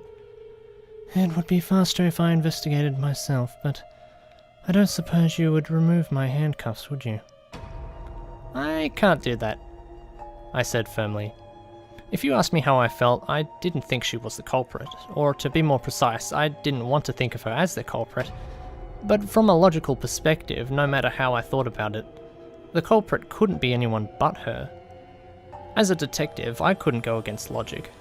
If something needs to be investigated, then I'll go be your eyes and arms and legs instead. That should be fine, right? It's fine. What should I investigate first? Investigate the luggage of the people who were killed. Bring Amino and Inuzuka's bags, if you can. In bags, huh? I went to Amino and Inuzuka's rooms as I was told, trying my best not to look at the bodies. I set down Amino's briefcase and Inuzuka's carry-on, next to each other in front of Kirigiri. The carry-on bag was so unusually heavy that I had broken a light sweat on my forehead. Good? Look inside Amino's briefcase. I opened Amino's briefcase and searched the contents. Inside were 2 files with writing that I couldn't really understand. 1 English conversation textbook, and then a handkerchief, cigarettes, lighter, wallet, and so on. Lastly, there was a side pocket with a black envelope inside. What's inside the envelope? Asked Kirigiri. The written request, right? I said, checking the contents. It's the same letter as the one they sent to me. The only difference is who it's addressed to. Anything else? Nope, nothing. I see. Kirigiri pressed her lips together, deep in thought. We should still investigate the others' bags, but for now, I'm willing to come to a conclusion. You figured something out? The second request, rather the challenge you received, appears to have been sent to you alone. Challenge? Oh, you mean this? The letter that started with a message for the detective. Not everyone got one of these? You didn't find one in Mr. Amino's luggage, did you? I didn't receive one either, said Kirigiri. I believe that you have been chosen to serve as the detective in this incident. I'm serving as the detective? Yes, Kirigiri said bluntly, an expression beyond her years on her face. As it indicates in the letter, you were given an advanced warning regarding this incident in the challenge you received. You are the detective asked to solve this case. Wait a minute. You mean if I had figured out this earlier? That this was supposed to be some sort of challenge? I could have stopped it before it even happened? Perhaps so. No way, that's... I let a murder happen right under my nose just because I didn't recognize the culprit's provocation? If I'd just been a bit more sharp. If I'd just been a little bit more cautious. If I'd just been a little bit more of a detective, then maybe I could have prevented this from happening. Maybe this wouldn't have ended with 3 people dead. 3 people, I had never met them before this, but those were still 3 lives that I let be extinguished. 3 detectives' lives even. 3 people who had been working to right wrongs in the world. My hands were shaking. It felt like I'd killed them myself. Thinking along those lines, some sense can be made of this inexplicable situation we find ourselves in currently. When I first awoke, my very first thought was, why wasn't I killed? I felt those words were the clearest demonstration of what a warped human being this little girl called Kyoko Kirigiri was. It was so easy for her to accept risking her life like it was the fact of everyday life and not an extraordinary circumstance. She lived with the presence of death constantly beside her. It even gave me a little chill just thinking about what might have happened to her to make her that way. The culprit has had countless opportunities to kill me, so why did they allow me to live? The reason is simple. I am serving as the culprit. So you are the... Don't misunderstand. By no means is it any more than a role that I've been assigned. You are given the part of the one who indicts the culprit. I was given the part of the one who is indicted. That is how things have been set up. So basically, you're a dummy culprit prepared by the real culprit? Yes. There's something fishy about that. I mean, there's something fishy about there being a challenge at all. Like, what does the culprit have to gain from sending a letter announcing their crime ahead of time? And you said I'm playing the detective? From the culprit's point of view, I don't see why they'd ever need a detective. That's why I believe this is a game. That doesn't make any sense. You're saying killing people is a game? Well, rather, it's a murder game wherein the culprit issues a challenge to the detective. That's the only thing I can think of, considering the existence of the written challenge and the reasoning behind leaving the 2 of us alive. The culprit just wanted to see our reactions? I wonder. So basically, this is what you're trying to say. Right now, this whole situation, this is a real-time mystery game that the culprit set up as a challenge for me? Yes, There's no way I'm gonna believe that. That's ridiculous. I denied. Why me? Out of 65,500 detectives, why would they single me out? Perhaps they wish to issue a challenge to all detectives, or alternatively, the very concept of private investigators. Kirigiri narrowed her eyes and shook her head, swishing her hair back from her cheeks. She looked like she was prepared to face the culprit's challenge head-on. Fine, I get it. For now, let's pretend everything that's happened right now is a game to the culprit. Then how am I supposed to solve the case? That still wouldn't change the fact that you're the only suspect. I'm going to speak based solely on my own personal perspective, but I am not the culprit, and neither are you. Your hand feels completely different than the culprit's. And so? Well, the culprit is another person. I have already rigorously investigated that option. We're the only ones here. No, you still have some gaps in your investigation. Is there anywhere that I haven't investigated yet? We all confirmed that there was no hidden rooms or secret passages before we lost consciousness. There was no traces of anyone exiting or entering the building in the surrounding snow. The front door and all the windows were locked from the inside. Even if, hypothetically, someone were to have a copy of the key to the door, there still wasn't any trace of anyone going in or out of the automatic door. So I could safely say that no one had gone in or out at all. If hypothetically, the culprit was someone other than Kirigiri, then where did they come from? And where did they disappear to? They didn't fly out through the automatic door on a balloon, did they? Maybe they shrunk to water bottle size so that they could hide in the fridge? Neither of those could possibly be true. There is something I would like to confirm before anything else. Kirigiri opened her mouth again to say, regarding the corpses, you told me about how they had all been decapitated. However, dismemberment is what was written on the challenge.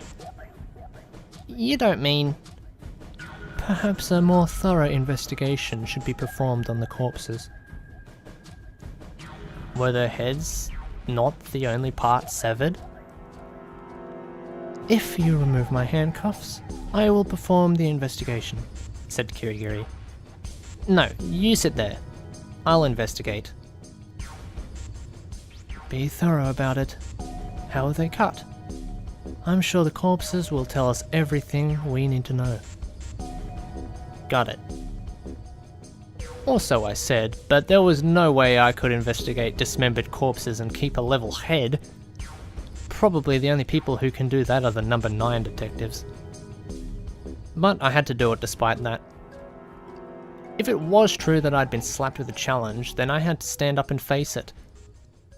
I went to investigate the first corpse I had found. The one with Amino's head. By now, the stench of blood was hanging in the air throughout the whole room, and I felt the bile rising in my throat again. I covered my nose with my sleeves as I approached. The blanket had been pulled back enough to expose the cut between the head and the torso. I tried pulling back the blanket even further. The torso looked like it belonged to Enby. I remembered his black tank top. It had a muscular physique too, which led me to believe that it hadn't just been the clothes that were switched. The arms had been severed at the shoulder too. At a glance, they had looked like they were connected to the torso, but evidently they'd just been positioned with the cut edges placed right up against each other. And that wasn't all. Each arm was cut into 3 pieces. One section was the upper arm, from the shoulder to the elbow. One was the lower arm, from the elbow to the wrist. And one was the hand, from the wrist on. They were sure dismembered, alright. I took a step back, toppling down until I was sitting on the floor. There was no way I could be in my right mind looking at something like that. I suppressed the urge to scream, summoning my willpower to get back on my feet. If this atrocious crime had really been committed as a challenge to a detective, then I absolutely had to win. A detective has to fight for justice. I gripped my teeth and went back to surveying the corpse. Apparently, the different parts of the arm had come from different people too. The different sleeves and skin tones were arranged in an unmistakable, eerie mismatch. If it hadn't been for the fact that the bodies had been cut up wearing their clothes, I might not have been able to identify the owner of each part.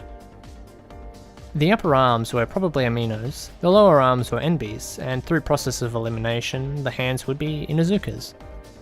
Each arm had its pieces lined up in a place like some sort of puzzle. The horror show didn't stop there. Each leg had been cut into 3 pieces that had been swapped out too. The parts were arranged in the same order as the arms. All in all, the corpse had been cut up into a total of 14 pieces. I put my hand over my mouth, unsteadily making my way back into the main hall.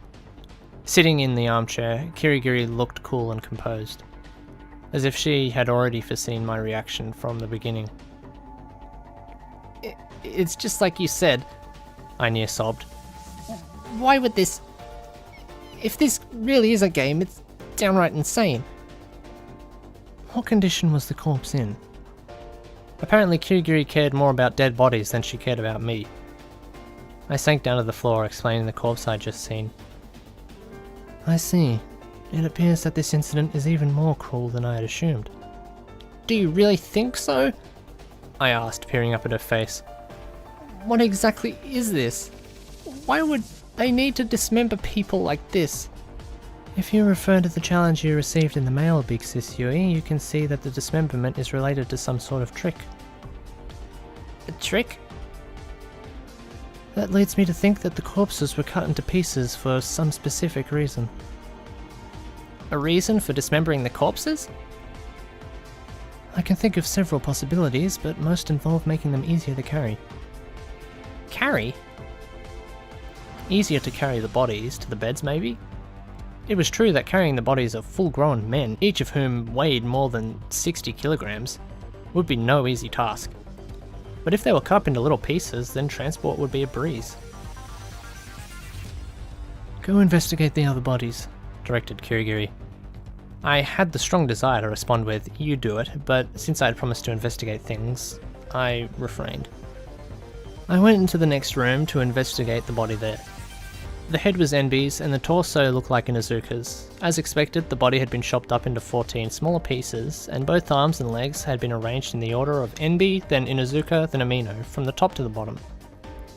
What was more, the dog tag Enbi had around his neck had fallen to the side of the body. I picked it up to inspect it. All it had on was his name, in the Roman alphabet. Now that I'd looked at the 2 mismatched corpses, there was no need to me to force myself through another disastrous scene to investigate the third, but there was nothing else to do right now but to see it for myself. I clung to the wall as I moved to the next room to investigate. The head was Inuzuka's and the torso was Amino's. Both arms and legs were, from the top down, Inuzuka's, Amino's, and then Enbi's.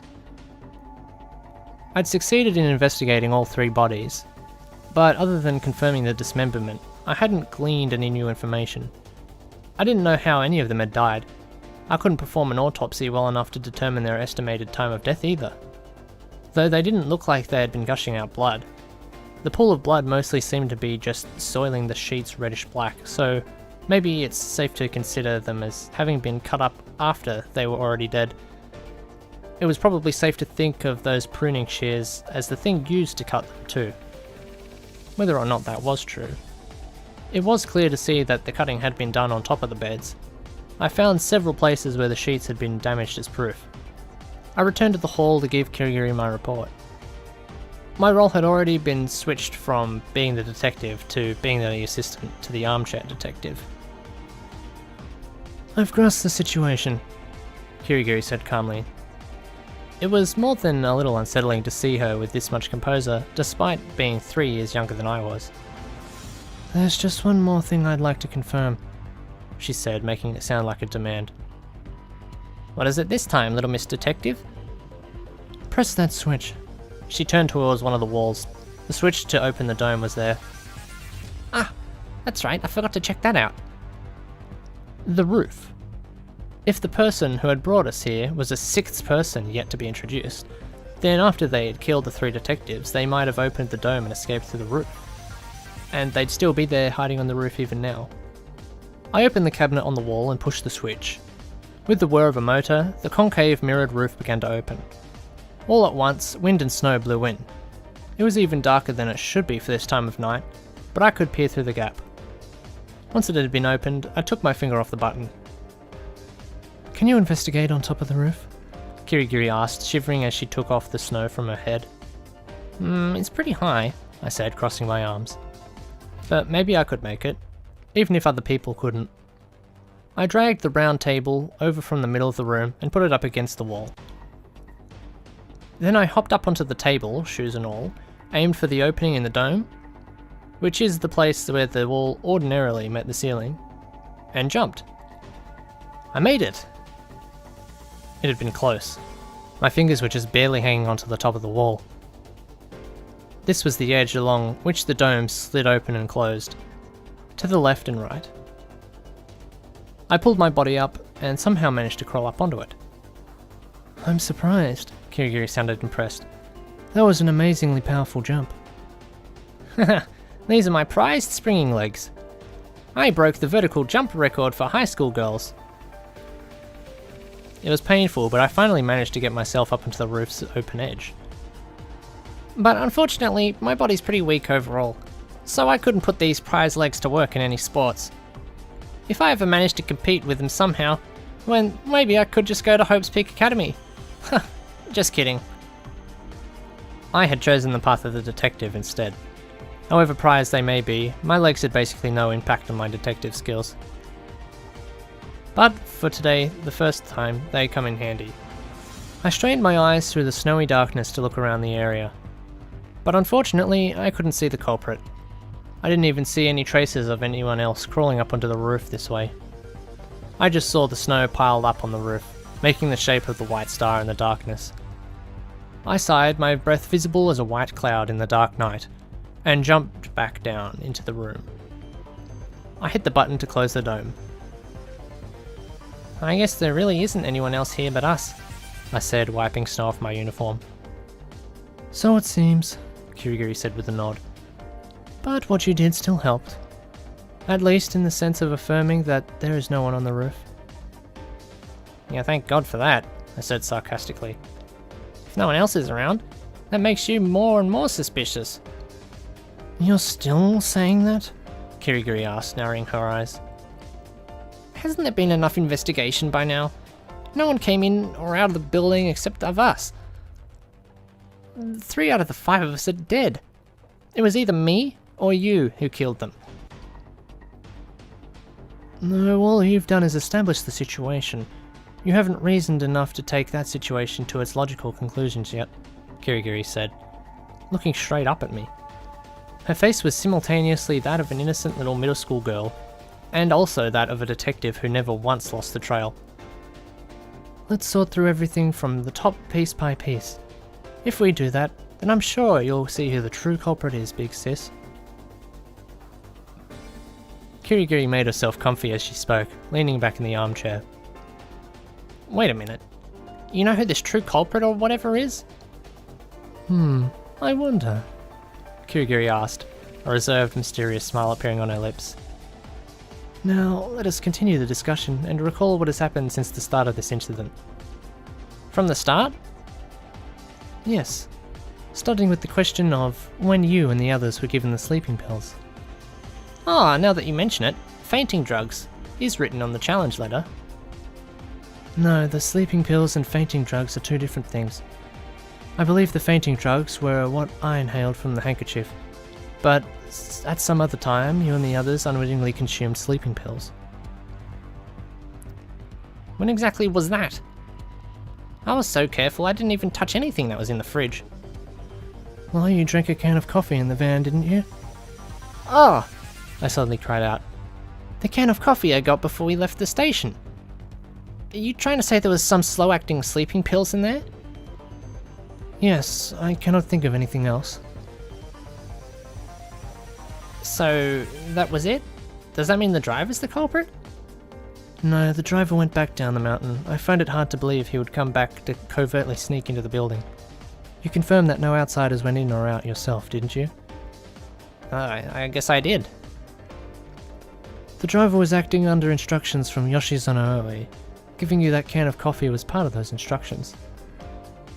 So the murder plot had already started by then. I was too careless. If only I had noticed back then maybe I would have stopped it from happening. I bit my lip. I believe the sleeping pills were portioned out so they were to take effect once we had reached the building. Though I don't know why they weren't mentioned in the challenge letter with the rest. You don't think they were all lumped together under fainting drugs? I wonder. Kirigiri cast her eyes downward pensive. In any case, all of us temporarily lost consciousness. It can be assumed that the dismemberment took place during that period of time. No doubt the murder proceeded as intended. Under those circumstances, there had to be some meaning behind the fact that Kirigiri and I were not killed. According to Kirigiri, that reason was apparently so that I could play the detective and so that she could play the culprit, but... After arriving here, we carried out a careful investigation of the indoors, Kirigiri said, looking around at it. As a result, we learned that there was no one else here but us. Not even Ryuichiro Kiba or Yoshizuna Oe. Then after we regained consciousness, we investigated inside of the building again. Once again concluding that there was no outsider present. There is no trace of anyone exiting or entering. Do you have confidence in this testimony, Big Sis Yui? Of course. That was the conclusion of a careful investigation. The 5 of us were the only ones in the building. Right, no doubt about it, I nodded emphatically. The culprit arranged this situation so that you would make an error in your reasoning. There's no doubt about that much. It's inevitable that you would indict me as the culprit, isn't it? I can't think of anyone else. I see. Then allow me to refute that assumption, said Kirigiri, attempting to sound mature. I am not the culprit. The culprit is someone other than you or me. A culprit other than us? But you agreed that it was only 5 of us in here, didn't you? Yes. But you're still saying that the culprit is someone else? Also yes. You don't mean the culprit is one of the 3 dead people? I do. That's unthinkable. It's impossible, no matter how you think about it. Weren't they all dismembered? They couldn't possibly be playing dead. Or do you mean one of them committed suicide? The possibility disappeared when they all had their severed body parts rearranged. Someone other than the 3 dead people had to be there to rearrange the parts like some twisted puzzle. Yes. The question is, who? It wasn't me. I know. You should first consider the mystery of the dismembered corpses. Why were they severed into 14 distinct parts? And then why were those parts switched? How could I possibly understand something like that? Whatever the answer is, doesn't it boil down to some freak getting off on something messed up? Or are you saying that there's some logical reasoning behind dismembering them and reorganizing the parts? Yes, there is. No way. It just doesn't make sense. No, you'll soon understand it if you consider it with a level head. Level-headed? Level-headed? I'm pretty sure Kirigiri said that the bodies were dismembered to make them easier to carry. Maybe that applies in this case too. Carry them. But from where to where? Suddenly, I was struck by an idea. There's one simple answer that can resolve all these mysteries, isn't there? Kirigiri asked. If the culprit was one of the dead people, if he wasn't playing dead, and didn't commit suicide, he prepared a dead body double. How would he get a dead body double? He would have had to have carried it in from the outside. How? By cutting the body into pieces, of course. Are you saying that somebody brought a 6th person into the building as their body double, already in pieces? I can't think of any other option. But that couldn't be. I mean, we saw all the corpses' faces, right? The 3 dead people were the 3 detectives I met today. Without a doubt, the people who died were Amino, Enbi, and Inuzuka. I'm saying that one of those people was a fake. The culprit killed one of the detectives in advance and dismembered him. Then he appeared before us looking the spitting image of that detective. A fake? There's just no way for that to be possible, is there? I mean, didn't everyone show us a photo ID? It shouldn't be possible to impersonate someone else that perfectly unless it's a detective who's a master of disguise. Or are you saying that that culprit was actually a detective too? But if he has to be a skilled disguise on top of that, that logic relies on things being very convenient. No, that's incorrect. The impersonation was much more simple than that. All he had to do was to travel to the detective library and select a detective who looked just like himself. Oh, right. He could manage it if it was a detective who already looked like him from the start. Since there were over 65,500 detectives registered in the detective library, it might not be difficult to find at least one of them who looks a whole lot like you. The culprit that killed the detective in advance then stole his detective library registration card, and then acted like he was that person in front of us. And then, on top of that, he dismembered the body, and then brought it here in a way we wouldn't notice. An uninvited sixth guest was with us the whole time. But even if it makes sense that the culprit dismembered the body to carry it, why would he arrange the body parts the way he did? I can barely imagine any reason there might be for that. No, the culprit had a pressing reason for doing so. A pressing reason? First of all, dismembering the bodies makes them more compact. You've already surmised as much, haven't you? More or less? Right. Secondly, there's the issue of livor mortis. When a person dies, their blood no longer circulates throughout their body, and thus it slowly settles down on one side of the body in accordance with gravity. As blood collects, the surface of the skin begins to look speckled or half-tone.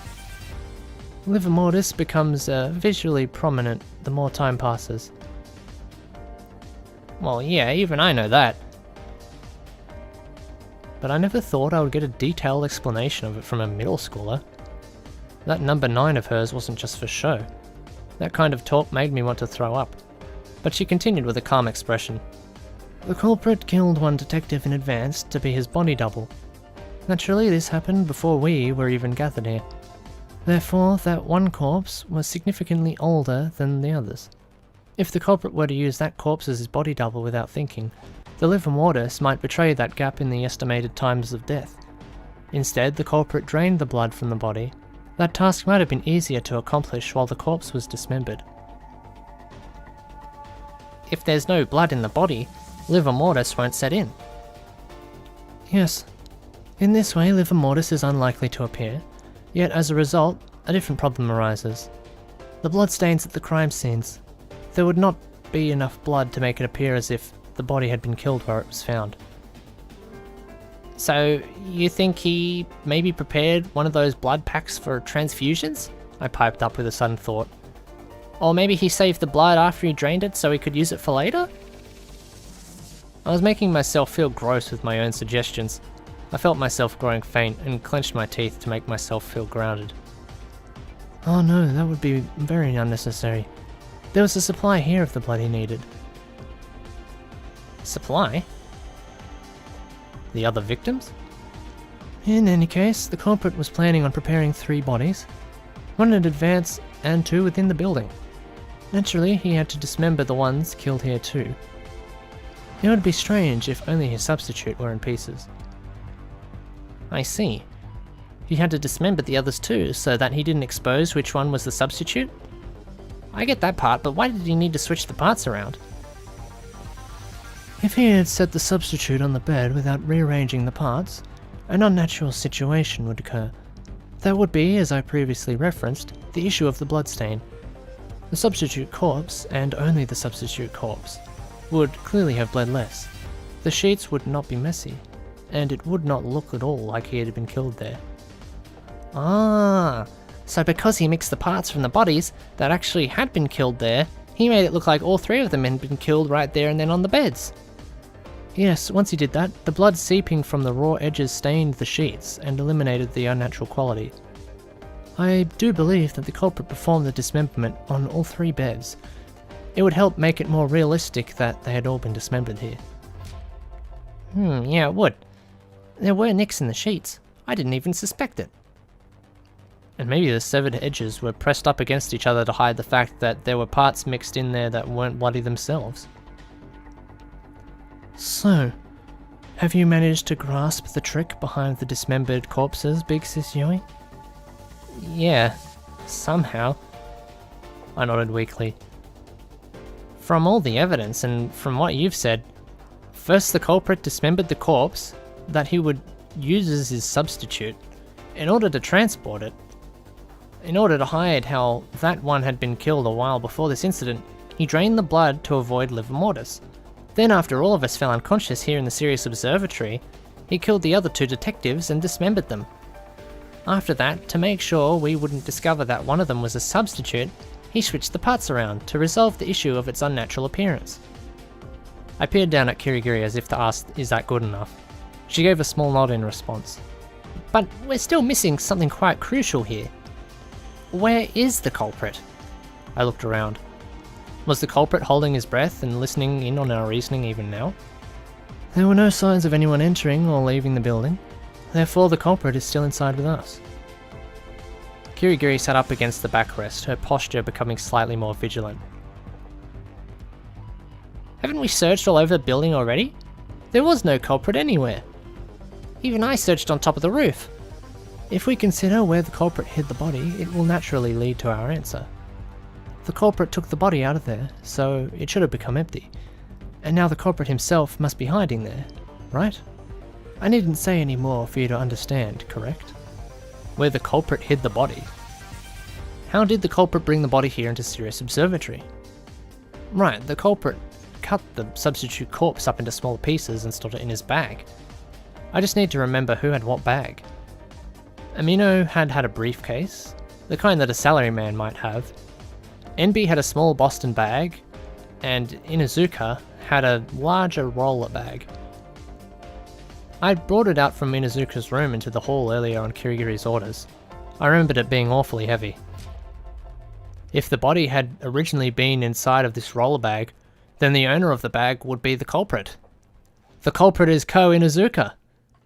Or, no, more accurately, I guess it would be someone disguised as Inuzuka. He stuffed his body double in the carry-on bag, pretended to be Inuzuka himself, and acted innocent as he came with us together to the Sirius Observatory. If I think about it, then maybe his observations that he pretended were so insightful were actually just the results of his own prior research. And then, once he was done setting up the body parts, he hid inside of his own bag. Ah, I get it now. I'm sorry, Kirigiri, that I was so suspicious of you. You didn't deserve all of that. Oh, have I finally been cleared of suspicion? Yeah. The culprit's right here. I backed off a little so that I could get a running start. The culprit is you! Inuzuka! I gave the bag a drop kick, spectacularly sending it flying. I immediately followed up with the final blow, jumping on top of the overturned bag. Then, I put my hand on the closed zipper, and opened it. And then from the inside, Inuzuka did not appear. The bag was stuffed full of whiskey, vodka, and other various bottles of liquor. Huh? What the heck? Wasn't the culprit supposed to be lying in wait? What are you doing, big sis? Kirigiri watched me wide-eyed. No, well, I mean, didn't the culprit dismember the body double and bring himself here? So if you think about it, shouldn't the person with the biggest bag obviously be the culprit? Inuzuka, right? I mean, the other two definitely couldn't fit a whole body in their bags. What's going on? I couldn't think of any way that a body could be transported in a briefcase or an overnight Boston bag. I thought the carry-on bag was sure to be the winner. But there was nothing but alcohol inside. Actually, thinking back, I think even Inuzuka himself said that was what was inside there. Which means no one brought the body? I automatically turned to Kyoko Kirigiri with suspicion. What if all of her reasoning up until now was just a lie to try and deceive me? Oh, don't tell me you still think I'm the culprit, she said, seeing right through me. Well, wasn't all your reasoning all just nonsense? They dismembered the body to carry it. Who did, and how? If you're going to bring a whole body, you'd need a bag as big as this carry-on bag at the very least, right? But it turns out it was just alcohol in here. Nobody brought a body. My reasoning is not nonsense, Kirigiri said unflinchingly. First of all, look at the bag and think about it. Even if it would be possible to fit a dismembered corpse inside, Do you think someone as large as Inuzuka would still be able to fit inside of it? Ah. Yeah, that actually wasn't going to happen. I believe those bottles of alcohol really were what Inuzuka brought with him. Then who brought the body double's corpse here? And how did they do it? Well, I believe the culprit simply drove it here. What? If it were even just earlier in the day, when the snow had not yet accumulated, driving here would have sufficed. Ah, I completely overlooked that. Perhaps the victim intended to be the body double was summoned for an earlier time. Then, he was killed and dismembered. However, I believe he was killed elsewhere. After all, there would be the possibility that traces of evidence would be left if a murder had been committed here, beforehand. If that were the case, then perhaps one of us detectives would have noticed. I see, but isn't there a hole in the theory that the culprit brought the body here just before we arrived? As soon as we got here, we went investigating just in case. There wasn't a body anywhere then, was there? The body was very skillfully hidden. Hidden? Hidden where? I mean, we scoured the whole place and there wasn't any body.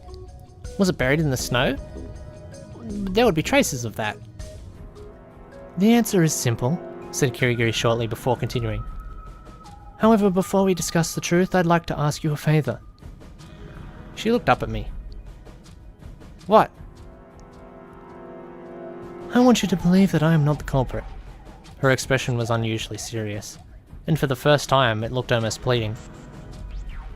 Well, I mean, I do want to believe her. What if this is all one big lie of hers, though? What if I'm the last person she needs to kill to round out her crime? I can't believe her just out of sympathy alone. But as she'd been cutting away all this confusion with her logical reasoning, I'd already begun to half believe her. She had the talent as a detective. If you can trust me, then untie the ribbon on my right hand. Just the right's fine. What exactly is she planning on doing? I have no idea. But I'll believe in her. As a detective. I untied the restraints in her right hand. Thank you. For the first time, she flashed me an endearing smile. Or it felt like it, at least. Her expression had barely changed, so maybe it was just me imagining things. Now go get Amino's briefcase, Kirigiri requested. I did as I was told, picking up the document case from the floor and handing it over to her. She set it up on her lap. Now bring me Inuzuka's carry-on bag over here. Got it. I grabbed the kicked-over carry-on bag and rolled it up in front of the armchair. This okay, little Miss Detective? Yes, perfect. It looked like I had made her blush just a little. So, at the time we got all here, was the body actually hidden here somewhere? Yes, thinking back, there are places that no one investigated. It's not impossible. At that time, the thought of dismembered corpse hadn't even crossed our minds. Well, not quite. I had gotten the challenge, so I could have predicted it. I felt a wave of regret wash over me as I realized that. So where exactly was it? Inside the telescopes. Huh? Inside the telescopes? Yes, each of the 5 rooms had a 200mm aperture Newtonian reflecting telescope installed inside. If you understand how those are constructed, you should be able to see where the body was hidden.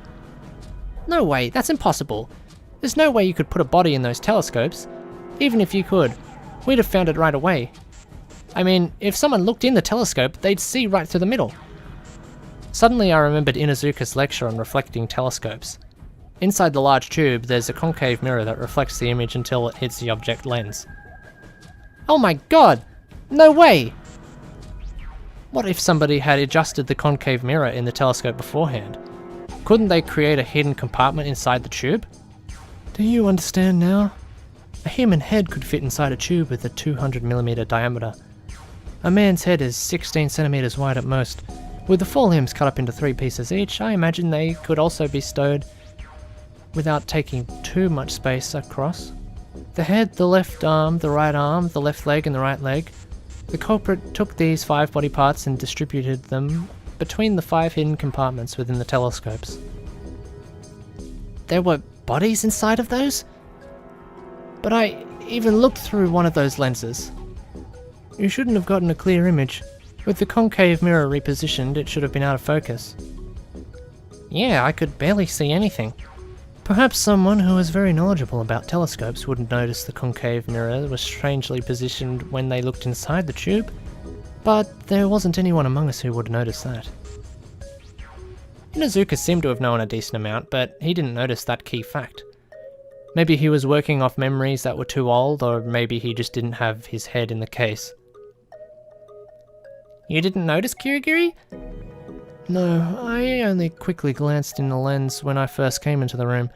I thought it was probably just the lenses hadn't been adjusted properly. You know, that ability of yours, it wasn't working? I only hear the Reaper's footsteps when danger is imminent. So I guess it wouldn't work on somebody who's already dead. I sighed deeply. Wait, huh? But what about the torso? Where'd they hide that last part? You know, the biggest one. There aren't any more telescopes beside those 5. There is a certain location where the torso was hidden. And that is where the culprit is hiding now. Huh? The culprit? Yes. But I really don't think there's anywhere left for them to hide. Oh no, there's still somewhere else, said Kirigiri, sounding faintly amused. But consider this. This space is a small area that can barely fit someone's torso. For someone to be able to hide in there after removing the body part, they must be someone very short. I guess you're right, but there wasn't anyone that short that came along with us. You were the shortest one. No. In fact, I think there was someone even shorter than myself. No there wasn't. Well, I saw it clearly with my own 2 eyes. So who exactly were you looking at? Or better question, where are they hiding now? It'll be obvious who it is once I drag them out of here. Hurry up and tell me. Right, understood, said Kirigiri, extending her right hand and taking a bottle out of Inuzuka's bag. She opened it, and then, for some incomprehensible reason, started pouring it out onto her skirt, around her thighs. The strong smell of alcohol permeated the air immediately. Huh? Wait, what are you doing? Her lower body was soaked with alcohol. Next, she took out the lighter from Amino's briefcase. Hey, wait, Kirigiri! This vodka is 96% alcohol by volume. I believe simply soaking fabric with it, as I have done, would allow it to very easily catch on fire. Kirigiri held the lighter in her right hand, expressionless. In my eyes, this was nothing short of insanity. What are you thinking? I'm starting a fire. Stop it! What reason could you possibly have to... If she flicked on the lighter, then the vaporized alcohol might ignite. If that happened, her alcohol-soaked clothes would probably go instantly up in flames. That wouldn't just leave her with a few burns, she might just burn to death. I didn't have the faintest idea of why she would do something like that. I'm dead serious. Indicting the culprit means putting your life on the line. That's what my grandfather taught me. Kirigiri, what are you saying? Stop it! And I have the resolve to sacrifice my own life in the pursuit of the truth, she said, her voice cold enough to send a shiver down my spine. In that moment, her eyes had already lost colour, as if she was staring down death itself. She placed her thumb on the wheel of the lighter. Stop! I will start a fire in 5 seconds. 5, 4... I approached her. All I could do now was kick her arm and try to send the lighter flying. 3, big sis, watch quietly. She barred me from coming any closer. 2... I stopped without even thinking. 1...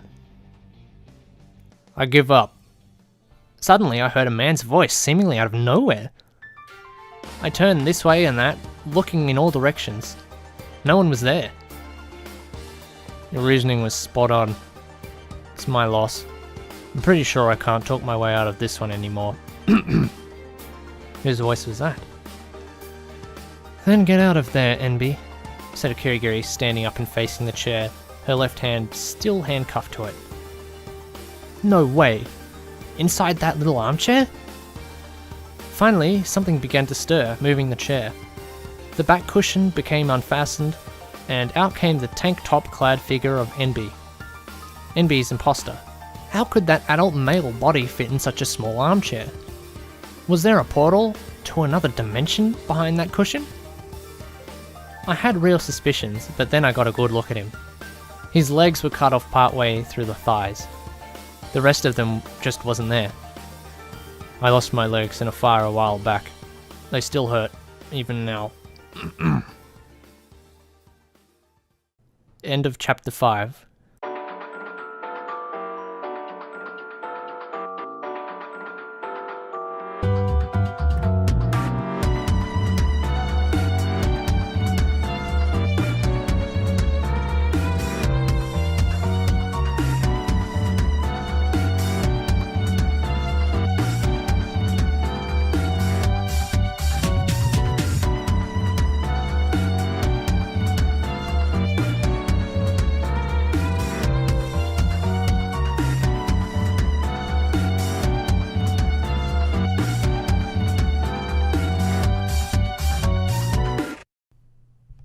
Chapter 6. Jewel Noir, Part 3. I could understand what was happening before my very eyes, but I needed plenty of time to process it. The man crawling across the floor was the NB I'd met? I knew the real NB had been killed and dismembered, but the man there before me was the spitting image of him. What does this mean? It's exactly as it appears, Big Sis Yui.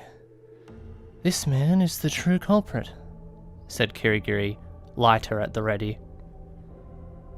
The man crawling across the floor had a small knife in his right hand, but it would probably be pretty difficult for him to wield it as a weapon when he was missing both of his legs. When did you first realize? Asked the man, raising his head to face Kirigiri. That your legs were prosthetic? Kirigiri asked in return, tilting her head. I first noticed when you stepped out of the van, but it took quite a while before I realized that information was connected to the case. Your legs were prosthetic? I timidly asked the man on the floor. He nodded. Now that I had thought about it, NB had definitely been dragging his legs along. I just assumed that it was due to an old injury. I took the legs off and hid them in a telescope in that room over there. I'd appreciate it if you brought those over here, but well, that's probably a no-go. He smiled wryly. Who exactly are you? Tadashi Asakura, the unluckiest underdog in the world. I'd never heard of the name before, but he looked like Shita Enbi. He wasn't wearing his sunglasses, but it was undoubtedly the same face. Did you kill those 3 people, Mr. Asakura? I did, but I screwed the whole thing up. There was a refreshing smile on Asakura's face. Maybe everyone has an expression like that when they finally give up on everything. Stories like the girl told it. I called myself Yoshizono Oe and sent a job offer to 5 detectives. That was both to draw you out and to camouflage the written challenge that was also sent out. Incidentally, I sent out a letter to the real Shida NB too. I just put a meeting time that was a little earlier in his letter. You called out NB first and killed him and then dismembered him? I asked. That's right. I hid NB's body in the telescopes and in the chair. Well, I was constantly aware of the possibility that I could be found out at any time, so I took as many precautions as I could to avoid that. For example, when I was investigating the rooms within Izuka, I tried my best not to let him touch the telescopes. It was because I was there with all of you as NB that I could manage some deflection away from the corpse. I thought it was a pretty good trick. True, none of us had realized that there was someone else besides the 5 of us in the building, dead man or no. So my new life and 120 million yen vanished overnight, Asakura said, as if calling out to the heavens. What is he talking about? I never thought I'd be shown up by a brand new middle school detective. I tried to pick a completely useless detective to play the culprit. Who would have thought that she would have exposed the real truth? Kyoko Kirigiri. She really did expose everything. When exactly did you realize that you were sitting right on top of the culprit's hiding spot? I asked. I considered it as one of the options from the beginning. From the beginning? Asakura was one of the most surprised by that. I didn't even move a millimeter from where I was. And I even regulated my breathing so it shouldn't have been overheard. Yes, you performed perfectly in that respect. I didn't sense a single thing from you, but logically, the probability that the culprit was hiding in the chair was very high. I don't know where you would even start with that kind of logic. Consider Big Sis Yui's handcuffs. Handcuffs? Why did the culprit put handcuffs on her in a way that made them so easily removable? And why did the culprit make it so that I was holding the key? Well, obviously he wanted me to suspect you, right? That was a factor, of course, but there was another important reason. He wanted you to restrain me to the armchair using those handcuffs. When you believed I was the culprit, your first thought was to ensure your own safety by restraining me, correct? You tried to think of a way to use the handcuffs. Since you had just been restrained to the bed with them, you thought of securing the handcuffs to something else. The only things nearby were the table and the armchair. If you cuffed me to a table leg, I could lift the table and free myself. Therefore, the armchair was the only option. I see. So, by having you sit in the chair, he made it so I wouldn't consider it in the list of culprits' potential hiding spots. Precisely. Well, if you knew from the beginning, you should have said something earlier. As I said before, at first it was just one possibility. Therefore, I had you go and eliminate the other possibilities. I see. But if I'd just investigated inside the chair first, then it would have been over, right? That may have ended terribly. Kirigiri shot Asakura a cold sidelong glance. When I noticed the knife in Asakura's hand all over again, I went pale. Was Asakura's knife pointed at Kirigiri's back the whole time? In a way, she wouldn't notice, of course. If things stopped going his way, he was prepared to backstab her. But Kirigiri had a hunch that would have happened. Or no, maybe I should say it was more like she would. She logically determined it. Or maybe she heard the Reaper's footsteps. She probably poured the alcohol on herself while she was still sitting in the chair because she didn't want to make any sudden movements with the knife there. Or maybe that was just her way of showing her own resolve? Probably both. They had been waging psychological warfare against each other without even my noticing. While I was busy being clueless, I was shifting the burden of bracing for such a terrible thing onto Kirigiri. How should I say this? I'm really sorry, Kirigiri. You can save that for later, big sis. First and foremost, could you unfasten these handcuffs? Oh, right. I quickly unlocked the handcuffs that had been connecting Kirigiri's left hand to the armchair. She backed away from the armchair, tending to her newly free wrist. Why in the world did you do something like this? I asked Asakura, my voice trembling. Was challenging me to a mystery game really enough all on its own to... You're wrong, Asakura interrupted. I never wanted any game. He sounded as if he might continue, but he suddenly fell silent. It was the kind of silence you get when someone swallows down what they want to say. So that's how this is after all. Kirigiri muttered, brushing the hair out of her face, apparently having noticed something. What? What's how it is? Mr. Asakura isn't the game master, but merely another player, is what I meant. Huh? There's someone else who set up this game? Who exactly? The true culprit? Are they one of the dead people? Don't tell me there's another body double. Asakura slowly shook his head and began to speak. I don't really know who the people who set up this game are either. I just went along with it. It just so happened that they prepared something that I was willing to risk my life to get my hands on. You have the obligation to explain to us what you know. Kirigiri boldly approached Asakura. Surely these games have been happening in secret in many more places than this. And they will continue after this as well. We need you to lend your assistance so that no one else is victimized the way you have been. Assistance? Victimized? I barely knew up from down anymore. Big Sis Yui, on the challenge letter you received, there were numbers listed next to each item on the list, correct? Kirigiri turned to me with their explanation. Those were surely indicating their cost. Cost? Well, to simply put it, the cost of the tricks.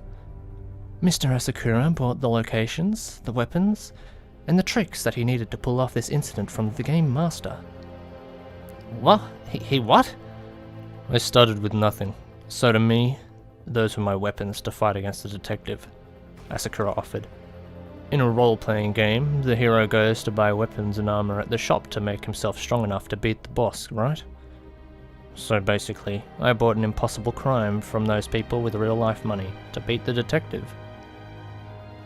Someone was selling all the murders and dismemberment that happened here at the Sirius Observatory? I can't believe it. Why would Asakura go along with this game in the first place? Would there have been some kind of prize if he won against the detective? Asakura stared down at the ground and let out a short huff before raising his head. It's all over for me anyway. Sure, I'll tell you everything. It's not a bad idea. Wiping the smiles off the faces of those voyeurs watching us. Messing with my life like that. I hope you're all shaking in your boots right now, you pieces of shit. Asakura raised his middle finger on the hand holding the knife, threatening the empty air. I followed his gaze, but of course, there wasn't anyone on the other end of it.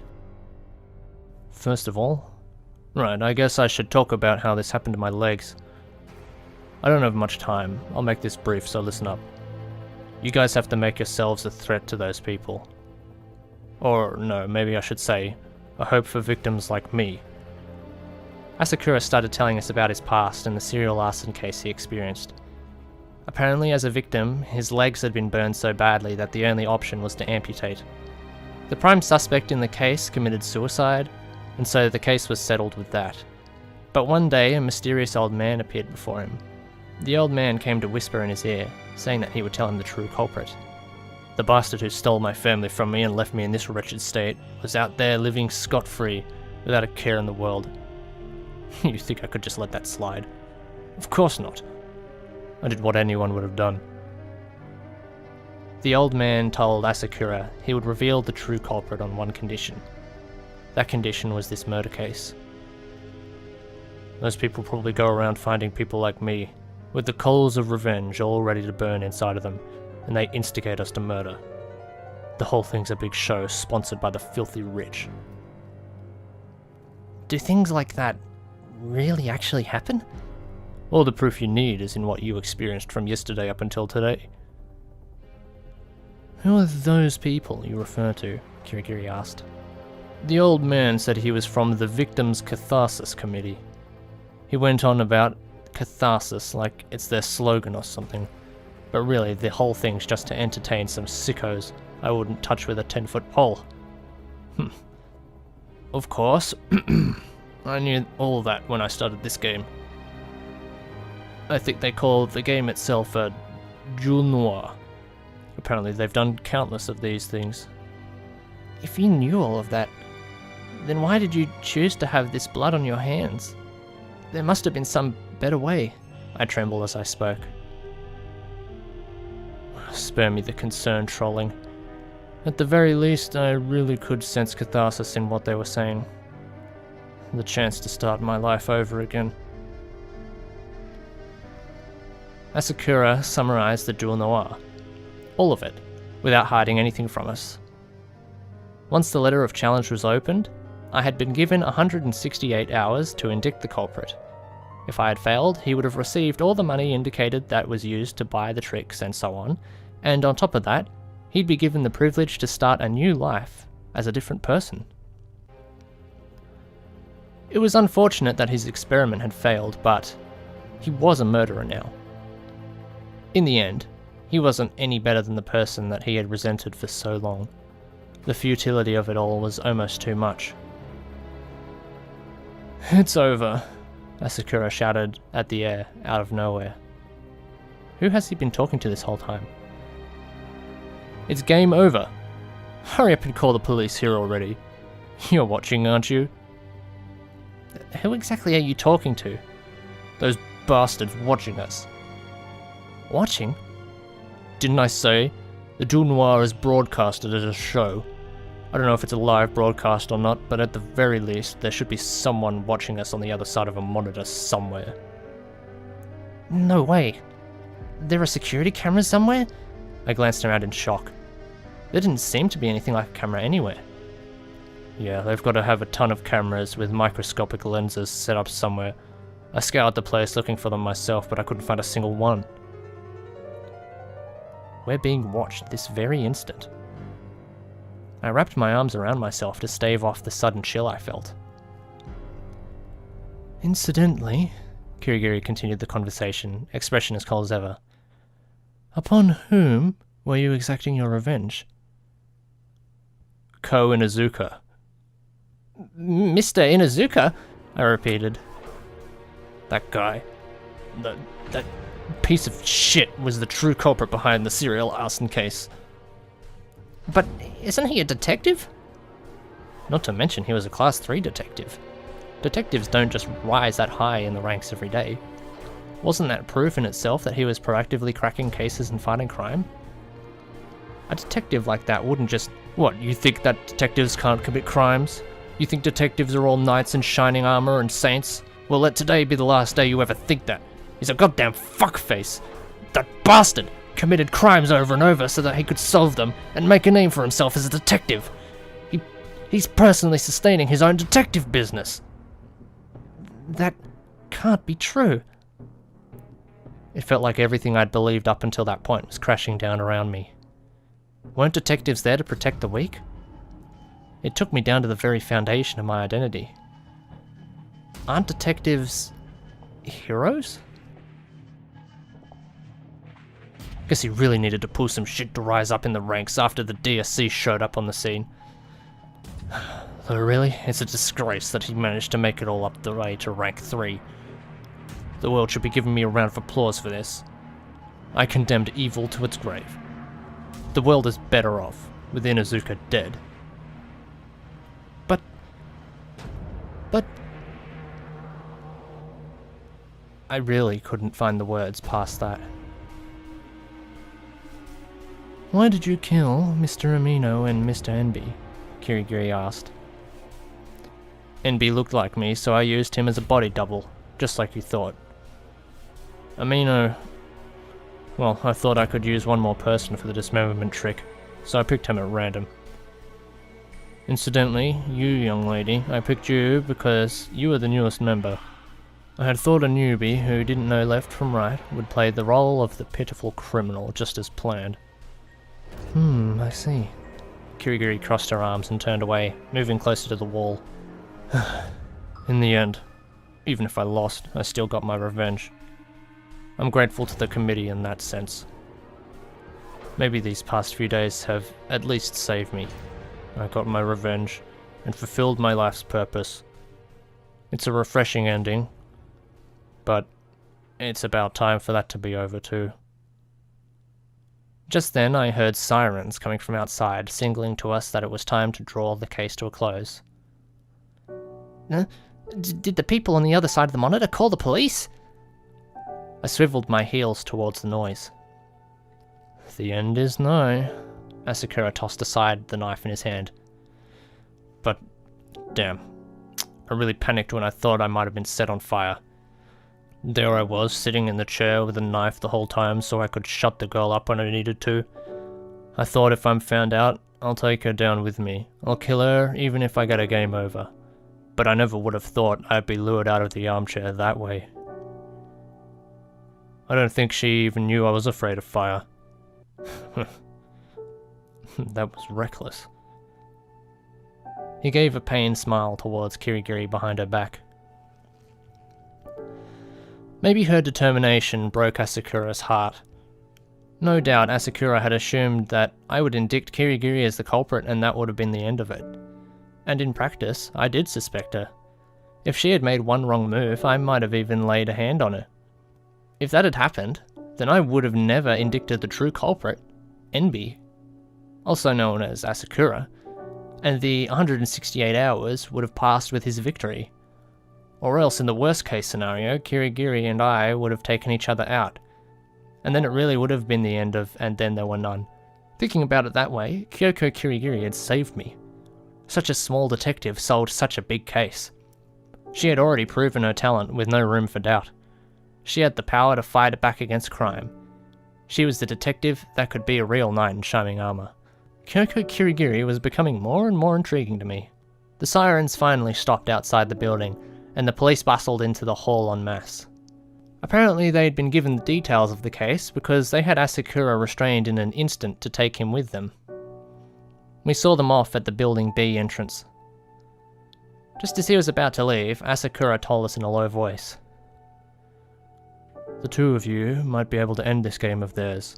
If you promise you'll get back at them for me, I'll give you a hint." A hint? They take DSC ranking into account when they pick which detective gets involved in these cases. Quit running your mouth and get in the car. A policeman shoved Asakura into a black car, which then disappeared down the snowy road. The snow had mostly stopped by now, and there was only a dim light in the sky to the east. Kirigiri and I exchanged a glance, and without putting our thoughts into words, we went back together to Building A. Then we found a strange sight waiting for us. The police should have still been there, but there wasn't a single policeman to be found. "We've been had," said Kirigiri, full of regret. What? What happened? "Those policemen. I'm sure they were with the committee." Oh no. An hour later, the real police showed up at the Sirius Observatory. This time, I was highly suspicious of them, but they seemed to be the real deal. Kirigiri and I rode in a patrol car down the mountain, finally leaving the scene of the crime behind us. What's more, an ordinary citizen found a black car having fallen off the mountain road. In the car was a man with 2 prosthetic legs, dead from severe blunt trauma across his entire body. The police wrote it off as an accident and announced through mass media channels that there would be no further investigation. The dead man's name was given as Tadashi Asakura. Chapter 7. Daily Life. After the incident, I missed 3 days of class trying to process it. But personally, I didn't have anywhere to go back to except the old dorms on campus, which meant my classmates and dorm mates and even people like the little squirrel-like girl from the crafts club could come out of their way to express their concern. I had thought that I didn't have any close friends or even just casual pals I could rely on, but having so many people concerned for me might just make me happy enough to make up for it. I was able to reflect upon that daily life from a new perspective. Kyoko Kirigiri had apparently gone back to class at the very next day, just like normal. I heard the name Kyoko Kirigiri over the school broadcast system as she was called into the middle school staff room. It was hard for me to think of us attending the same school as just a weird coincidence. The murder case had been too surreal, and meeting Kyoko Kirigiri during it had made her just seem just as surreal. And yet, here she was, undoubtedly here in the real world as just a regular girl attending a regular middle school. 5 days after the incident, I went to peek in the middle school building during lunch break. I asked Kirigiri's homeroom teacher what classroom she was in. In the classroom were rows of young, fresh faces in their first year of middle school. Kyoko Kirigiri's among them. She was sitting by the window, propping her chin in her hands and gazing outside. All around her were girls who had pushed their desks together to eat lunch, and girls who were chatting away like chirping baby chicks. On one hand, seeing Kyoko Kirigiri in the middle of all that made her seem lonely. But thinking of it another way, she had melted completely into the background of the classroom like a shadow. A murmur went through the classroom as the girls started noticing me peeking in. Those murmurs finally spread over to Kirigiri, and at last she noticed me as well. Our eyes met, but as if nothing was amiss, she just went back to staring blankly out the window. Wait, why are you ignoring me? I entered the classroom and went up to stand next to her. I put my hands on my hips, staring down at her. Everyone else in the classroom was watching us now. Even the girls who had been chatting fell silent. If it's because you don't want to talk here, then let's step outside for a bit. I dragged Kirigiri out with me, half by force. I'm sure we became the subject of a lot of classroom gossip as soon as we left. Kirigiri and I went all the way out to the deserted entrance of the building. We huddled together in the shadow of the shoe lockers, as if we were hiding. Kirigiri leaned back against one of the lockers, crossing her arms. "Do you need something?" she asked, looking up at me. She sounded indifferent, but it didn't seem like she was in a bad mood. This was probably just what she was like. "Did you hear that Mr. Asakura died? It was even in the newspaper. They're calling it an accident." "I expected that would happen as soon as I realized he had been taken by the committee. Perhaps he understood as much himself, that he had reached his end." Kirigiri looked down at the ground, letting out a sigh. "Does the committee kill the losers of the Duel Noir?" "I wonder. That may be so, at least in the event that they cannot pay for the tricks that they purchased." "No way!" I put a hand on the lockers, hanging my head. Kirigiri's small head was right in front of mine. I suddenly glanced to the side and noticed a gaggle of girls in middle school uniforms watching us. When they noticed me looking at them, they quickly hid. After the incident, we were famous now, apparently. We'd been reported as ordinary people who were caught up in the case. There hadn't been any mention of us being involved as detectives. "Hey, Kirigiri, this isn't over, is it?" "What do you mean?" The Victims' Catharsis Committee. We can't just leave them be. The way Mr. Asakura was talking, it sounded like lots of other games like that are happening. If that's true, we'd been turning a blind eye to criminal organizations. Big Sister Yui. You really do intend to be a hero through and through, don't you? I was actually a little happy to hear that she was still going to call me Big Sister. Once we'd left the crime scene, I had even thought that our relationship might have reset completely, but apparently not. Those who aim to play the hero are always almost the first to die. "So you mean they put their life on the line?" I replied with pride. "I have the resolve to risk my life as a detective too. You don't own the rights to that one." "I suppose." Kirigiri looked up at me, her eyes were right in front of mine. "What's wrong? Does it make you anxious?" "No." Kirigiri quickly shook her head, before hesitantly continuing. "Ever since that day, I've been thinking about Detective Inuzuka." "A detective who solves his own crimes, huh? Just despicable." "To me, a detective has always been a disciple of the fixed and unwavering truth. So I took pride in being a detective. However..." There she paused and shut her mouth abruptly, as if chastising herself for saying too much. "It's okay, you can tell me," I said. Her gaze meandered for a moment before finally looking back up at me. Those anxious, entreating eyes were more weak and fleeting of an expression than she'd ever shown me before. Detectives are not absolute. I had neglected that obvious fact far too much. I was simply a little surprised to realize it, she said and ducked her head. I ignored the girls who were peering over at us, clearly wanting to say something, and instead I set my hand on Kirigiri's head. "Well, to me, you were nothing short of an angel who had descended with the truth. I was only able to return to my daily life because you were there." "Daily life," Kirigiri murmured, parroting the phrase as if she was unfamiliar with the term, before falling silent. Are you free after school today? There's somewhere I want to go, so do you want to come with?" "Somewhere you want to go?" "The detective library. The key to unlocking the secrets of the Victims' Catharsis Committee might be in there." After a long silence, Kirigiri nodded.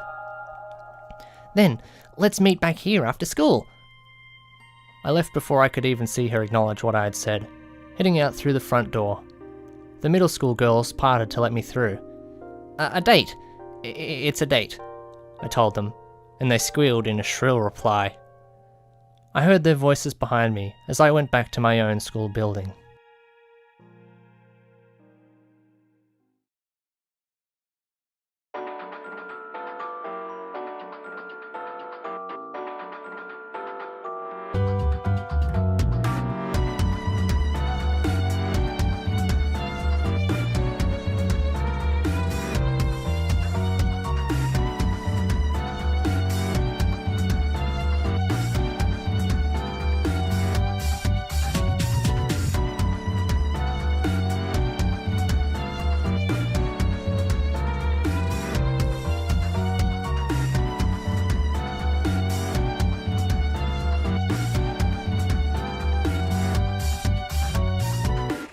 Chapter 7. Continued. I returned to that same entrance after school, and found Kirigiri sitting on the corner of the stairs reading a book. I stopped abruptly to observe her. Her eyes ran over the words with enthusiasm. Her face from the side looked so innocent that I could never tell just by looking at her that she was a detective who had solved a bloody murder case. She looked perfectly like a page in a picture book, sitting there after school, reading a book as other students hurried home all around her. Then Kirigiri noticed my gaze on her, and she looked up at me. "Were you watching me?" "Ah, sorry." I ran up to her. "You were just so cute." "Oh, you like to tease, don't you?" "What are you reading that you like so much?" "Wait, don't tell me. It's Soji Shimada's new work, right?" "No, it's a notebook." She showed me the black cover of the notebook. Oh yeah, now that she mentions it, I did see her with that before. She stood up from her step, patting off the dirt off the back of her skirt. "Everything I learned about detectives from grandfather is written in here." "I'm amazed that even at a time like this, all you can think about is research." This is my daily life." "Alright, well, considering where we're going, it might be for the best to brace ourselves." We departed from the building's entrance together, cutting across the campus to pass through the old school gates. We walked together silently, side by side, with nothing in particular worth talking about. Even the shopping district, with its Christmas music playing, was nothing more than an irrelevant backdrop to us. We waited at the bus stop for the bus to come. There was still some snow underfoot, which easily crumbled with the kick of a foot. I played around, kicking the snow like that as I waited for the bus. Kirigiri didn't join in even once the whole time we were waiting. The bus came. Kirigiri and I sat next to each other. Did the other passengers maybe see us as two schoolgirls who were good friends? I thought that I'd like them to. "So, has anything changed since then?" I asked. "Changed?" "I mean, it's not like we heard a bunch of secrets about the Victims' Catharsis Committee from Mr. Asakura or anything, right? I don't really understand the whole thing, but maybe if we know secrets about a huge criminal organization, well, we might be in their crosshairs now. That's just what I've been thinking about." "Well, there have been no particular irregularities in my surroundings." Did your grandfather say anything? I want to hear what his opinion is on all of this. You're like apprentice to him, right?" "Grandfather is currently in Los Angeles. I told him about the case over the phone, but he didn't seem very concerned, so I can assume this incident wasn't dire enough to draw his attention." Her grandfather was apparently a pretty big deal. Was this little girl going to grow up to be a famous, globe-trotting detective like him someday? But grandfather did mention one point of interest. And? It seems he was involved in the founding of the detective library. Huh? Hey, that's pretty amazing, right? How big of a detective family are you guys? I was surprised by her upbringing all over again. I knew already that her pride as a detective was completely out of the ordinary, but that was probably instilled in by her family, wasn't it? Seriously, what kind of place was the Kirigiri household? I mean, I'm from a pretty completely ordinary family myself. Well, despite that, you still say you'd risk your life as a detective. Where did you get such resolve? I wonder. Kirigiri watched me with eyes full of suspicion. Do you doubt me? No, not really. She turned to look out the window. You're still mad. I suspected you so much before, aren't you? Look, I'm really sorry about that. I'm not really mad. Oh well, that would be nice if it were true. The view outside the window gradually became a quiet, high-class residential area. There were large trees growing on the side of the road at regular intervals, and their barren, pointed branches reached up into the grey sky. It was a strangely deserted street. Next stop, Detective Library. Detective Library, announced the bus. I'll let you press the button to get us off, Missy Kirigiri. I never said I wanted to press it. Oh, well, I'm gonna press it then. Are you okay with that? Go ahead. No, let's press it together after all. On 3. Just hurry up and press it. It was just a joke. I leaned over her to press the button by the window. The bus stopped soon after. We stepped out into the cold, peaceful breeze. Something was clearly off about the atmosphere in this town. A tall fence spread out before us, and past it I could see an old building that looked like a haunted house. We walked along the fence towards the detective library entrance. At last we reached the iron gate supported by 2 exaggerated columns. The gate was slightly open, showing a Western-style front porch beyond it. We carefully walked up the stone steps, still covered in snow. Have you been here before? I asked. No, this is my first time. You didn't come here when you enrolled? Granddad took care of everything for me. Oh, I see. Well, the detective library might be a place for you to hone your craft. Kirigiri nodded. Well, at first I myself wasn't sure what the point was in enrolling, but after listening to your explanation, I think I more or less understand. What do you mean? If I want to be recognized as a detective, becoming 0 class is the only way. Kirigiri's expression was stiff. I finally felt like I understood her. She really isn't anything but a detective. I'm sure her circumstances must have something to do with her grand-scale home environment, and there's probably some reason for her strong wish to be recognized as a detective too. People will value you even if you just be yourself. You'll be fine, so don't worry too much about that part, okay?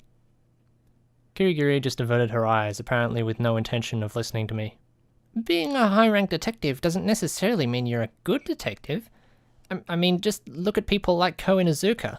But it has value in itself in order to sell myself as a detective. Sell yourself? You sound like you have a specific market in mind.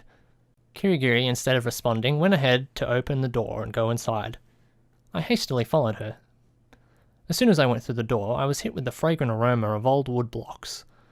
The detective library itself had only about 10 years of history, but I heard that the building it was housed in had been used as a library before that for over 50 years.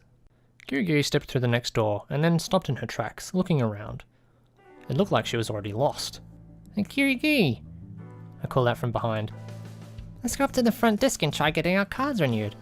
We might have gone up in a rank after solving that last case. I suppose. Kirigiri began to walk alone, stopped abruptly, and then waited for me. Maybe she'd decided she should let me lead the way. I brought her with me to the front desk. These days, with libraries going digital, lots of them have fancy circulation desks that make it look like you're in a bank or a hotel. The detective library, however, looked like just the good old analog library. The staff members working behind the counter were wearing white shirts with old-fashioned black arm warmers too. I'd like to renew my card, please. I took out my card and set it down on the counter, addressing the worker. He looked to be about in his 50s with sunken cheeks. I got the impression he was a true literary type. He looked down at me for a long moment and then picked up the card, spending another long moment looking down at that. Please wait just a moment. He slowly got up to his feet and headed towards the computers behind the counter. I could see about 3 computer monitors in all. He watched one of them as he slid my card into the slot. There is an update. Please wait a little bit longer while I get you a new one. Would you like to keep the same photo? Yeah, that one's fine. Understood. Oh, actually, while you're at it, can you look at her card too? I asked and gestured for Kirigiri to present her own card. She took her card out of her notebook and held it out to the worker. Please wait about 5 minutes. I looked around idly as we were waiting. The counter was in its own room, with the doors on either side. If we went through the door into the next room, we'd find the shelves with all of the detective's files.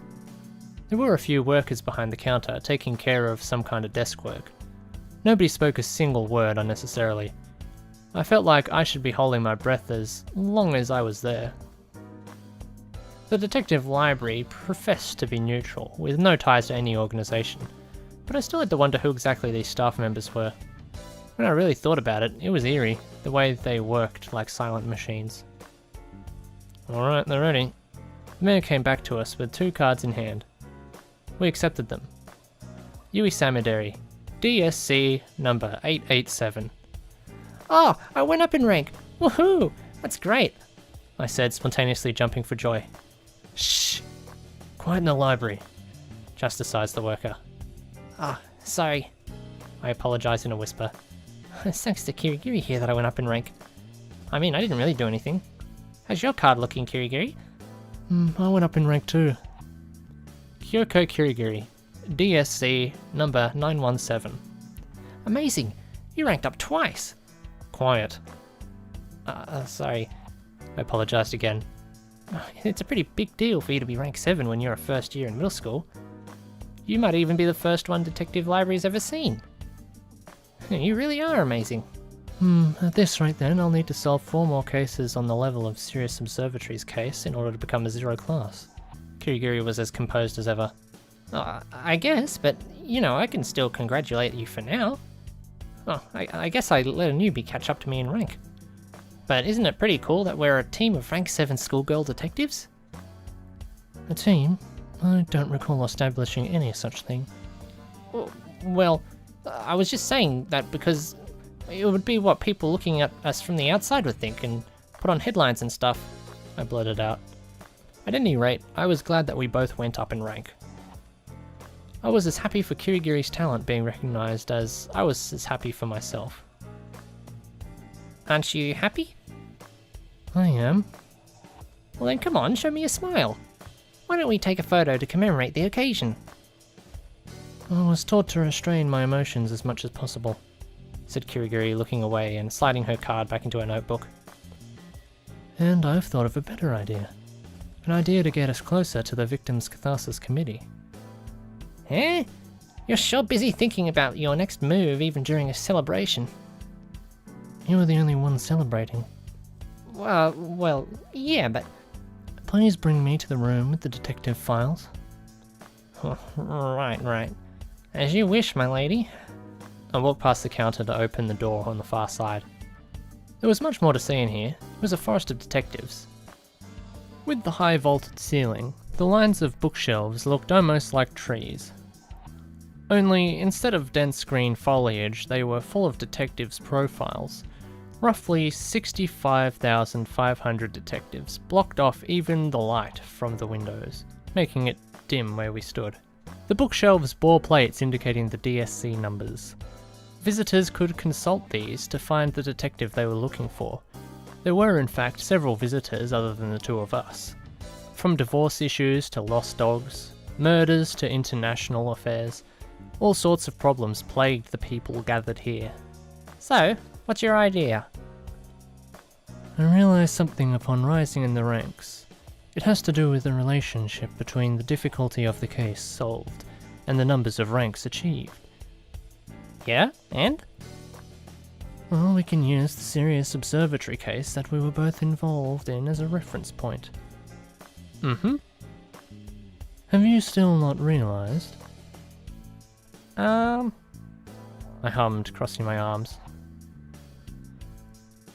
The Sirius Observatory case was carried out using tricks prepared by the Victims' Catharsis Committee. Upon taking care of it, I rose 2 ranks, but fortunately or unfortunately, that was due to the fact that I stumbled upon a case of fixed difficulty, guaranteed to raise rank if solved, by chance. On the other hand, you never encountered such a case until now, and thus you went up only a single rank over the course of 3 years. They do say that stumbling upon cases is the mark of a great detective, but... From that, my conclusion is, among high-ranked detectives, perhaps there are those who have accepted a duel noir before, particularly those who are high-ranked but were registered relatively recently. Oh, I get it. There may even be detectives who have taken care of not just 1 or 2 duel noirs, but many more. There are. There has to be. Was that what Mr. Asakura was trying to tell us? Let's look for detectives of interest. Kirigiri moved through the bookcases, looking up at the DSC number plates. She went straight towards the 000 shelf, namely the bookshelf for all the 000 class, all general rank 0 detectives. It was the furthest bookshelf from the entrance, small and looking almost like a throne, or perhaps a storage for a secret treasure. It held 3 files. This is just hearsay, but apparently there used to be 4 000 detectives, before one of them was deleted from the registry. Nobody knows why. I whispered to Kirigiri. Kirigiri silently picked up one of the files. The papers were kept in a high-quality leather binder. A name and a DSC number was written on the spine. Gecko Ryozuji, DSC number 000. The 3 zeros were sparkling. She opened the file to the first page, which was the standard detective library form resume. The headshot looked younger than what I had imagined. Cooler too. He didn't have a frail and bookish, but more of a romantic lead who looked good with masculine slick back hair and a beard. Judging by his date of birth, he was currently 42 years old. He solved a tremendous number of cases, hasn't he? Of all the 3 000 class files, this one had the most pages. I'm pretty sure this guy is the armchair detective that they call the Armchair Earl. He doesn't waste any of his time going to the scene of the crime or investigating personally, so he can solve this many cases just from his desk. Quite a reckless detective. You can't talk about a 000 detective that way. I rebuked. Oh, I'm sorry. Kirigiri apologised meekly. That's right, you can't forget to show respect. How about this one? Kirigiri picked up the next file. Johnny Arp, DSC number 000. Oh, this guy's famous. He's American. I immediately flaunted my knowledge. He's the only private detective in Japan that's authorized by the police to carry a gun. Well, I don't know much about the circumstances myself other than that the police and the FBI made some deals. Apparently, while he's here in the country, he's a law enforcement official, not a detective. Oh, I know him well. Oh, really? Yes, he taught me how to fire a gun in America. Oh. Wait, huh? You know him personally? Well, I don't know if he remembers me, though. I can't believe there are people who just know a 000. Oh, look at his picture. He looks like Brad Pitt. You should introduce him to me. Oh, he normally lives in New York. Can you speak English?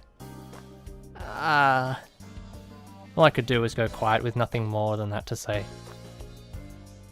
I didn't know he was a 000. Kirigiri set down Johnny's file and picked up the third. Rei Mikagami, DSC number 000. When she opened the file, the blank resume was glaring. There was no headshot, there was no gender identified, and the age was unknown. There were a few solved cases listed, but each and every one of them was a bizarre crime that had captivated detectives and mystery maniacs the world over. For example, the murder at Road Hill House in England, or the Great Lake serial dismemberment murder case that spanned Canada and the USA. Cases that even I had heard of. We can't draw any conclusions from these files. Kirigiri put it straight back on the shelf. There isn't even any contact information. Do you think perhaps that we could get one of the employees here to call them for us? No, they can't do that. Employees can't be a direct go-between for detectives and clients. But we could go to the counter and leave a note for the detectives there. I guess it can't be helped. Kirigiri toyed with her braid, looking displeased. But I believe the triple class may be too extraordinary to be the sort of detective we're looking for. So should we try looking at the doubles? I suppose.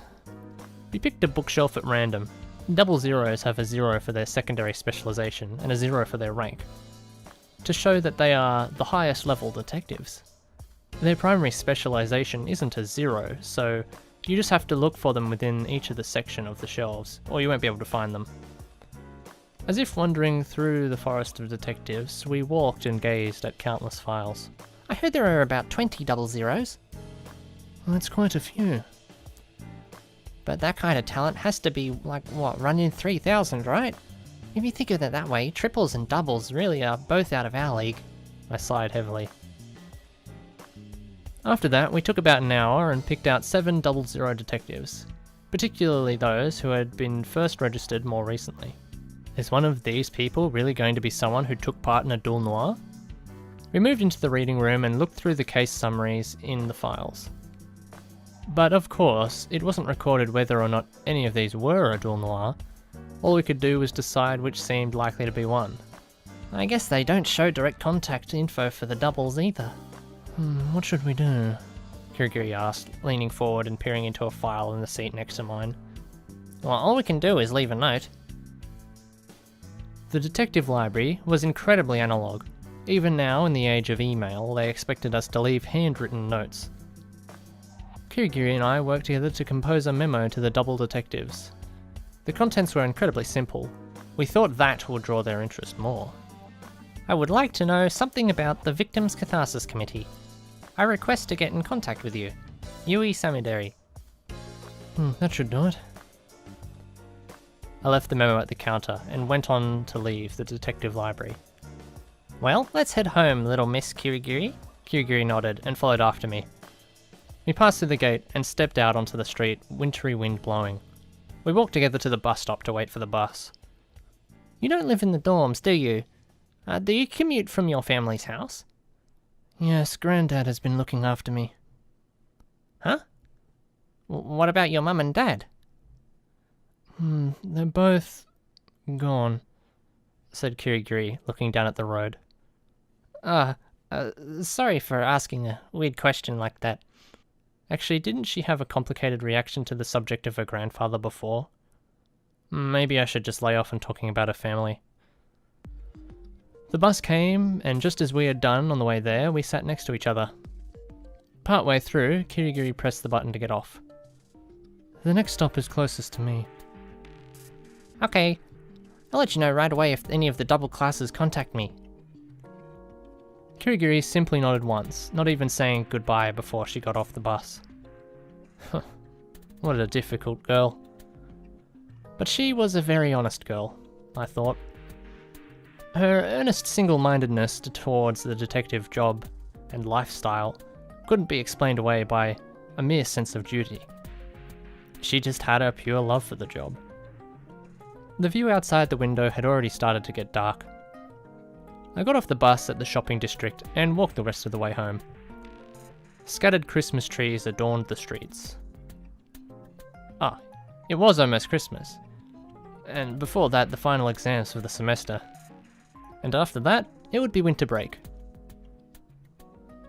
Was I going to be eating chocolate cake by myself for this Christmas too? The days passed, and winter break came without any response to our detective library note. As soon as winter break came, the dorm became completely deserted. Everyone had gone back to their families. Winter break is relatively short, so plenty of girls went home the instant the break started. Personally, I didn't feel like going home. My parents both work, so it's not like a heartwarming family reunion would be awaiting for me if I did. There wasn't really any reason for me to visit. Christmas in the dorms again, huh? I lay in bed staring up at the same old ceiling. And as I did, the face of Kyoko Kirigiri popped up into my head. I wonder what she's up to. I should have gotten her contact info. I wonder if she has a cell phone. A sudden thought struck me. If I went to the detective library, wouldn't I be able to find her contact info? The newer the detective, the more likely they were to have that information listed in their file. They'd be able to take on jobs more easily that way after all. I rushed to the detective library. The detective library was quiet as always, but there were more visitors than normal. Maybe more people had problems towards the end of the year. Do I have any messages? I tried asking the person behind the counter, but I was out of luck. So I went to go check out Kyoko Kirigiri's file. The Sirius Observatory was already here in her case record without any delay. A phone number was written on her resume, so I copied it down and left the library. When I returned to the dorms, I gave her a call. I could hear an old man's voice through the receiver. Yes, hello? Hello, this is Yui Samideri. I go to the same school as Kyoko Kirigiri. Miss Kyoko was a great help to me earlier. Miss Samideri, the detective, right? It seems like you're a help to my granddaughter as well. No, I really owe everything to her. I see. Went along with it, seemingly amused. This was probably her grandfather. Had he made it back home from Los Angeles? Is Miss Kyoko currently available? I'll hand it over to her now. And not a moment later, it was Kyoko's voice coming from the receiver. Yes? Ah, Kirigiri. Big Sis Huey. Yeah, it's been a while. Hearing her voice again after a few days was an instant pick-me-up. I don't think it's even been a week. That doesn't matter. Can you come to school the day after tomorrow? It would be possible for me to arrive there. Ah, then meet me at the front gate at 7 p.m. The gate will be closed at that hour. Not on the day after tomorrow. Oh, and why is that, you may ask? Well, you just have to come and find out. Don't miss it. I hung up before she could answer. I bet I threw her off just then. I went to bed imagining the look on her face. The snow came and went throughout the promised day. There and gone again. The sky was laden with grey, and yet today felt like the one day that it might just be permissive. I leaned against one of the pillars of the school's front gate, waiting for Kirigiri. It was just about to turn 7 p.m. The small snowflakes reflected in the headlights of cars passing by on the road in front of me, illuminating the cold night sky. My breath lingered in the air as a white puff, after I tried to warm my freezing fingers. And at last, Kyoko Kirigiri crossed the street towards me. She appeared out of the snowy darkness wearing a coat over a normal school uniform. Sorry for calling you out so late. I waved to her as she approached the gate. The answer is that they are having Christmas Mass today, Kirigiri said, her hands staying in her coat pockets. The answer to your earlier telephone quiz, that is. As you hung up before I had the opportunity to answer, I came here simply to say that. Well, I'll be off now then. She turned, and really did start heading back down the way she came. Wait a minute. What? Kirigiri turned back around. There was no change in her expression. If anything, she looked even more antisocial than usual. Can you just forget about your daily life for one day and come along with me for my daily life instead? What do you mean? Don't worry about it, I said, grabbing her arm and pulling her through the gate. From what could be seen of the church, it seemed that Mass was already underway. The lights were turned on, unlike most nights, making it shine amid the falling snow. The fact that it was the only thing that could be faintly be seen through the darkness made it look incredibly illusory. This way, I beckoned Kirigiri. The front entrance to the school was already open. It was usually shut at this hour, but it had been left open to let the choir use the classrooms for Christmas prep. But the power was off, and the building was dark. Is this where we're going? Kirigiri hesitated to enter. Yep. Not afraid of ghosts, are you? I do not believe that there are any ghosts present. You haven't heard? Actually, they say there are a lot here at night. You're lying. Such a thing is implausible and illogical. Kirigiri vigilantly observed her surroundings. Was it just me, or had she gone stiff too? It's fine, see? I gripped Kirigiri's slender wrist and walked down the pitch-dark hallway. Holy night though it may have been, it was eerie being in an empty school building at night. If we do see a monster, I wonder if it'll be a ghost turkey or Santa Claus with a hatchet or something. I brought Kirigiri up the stairs. When we made it to the top, I forced open the door that greeted us. How did you open that without a key? There's a trick to it, actually. If you jiggle the doorknob up and down, the lock will come loose. I see. We stepped out onto the roof. It was covered in a thin layer of snow. Needless to say, there was no sign of anyone around. On this Christmas night, at least, we were the first to set foot on it. We went up to the fence together, looking down towards the church. It was like one big lamp lighting the area. We could see people going to Mass. Girls in school uniforms, parents with their children, and boys and girls coupled off together. See? Isn't it pretty? I stole a glance at Kirigiri to try and read her reaction, but she remained stoic, looking down past the fence with the same expression as she always had. Hey, Kirigiri, maybe you can't tell, but I'm really thankful for you, I said, and at last she inclined her head to look at me. We met in the worst way, but I'm still glad that you were there with me.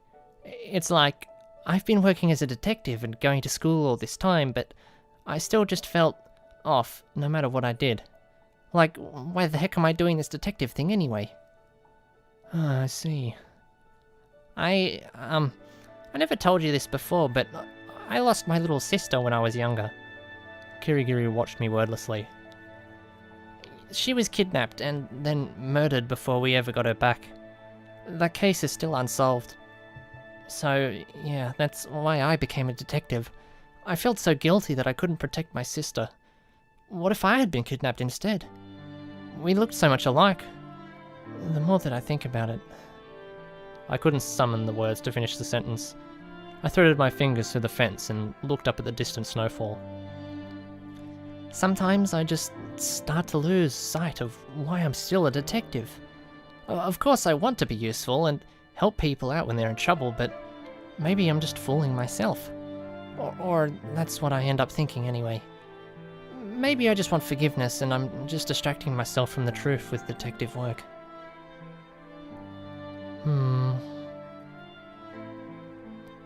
But when I look at you, it just seems that like a stupid half-baked feeling.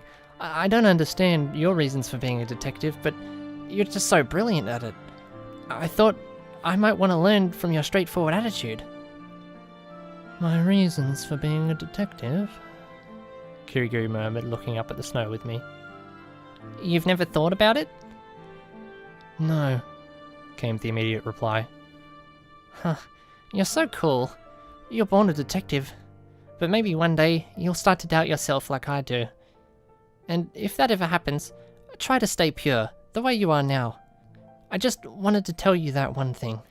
The church door opened, and a candle-bearing choir of singers began lining up outside the door. It seems like the mass was over.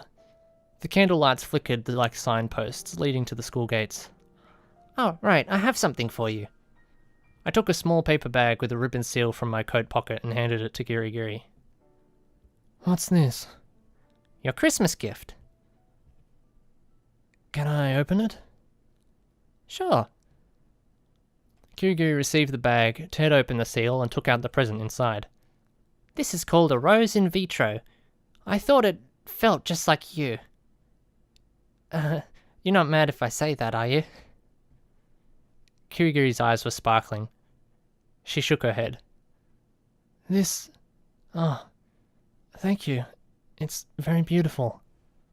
Her cheeks seemed to redden slightly as she stared at the rose intently. It seemed she liked the gift. Snowflakes drifted onto the vitro tube, making the glass look crystal clear. About that, Big Sis Yui. Huh? Yeah? Am I the replacement for your dead sister? Kirigiri stared past the rose in vitro and gazed at me. What are you saying? There's no such thing like that. That's not possible. You're you.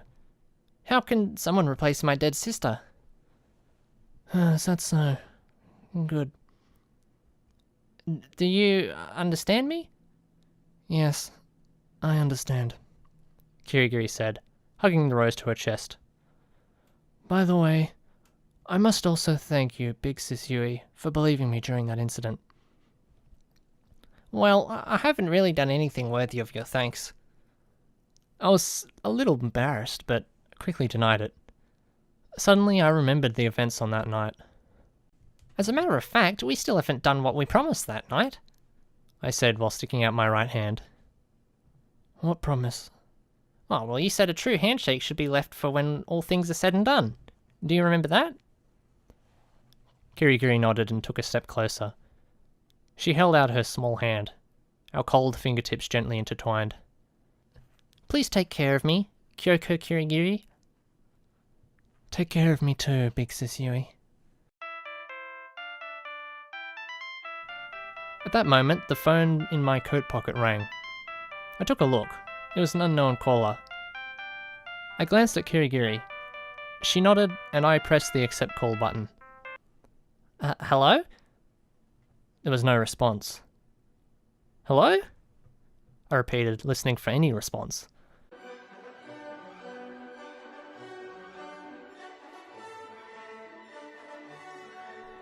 At that moment, there was the sound of some grand and majestic music at the end of the telephone line.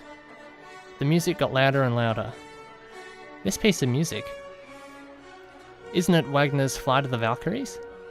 As soon as the music grew in volume, there was a rumbling sound coming from an unknown source. The sound didn't come from the phone receiver, but from the snowy grounds where we were. Red and white lights shone starkly in the darkness. The source for this unabashed noise was none other than a large vehicle approaching us at an alarming rate. It was a helicopter. The polished grey vehicle hovered to our heads. The wind pressure generated by the propellers blew our hair all about. Kirigiri held her skirt down with one hand, the other hand tightly gripping the railing. Taking a closer look, there was a man standing with his legs wide open on the hatch. He wore a form-fitting suit which was flapping up and down, his pretty tie fluttering in the wind. The most ridiculous thing about this was the bobble on his Santa hat flopping around. "Merry Christmas!" A male voice suddenly rang out from the phone. At the same time, the man on the helicopter exaggeratedly lifted the mobile phone on his left hand as if to gesture to me. What exactly is going on? The helicopter hovered in the air while approaching the school roof. Looks like the Flight of the Valkyries was the background music played on the helicopter, and judging from the trumpet in the man's right hand, a part of it was performed live. I stared stunned as the man with the trumpet jumped from the helicopter to the school roof. The man adjusted his suit and tie and adjusted to the helicopter, and the helicopter sped off into the distance. He then slowly walked towards Kirigiri and me. Who is he? Could he be a murderer sent by the Victims' Catharsis Committee? I huddled close to Kirigiri, poised and alert. Huh? This man, I recognize his face from somewhere. Just around 30, and a wild and unruly gentleman. And hello to you. Two lovely detective teenagers. Could you be... That's right. I am the great detective with the alias The Fastest Passion, Allegro Agitato, Susei Nanamura. Previously, we left notes for the 00 detectives in the detective library. He was one of them, Susei Nanamura. His DSC number was 900. A Class 900 detective is something of a rare sight. Could it be about Duel Noir? Oh, of course. Susei Nanamura took out a black envelope from his inner suit pocket. As expected, we managed to meet someone related to the Victims' Catharsis Committee. But what was unthinkable was the arrival of the revered 00 detective, and his way of arrival was completely unexpected. Looks like the house can't wait to welcome us. I took the envelope and studied its contents with Kirigiri. This incident was enough to summon a 00 detective, and it may turn out to be a miserable experience for two rookies like you, but do you want to come with me? Kirigiri and I exchanged a glance, then nodded at the same time. Of course!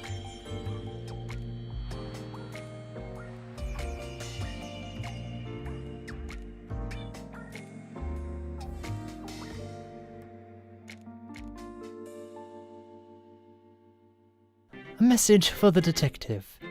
Heed the cry of the noir. Location: Norman Hotel. 80 million yen.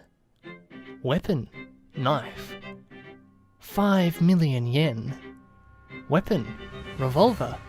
15 million yen. Weapon: hammer. 3 million yen. Weapon: rope. 3 million yen. Weapon: automobile. 10 million yen.